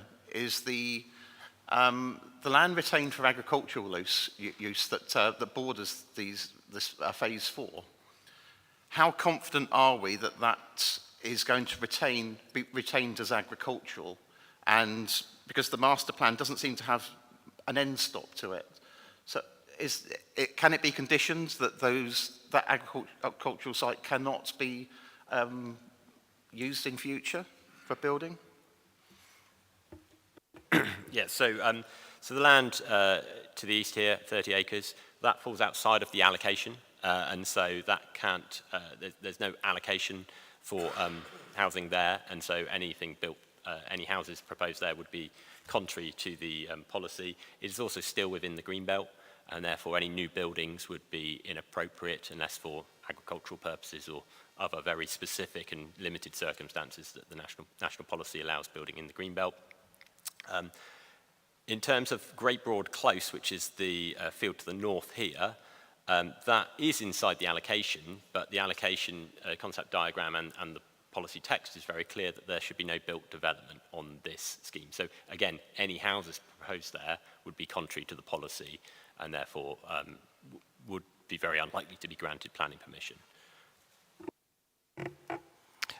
Councillor Hodge. Yes, it's been impressed upon us about the need to demonstrate severe impacts, and it can be quite off-putting with the highways questions, that being battered away about that. But I just want to go back about the rat running through local villages and really be clear about what has been explored. I have read the report, but I wondered if you could explain it. It seems to focus on inbound vehicles on Coombe Lane, but is there anywhere else that could have been looked at in more detail to be really sure, because it only really takes one accident to have a kind of severe outcome, but it's difficult to demonstrate that in advance. Yeah, so my involvement has been, we've focused on Coombe Lane because that was raised as the issue. And the applicant has done a series of surveys, which was fairly comprehensive. And also it was able to look at more recent traffic survey information that's been presented in the last few weeks. So that's been examined in some detail. The other parts of the network have not been assessed in detail at this stage in terms of potential impact, because I don't believe there is likely to be a significant diversion of trips. Okay. Right, that brings us to the end of the questions to the officer. The next stage in the process is probably what people have been most anxiously waiting for, which is the debate and then the decision. The debate might be short, it might be long, it depends on the committee. I think it's important that we're fresh for that debate. So we're going to have a pause now for 10 minutes and then we will resume.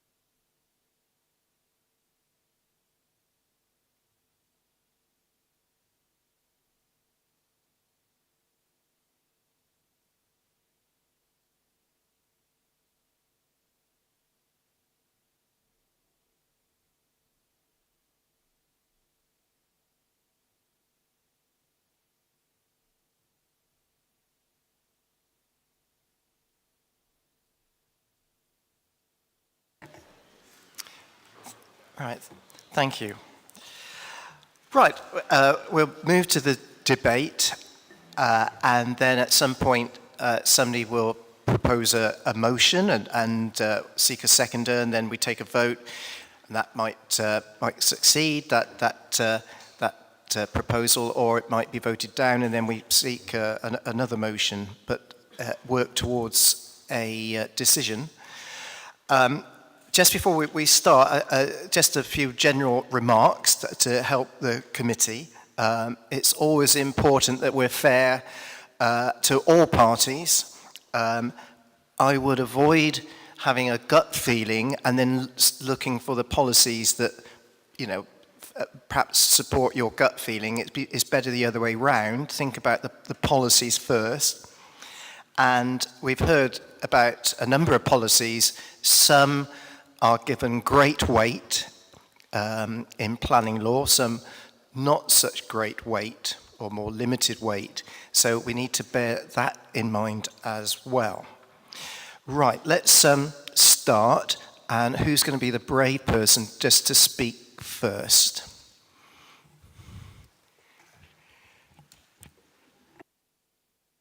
Councillor Hughes. Okay, thank you. Okay, so I'm just looking over at this. I mean, there are, as with any development, there are positives, and there are some positives for this. If we look at phase one, the design and openness I quite like. I think it's quite attractive. I think phase one is quite a successful development. 40% affordable is another plus, particularly when we have such a large number of people on the housing waiting lists. And compared to a lot of places, it's very much a sustainable location. So there are positives. But then there's some concerns. I mean, one concern is we have a local plan which says around 300. Now, the local plan is created through a process of public consultation. And I'm not sure that if the local plan consultation had said around 500 instead of around 300, whether the outcome on that local plan would have been the same. Certainly 461 homes is significantly higher than around 300. So I'm really not comfortable with that number being so far away from the local plan around 300. I also have some concern about this mixed development issue. I mean, we need to be building communities rather than just housing estates. And this at the moment feels to me very much like a housing estate. And I just feel that it lacks that mixed development, that community aspect, or whether that's dentists or doctors or community space or pubs or, you know, I mean, we're not here to redesign the project, but, you know, things like nurseries and nursing homes even give you a better reflection of community and actually create community rather than, say, just a housing block where everyone just gets in their car and commutes to work every day. So I think the lack of community space I find difficult on this site, and I do feel that it's overdeveloped. I also feel that the density is significant compared to phase one. That's also a concern. So at this point, you know, I can see some benefits to this, but I really am concerned about those aspects. Thank you. Councillor Halsall.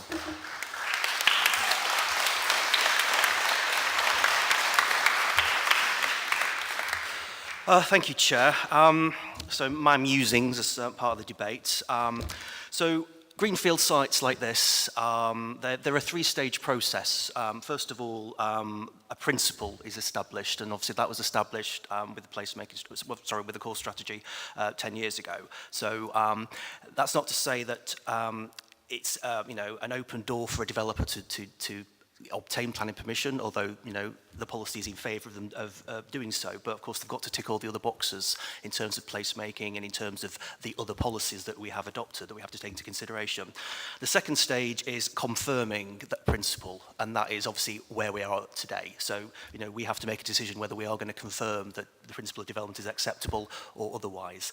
And then the third stage is the detail, and I think this is the big mystery that we all have. This is the point of planning. You know, you look at the outline, you agree the principle, that's confirmed, and then, you know, it is about the individual detail, you know, the building heights, which I know, you know, is an issue, the density, the number, and, you know, the whole layout and everything else. Developments in greenfield sites always cause harm, always. And it's how that harm is mitigated. And, you know, we are being offered a number of measures to deal with that. You know, but the thing is, we are going to be losing mature trees through phase 2, and, you know, we're not going to see their mature replacements come back for a significant number of years. And in terms of where we are with this specific site, it is in the AONB. It's no longer Greenbelt. Obviously, that was taken away. We are on the edge of a World Heritage, a double World Heritage site. So, well, I've never seen a policy that says no. A policy is always shouldn't happen unless there are material considerations, or in this case, are there any extenuating circumstances that would support it? So, looking at the conclusions to the officer's report, as Councillor Hughes has suggested, you know, one benefit to this development would be we will see a full quantum of affordable housing, which would do marvels in terms of, you know, offering people, you know, good quality, sustainable homes that they actually can afford to rent and stay and work in the city and bring their families up in the city. But as has also been suggested, we're out on the edge of the city, and whilst it's been mooted that it is a sustainable location because it's on the edge of the city, we've got the Parker Ride next door, it's a dormitory village, essentially. There's no public services offered. I think the concept of mixed use is rather contrived in this instance. You know, I don't think an allotment and a housing estate contributes towards mixed use. As Councillor Hughes has said, it does need public facilities.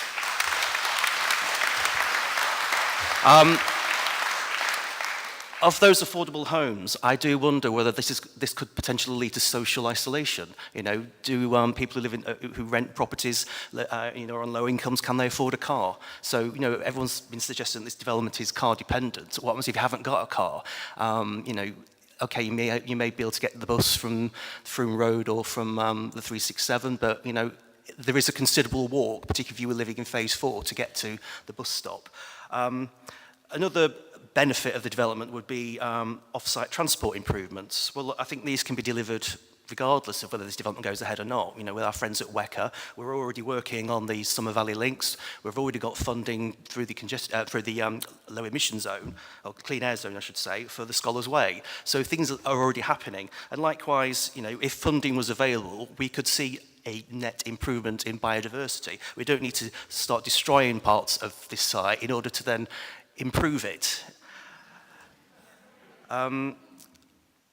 The benefit of employment opportunities, well, they're going to be short-term, you know, whilst the development goes ahead. Yes, it'd be great for young people to do apprenticeships, but there are other developments going on in the district where they could benefit from that.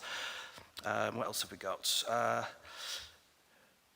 Yes, so whilst, you know, the scheme will help with our half-year housing land supply, we have got 6 years available, and I think, given how popular this district is, you know, they're all going to be the allocated sites that will come forward. There will be windfall sites, and I think we can still deliver that without this scheme.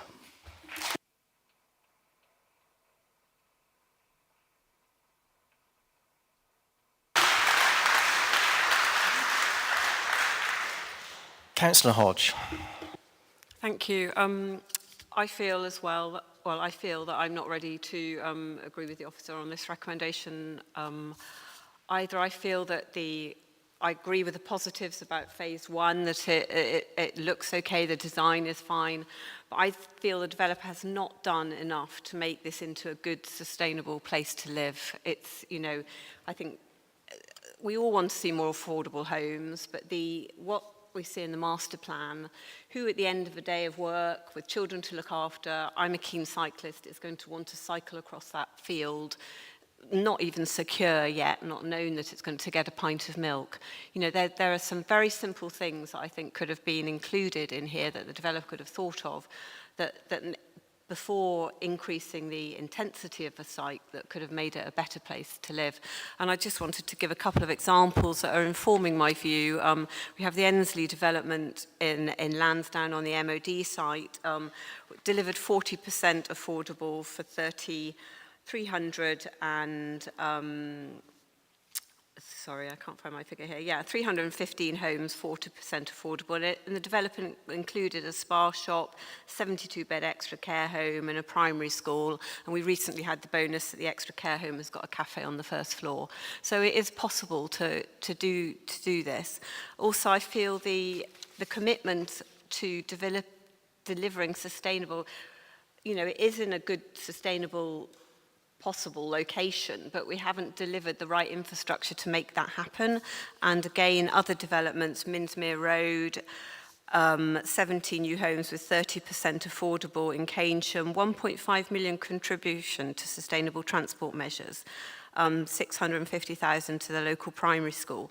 So I think a lot more could have been done to make this a good place to live that meets our climate emergency aspirations, our sustainable living, as well as delivering affordable homes. There's too much on this site, and that's compromised what we've ended up with.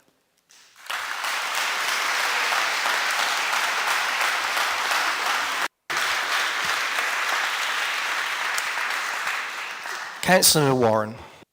Yeah, thank you, Chair. It's always difficult when you're in these situations because you're in a room of high emotions, and I quite understand why, but we as members have to try and move outside of those emotions and just look at things kind of as they are. It's not a popularity contest, as we know that, and I've been very popular and unpopular in the past through decisions. I'm kind of trying to get around the facts here. This 300 dwellings, which I find difficult, moves to 470. It's not a cap, but even so, that's a big difference, 300 to 470. Another bit I just put on here about the sustainability, actually, it's very near to a park and ride, which must go in favour of it. So the infrastructure is not so bad. Land's allocation. Things have moved on in 10 years, but I mean, what hasn't moved on is the need for housing. If anything, it's moved further back, and I think there's more need than ever. We also heard earlier that one good reason for building on greenfield is because brownfield land is more expensive. I don't buy into that, actually. I'd always rather, was a farmer, I'd always rather build on brownfield first. It is a difficult one. Am I fully against it? Probably not. However, I don't think there's probably enough that's gone into this application. I agree, we should be building communities, not estates. So whilst I wouldn't be totally against anything in the future, perhaps, I just don't feel this application is quite good enough. You know, you should maybe have a hall there that can be used. I've been to one in Peasdown recently, and it's a good hall to use. Maybe if you could have a local shop, even if it was run, you know, in the villages, you manage to get community shops that are run by the community. Something like that, I think, would probably go a lot further. So even though I'm not dead against this, I just feel at the moment there's not quite enough to push it over the line.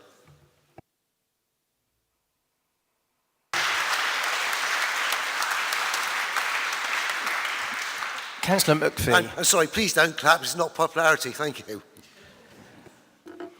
Councillor McPhee. So I come from Keynsham. It's working, is it? I come from Keynsham, And we have been through many of these meetings, and we have the Chocolate Quarter with no shop. We have Mead, we have Bloor, we have Higger, we have Withys, we have Minsmere, we have Bilby. We've been here, and I may have voted against, but other people voted for. And one of the constant things on each of these is they're 40% affordable. They're all 40% affordable. Every time I've come to Bath, and we've been on the committee, and we've talked about affordable, the developers have pleaded they can't do it. It doesn't work. So for me, I'm happy to vote you in. You seem to me to be not that different to the other ones that we had. You've been through and you've supported it very well. But to me, the traffic here doesn't look at anything like it is on the A4 between 3 o'clock and 6 o'clock, or 9 o'clock and 11 o'clock. So I don't think that I want to support it going forward. Right, we don't have a motion yet. We're just going round at the moment I'm talking. already talking about a motion that isn't there. That's right. But that's where I am. Yeah, sure. Thank you. Right, I'll say a few words. We've heard about the planning balance weighing up, the benefits and the harms. Now, there are certain things that are very clear and undeniable. This site was allocated for housing in 2014. It was a strategic policy. Just over a year ago, there was a local plan partial update where there would have been an opportunity to change that policy, and it wasn't changed. There was an opportunity to change the wording or to make that 300 a cap, but that didn't happen. And the local plan partial update was passed by the council. So the council in 2014 and the council now have both accepted that this is a strategic site. So the question now is, does it meet the necessary criteria? Now, we've heard about highways, and sometimes in planning, words are used in a different way than they are in everyday life. So when we talk about impact being severe, people would understandably think, oh, that means, possibly being stuck in traffic for longer, for significantly longer. But it's made quite clear in planning law and in case law that severe means impact on highway safety. It's not about queuing. So and the Highways Department accepts that. So we can't, the developer would probably want to go to appeal if we talked on the highways ground and said we haven't applied planning policy correctly. So the highways issue, to my mind, is, although it's awkward, has been satisfied that we don't have the evidence to contradict the professionals of the Highways Department. It is a sustainable site. Next to a park and ride, it's walking distance to a supermarket and so on. The people that have lived in phase one have commented that they actually enjoy living in phase one, that it's a nice place to live, and they feel very content. So I have listened to the arguments and the harms. To my mind, I know it won't be popular in the room, is that the benefits outweighed the harms. I think to have the number of houses, we're short of housing. To have 40% affordable housing is extremely powerful, and I think that helps to give the exceptional circumstances that have been talked about. So obviously I listened more to the debate, but I am likely to be wanting to support the officer recommendation, but let's carry on. Councillor Jackson. Well, with respect, Chair, 40% is simply policy compliant with what Baines have already laid down for so-called affordable housing, whether it's social housing provision with a responsible provider or shared equity. And we do actually in the Soma Valley have developments which are 100% affordable. So, you know, if that's possible in one place, it ought to be possible in another. However, I wanted to ask another question. What have the Romans ever done for us? Well, when they came to this area, they built the Roman baths, which are crucial to the economy of this council. If we weren't a Roman city, we wouldn't do as well financially as we do. But what distinguished the Romans in their time was that they had communal spaces, they had shops, they had fora, they had schools, and the reason they beat the Carthaginians was because the Carthaginians had no social communities. They lived in housing estates just laid out by private developers.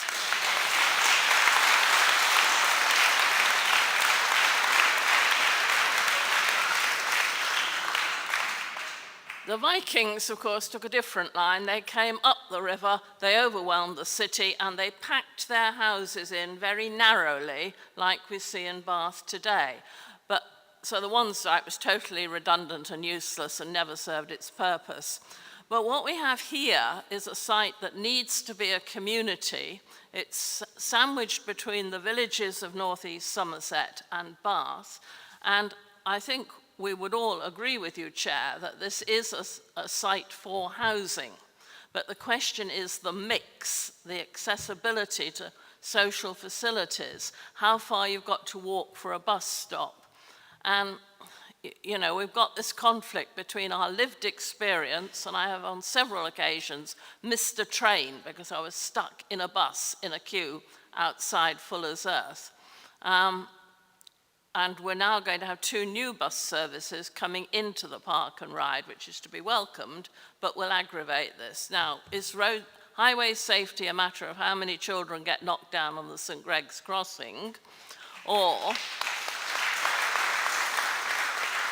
is it having to have a by-election in Westfield because my blood pressure has gone over the top with the waiting in the bus? I mean, you know, we're trying to get people onto the buses. You need to have a reliable and comfortable experience. So those are my thoughts, but at the moment, I'm afraid I think the balance is that this could be better, and it could be more social friendly, and I think probably that 300 houses is the maximum it could take, not 451.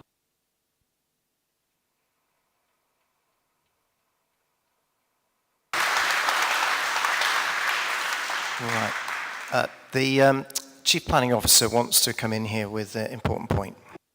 Yes, thank you, Chair. I'm listening really carefully to the points that members are making, and I totally understand them all.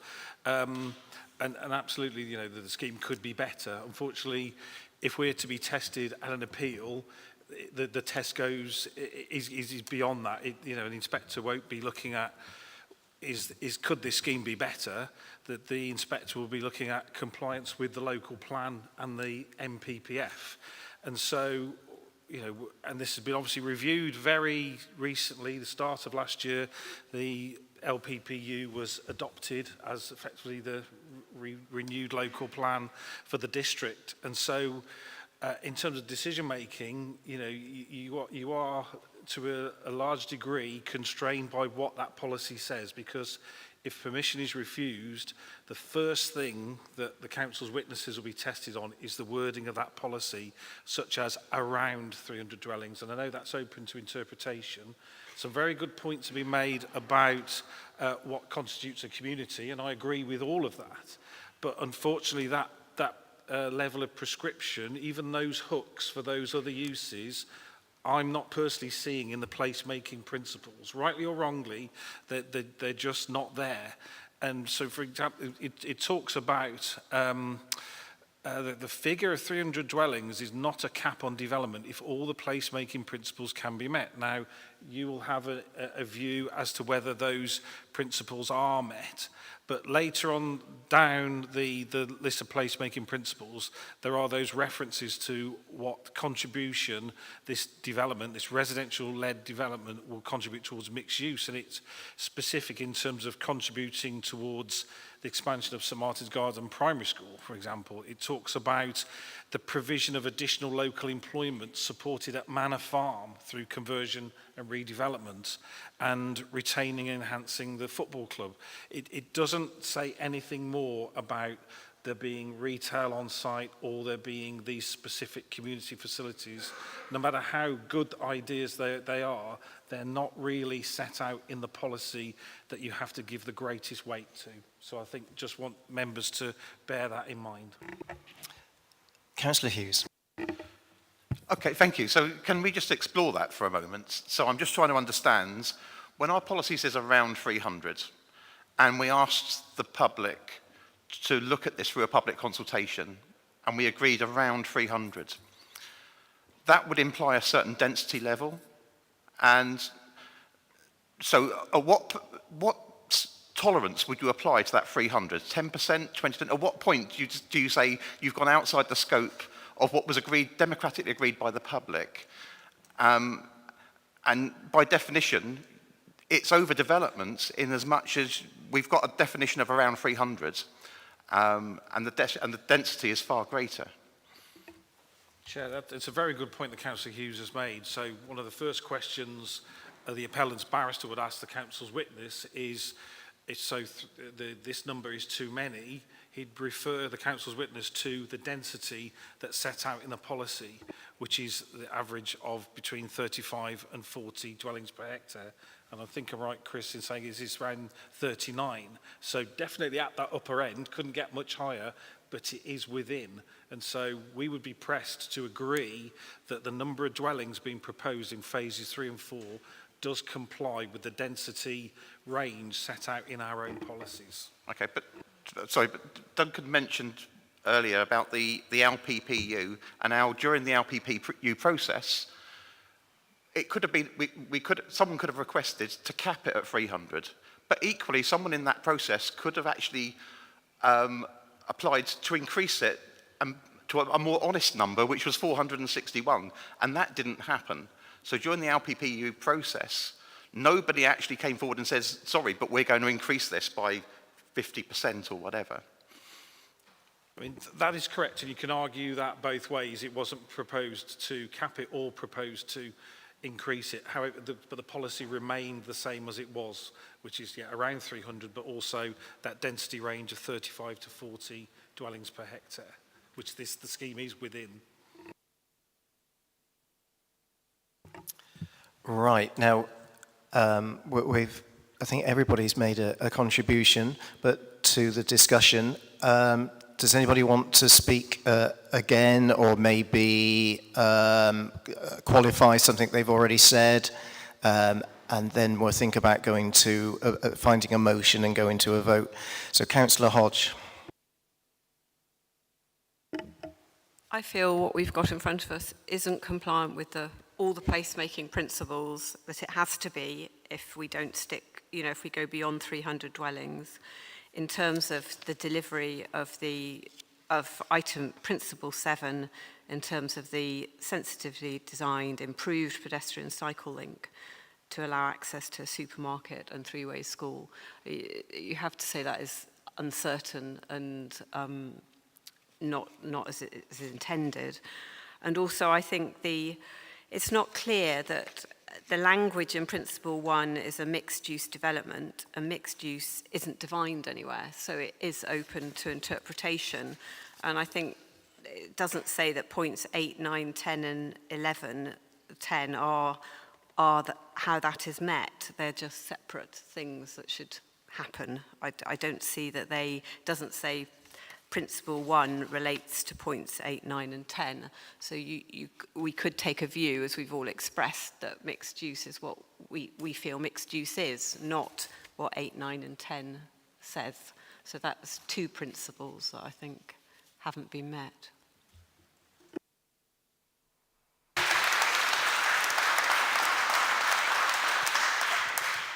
Councillor Malloy and then Councillor Halsall.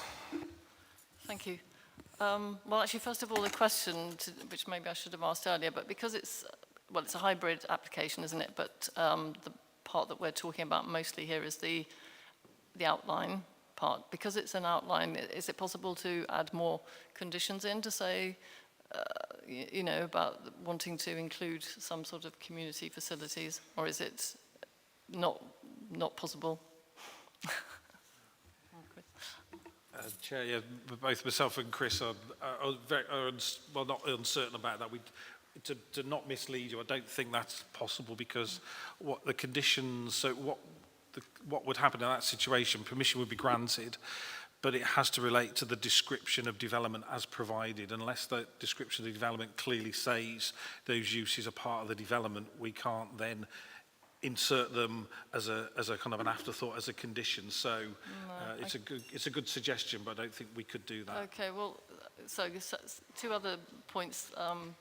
Two other points that I'm not happy about is phase 2, which is the full application, isn't it, for a spine road, because that will result in the loss of many trees.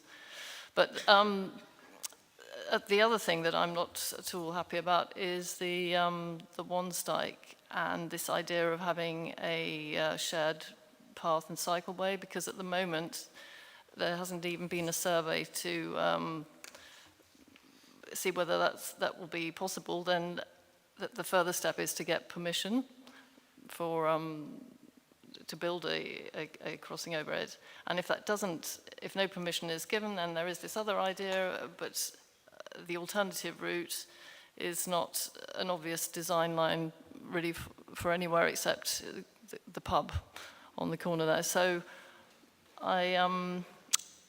basically we want to, if we want this to be a sustainable site, then we need to be encouraging the use of cycling and walking, active travel, and also to take the pressure off so many cars going in and out only one way.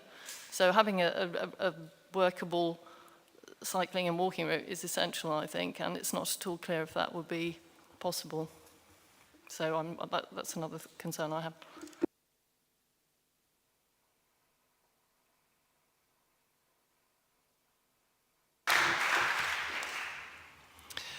My only comment is that, as I said at the outset, it's about the weight you give to each of these policies, and some points that are being made that are quite valid, but it's the weight you give to them before making your decision on the whole application.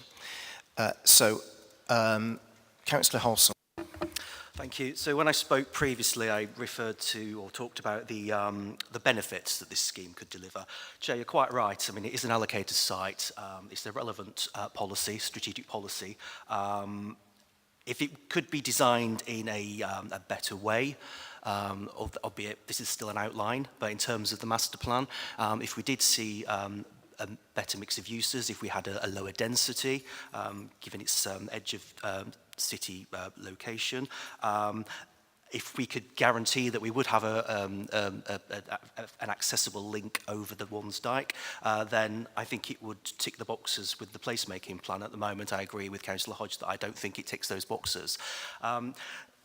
The benefits, as I discussed, I mean, one thing we've got is this carrot dangling, which is 40% affordable housing. But as Councillor McPhee had said, you know, developers always say, yes, they'll provide that, and then they sort of can maybe weasel out of that. We have to remember as well, of course, that the council is now building council houses for the first time in decades. So, you know, whilst we still are reliant on private developers to contribute towards that, the council is taking its own initiative because we are now allowed to do so. I'm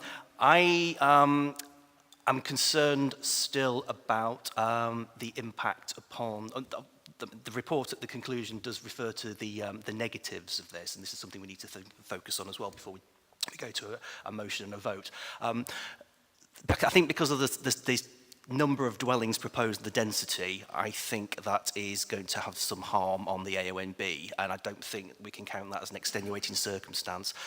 What we're seeing essentially is the city spilling over. They do describe the Avon Valley as a bowl, but I think the bowl is actually spilling over into the Cam Valley now. And I think even though we did see the visuals, I do feel that even from a distance, you know, it is going to be visible on the skyline. And I think that's attributed towards the density of the development. You know, if we went round to the 300, I would certainly feel more comfortable in supporting a principle of development here. But at the moment, I'm really struggling. Chair. Could I just make one point as well regarding highways? Highways is looked at in very black and white terms. You know, it is about how the network operates and whether it's safe. And I think from the lived experience that we've heard in this room, you know, and as you mentioned earlier, you know, in planning language, you know, words mean different things or have different nuances. I think, yes, whilst it's not technically severe, I think there's a huge impact on the amenity of people who live in the south of Bath or in the northeast Somerset area, you know, in terms of getting from A to B and how they live travelling to work into the city every day. You know, we talk about amenity in terms of, you know, domestic extensions, in terms of the impact it will have on the quality of life of those neighbours, for example, and we refuse permission on that basis. So, you know, an increase, albeit, you know, an extra 2-minute wait, is still going to have an impact upon the amenity of people trying to get into Bath every morning.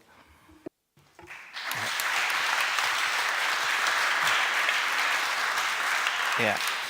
The difficulty about arguing about loss of amenity in a case that the council lost and had costs awarded against us, it's because the planning committee at the time made a decision, and it talked about loss of amenity, but it didn't specify who to and what the loss would be. And I think, with all respect, I think your arguments are so unspecific in terms of loss of amenity. I think we'd be in a difficult position to actually defend them, because we couldn't say who, what, or by how much. You use the phrase a carrot about the 40% affordable housing, but the point is that it's in the policy it says residential-led mixed-use development to include 40% affordable housing. So a developer, houses are built by developers, and a developer saying, right, okay, that's the policy and I'll deliver it for you. So it's not a carrot, it's just somebody out there wanting to actually fulfill the wish of the council to develop on this site. Right, anybody else want to contribute? Councillor Warren.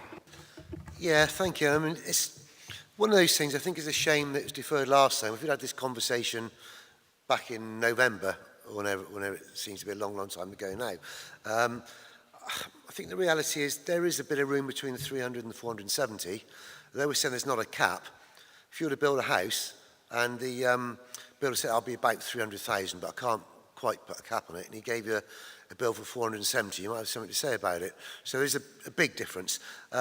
However, I wouldn't be quite as hung up on the densities maybe as some others. And I think if there'd been a bit more community payback's probably the wrong word, but a bit more offered to the community, such as a hall, etc., etc., etc. You know, even if it's disappointing to hear Gary say today that we couldn't. You know, I was kind of going along with Ruth actually thinking, okay, if we can get some sort of agreement here now that we put more back into it, then I'd maybe go with it then.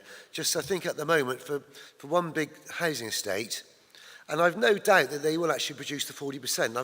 I've got faith that they'll do that, and I think the way it's going with the first stage, that probably will happen.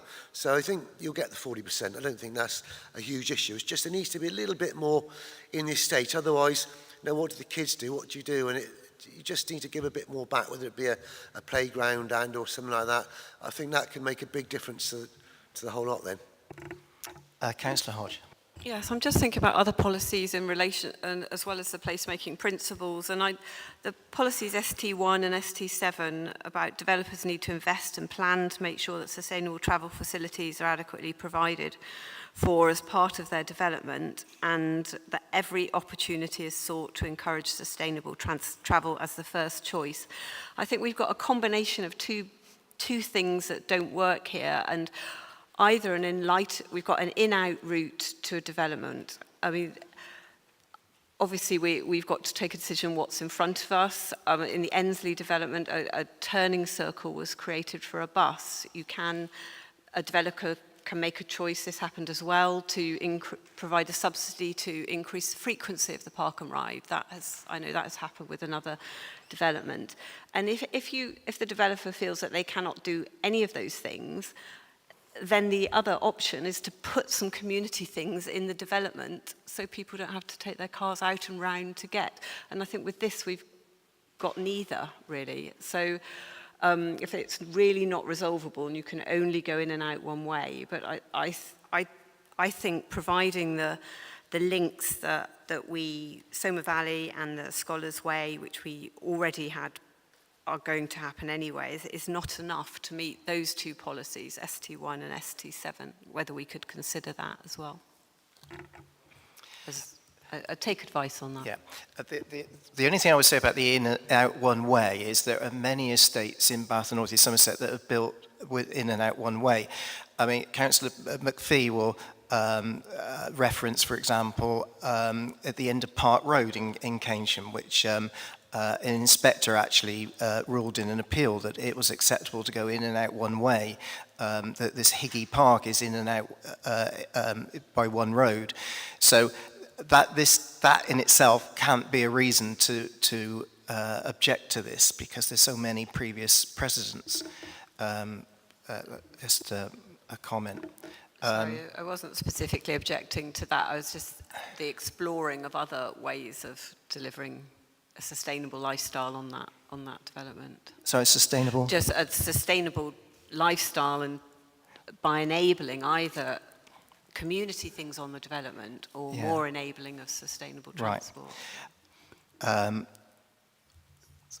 We have heard from the head of planning that we can't substitute something that we think is better for what's here. That the only test that we've got, the only role we have, is deciding does it match the policies. We can't introduce additional things that we would think were desirable.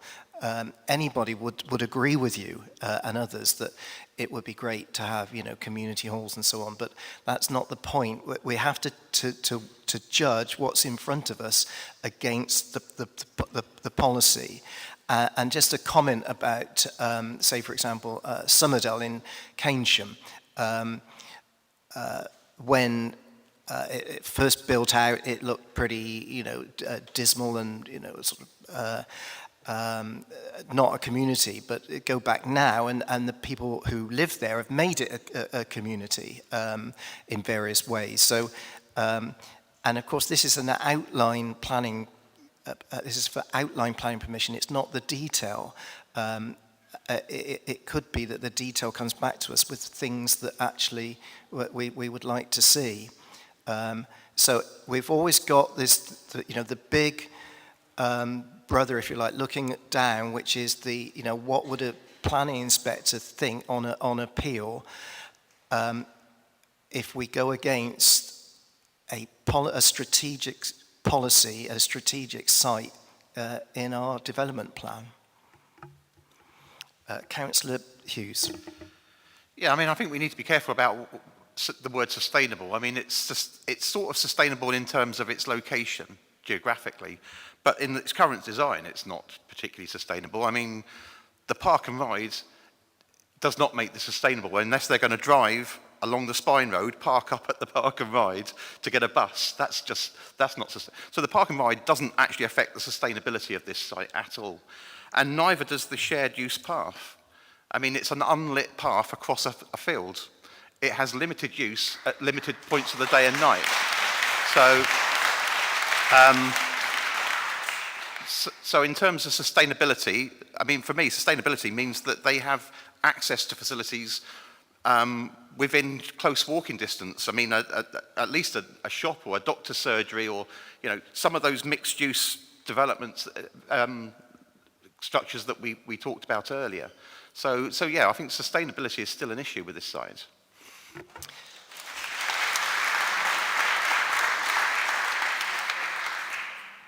Councillor Hodge.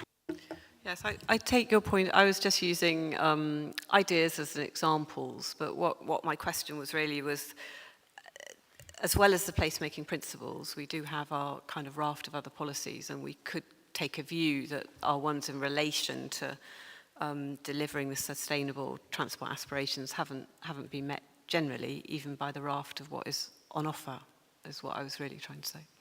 Yeah. Right, I think we've probably talked this out, and I think it would be helpful if somebody proposed a motion and we test that out. So who would like to propose a motion? Councillor Warren.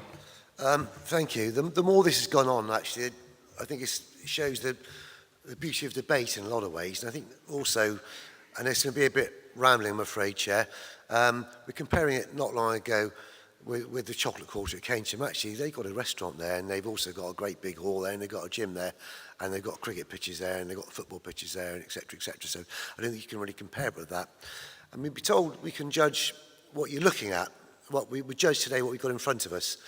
And actually, I think it's almost there. I wouldn't be as much against the sustainability as a lot of people, because for certain reasons, I think actually the parking lot is good to have there.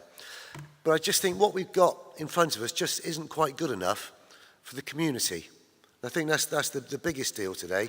So I would therefore move that we overturn the officer's recommendation. I'd move that we overturn the officer's recommendation and refuse this application. I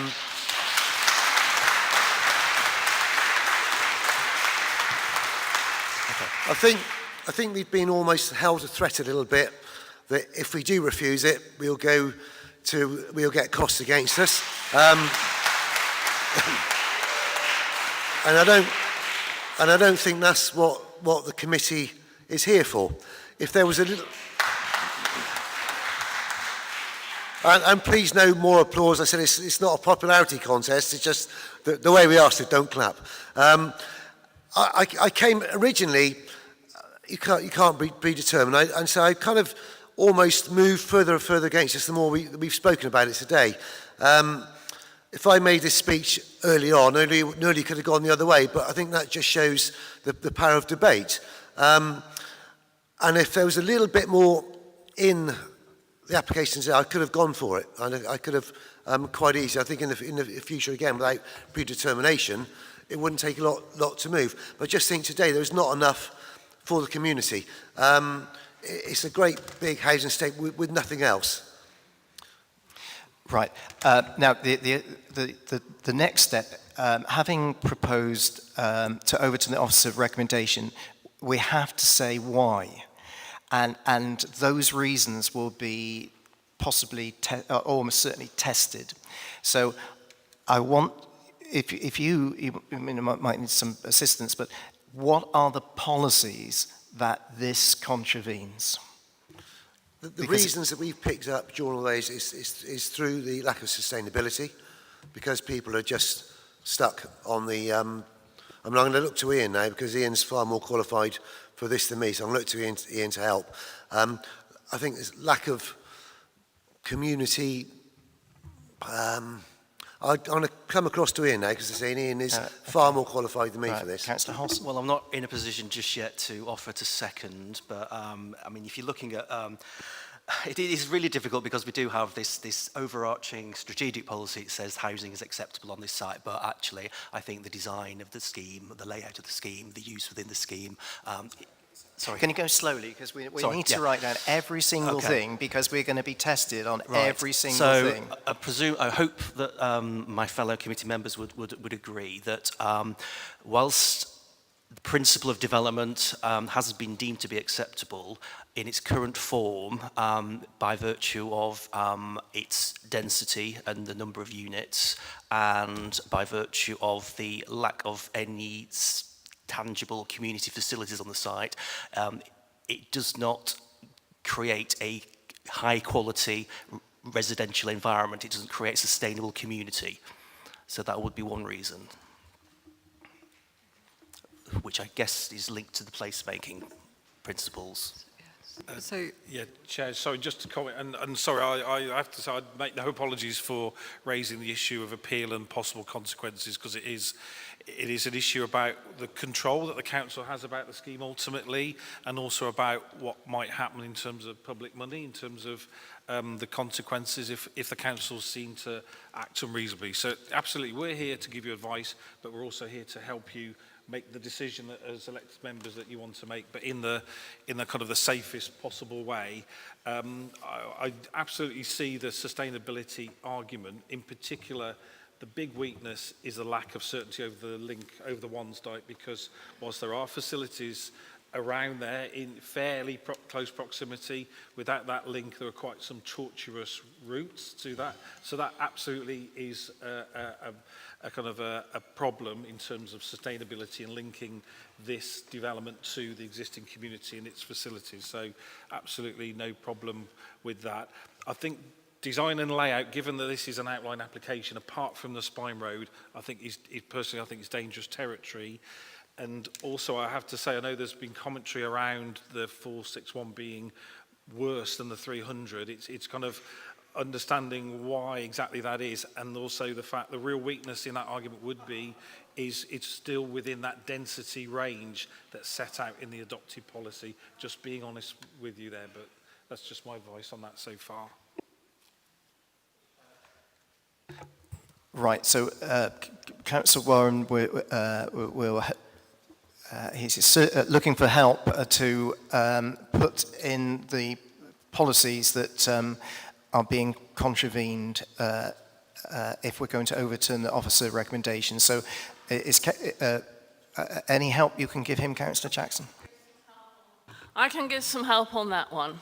I think all of us received an email from Mr. Godfrey that we should remember the policy be our best. I think officers and speakers and everybody have really tried their best this afternoon, especially you, Chair, but I don't think that this application is the best.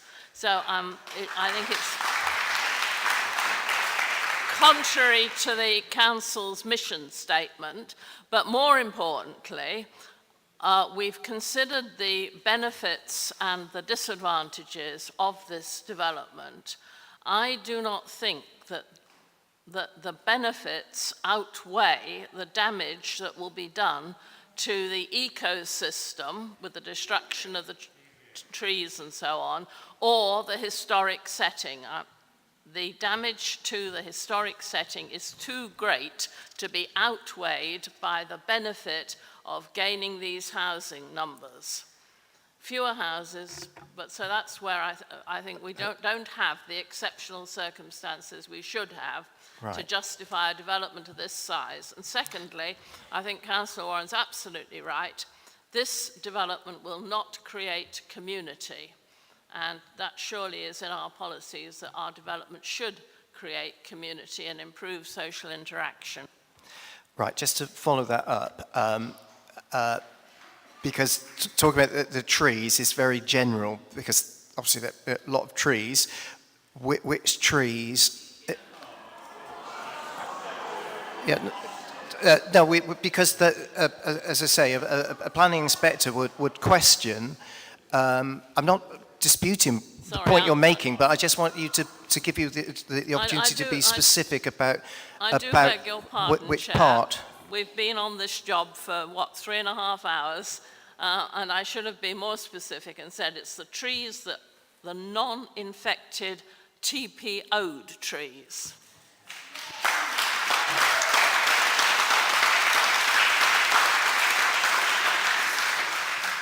And just to be clear, the historic setting, you're talking about Sulis Manor. Yeah.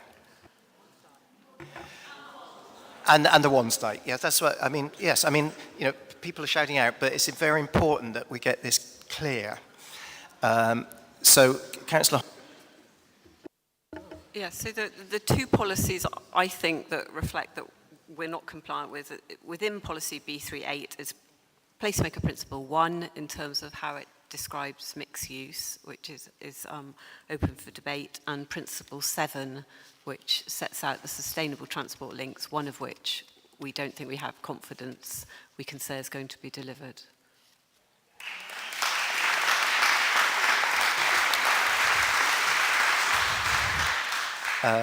Councillor Hughes, and just remember we're still working on Councillor Warren's motion, so if you can further help him. In terms of the overdevelopment, what we've actually established is that there is a conflict of numbers within the local plan.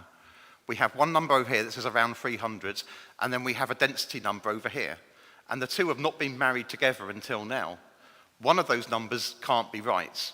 So whether you use the density number, then the other number doesn't work. So there's a conflict there, which I believe identifies the overdevelopment of the sites. And we're working on the number of around 300, which is what the public voted on and agreed within the local plan. So I do believe that we have grounds for overdevelopment on this one.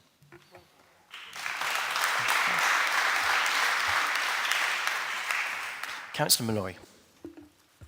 Right, so yeah, following on about the Wansteig, so as a scheduled monument, so potential damage to, or harm, let's say, to that, but that follows on from my other point about not even being sure whether a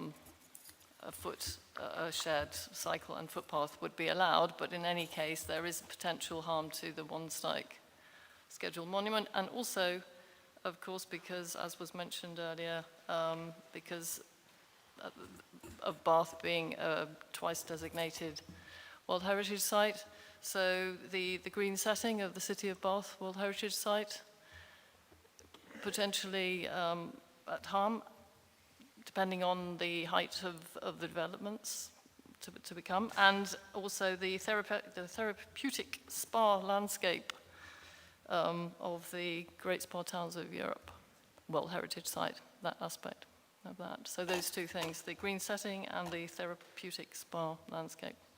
If you can mention those, thank you. Right.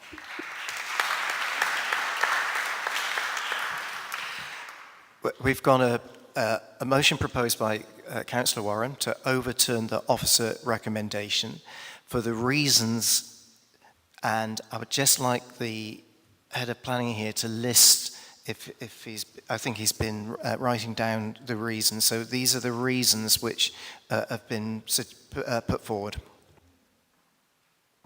So probably in order of robustness, certainly the lack of compliance with the placemaking principle 7 in terms and the links that has to connectivity and sustainability. That's something we can use, and building on that, the lack of certainty of crossing the Wansteig into the neighbouring area and the facilities that has.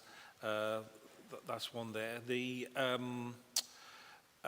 impact on heritage, again, in order of robustness, obviously World Heritage Site, double inscription, definitely. There's obviously an impact on the non-designated asset, which is Sulis Manor.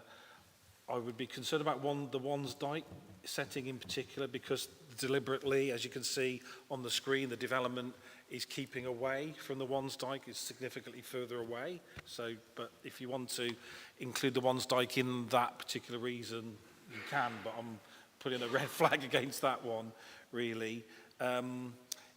Impact on trees is a reason you cited as well. Again, what you do have to weigh up there is the inevitability of access through Sulis Manor and the offer and delivery of compensatory planting, but that's just a commentary on that. And I think what what lies kind of behind that is the whole issue around the number, about the 300 versus the density range as well. So I think it's principle 7, connectivity, including the lack of crossing of the Wansdyke heritage setting as well. But I would advise you take the Wansdyke out of that, given the lack of proximity to it and impact on trees. I think you've got those three reasons there that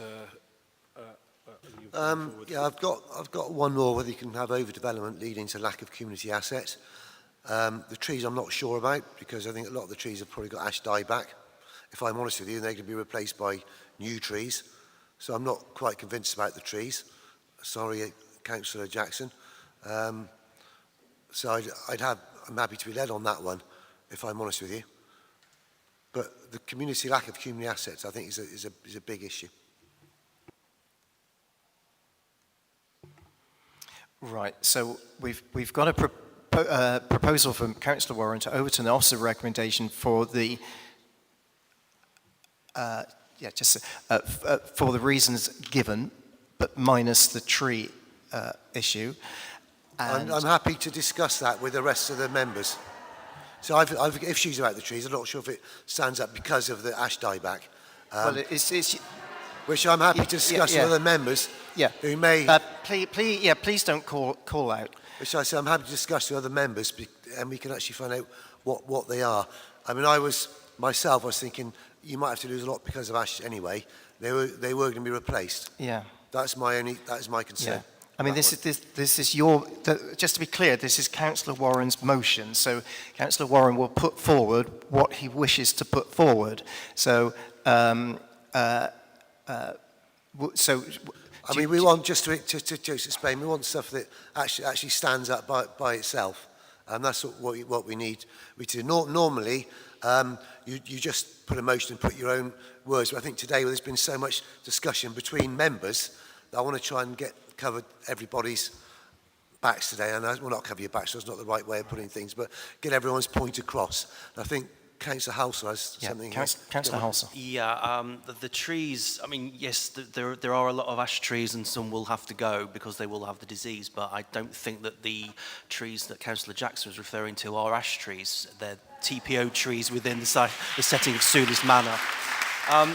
I'm conscious also of page 188 when the officer sets out the benefits and the harms, and point 7 stands out to me in terms of harms, and it's this comment about the adverse visual effects from a variety of viewpoints, including a number deemed to be moderate to substantial.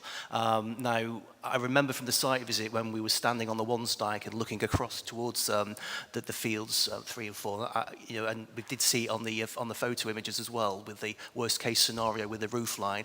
I do feel that does contribute to harm in the AONB, and certainly at the AONB, I don't think we've really discussed in much detail around the table, but we have to be mindful that we did have objections from the AONB board, and many people in this room have also highlighted this as well. And as I suggested earlier, because of the scale of the development and the number of units, I think we are going to see an overspill of Bath into the AONB. We're going to see an overspill of an urban area into the next valley. And I think that will cause harm to the setting of the AONB.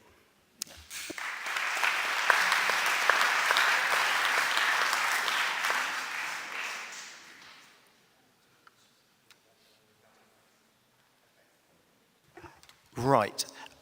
So we've got a motion to overturn the officer recommendation.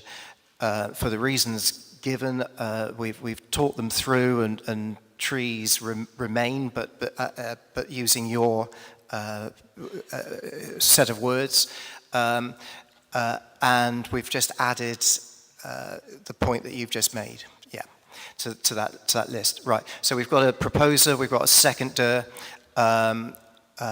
Before we go to the vote, do you want to speak, Councillor Hodge? Yes, I'm sorry. I just wanted, was placemaker principle 1 didn't make it in, and so I don't think when you read out the reasons, the principle 1, placemaking principle 1 in terms of mixed use development, that's our concern about having a question that is not mixed use. Yes. As people would understand. That is where the wording mixed use is in the policy. I could take advice on whether you think it's not strong enough to use that, but that was quite a big element of a discussion about. Yeah, okay. Right, yeah, so that's included. Right, so yeah, we've got a proposal from Councillor Warren, is seconded by Councillor Halsall. So it was seconded by Councillor Hodge. Just want to get that clear. Okay, yes, you were just helping out there. To second that motion. So it's seconded by Councillor Hodge. Right, so all those in favour of that motion to overturn the officer recommendation, please show.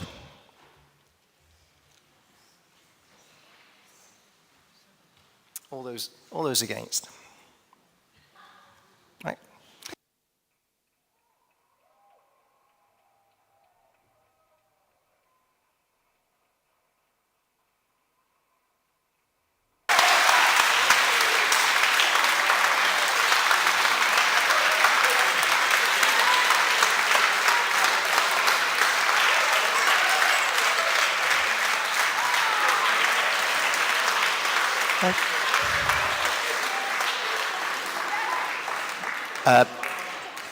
Thank you, everybody. There's a small part of the agenda that's still left, but we'll just pause for several minutes for people to leave. Thank you very much.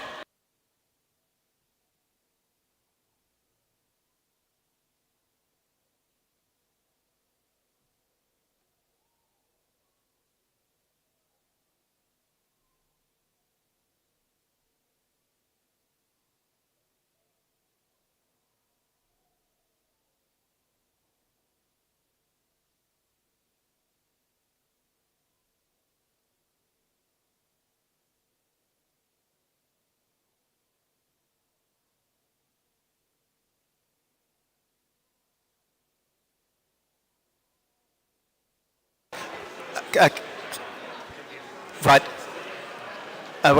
Councillors, please stay seated because we've still got to finish the business. So if members of the public could move away now so that we can complete the meeting. Thank you.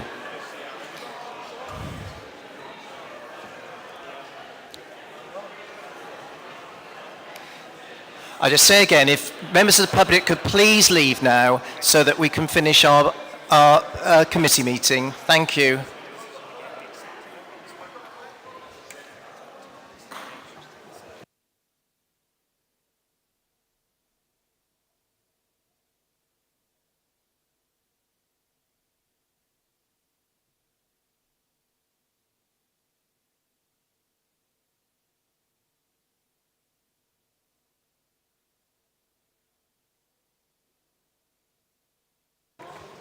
Okay, I'll just say one final time, please. Would all members of the public please move along now?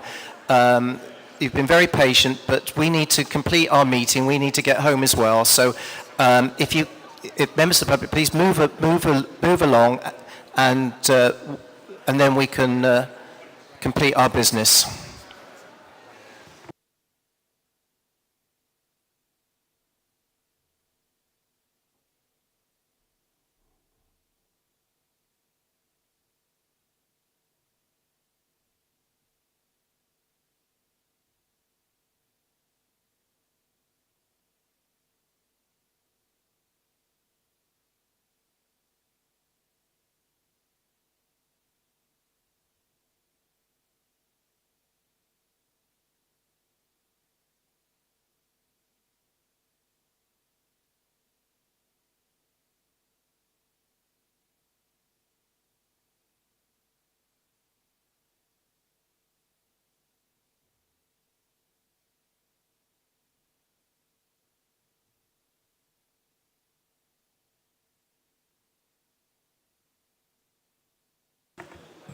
Right, we've got item 9, the appeals report. Any questions or comments on the appeals report? Councillor Jackson. Well, you'd be disappointed if I didn't put my usual line in that the officers are to be congratulated on a very gratifying result of the appeals. Thank you very much. Anybody else want to comment? Right, just the date of next meeting is on Wednesday, 8th of May. And we don't have any site visits. It's such a long time ago since we started this morning. I don't think there are any site visits. Just before I formally close the meeting, I think at the main meeting you elect the chair for the following 12 months. I won't be standing again. Okay, thank you. Can I just make a point? As a new member, thank you very much. I think you've done a great job. For what it's worth.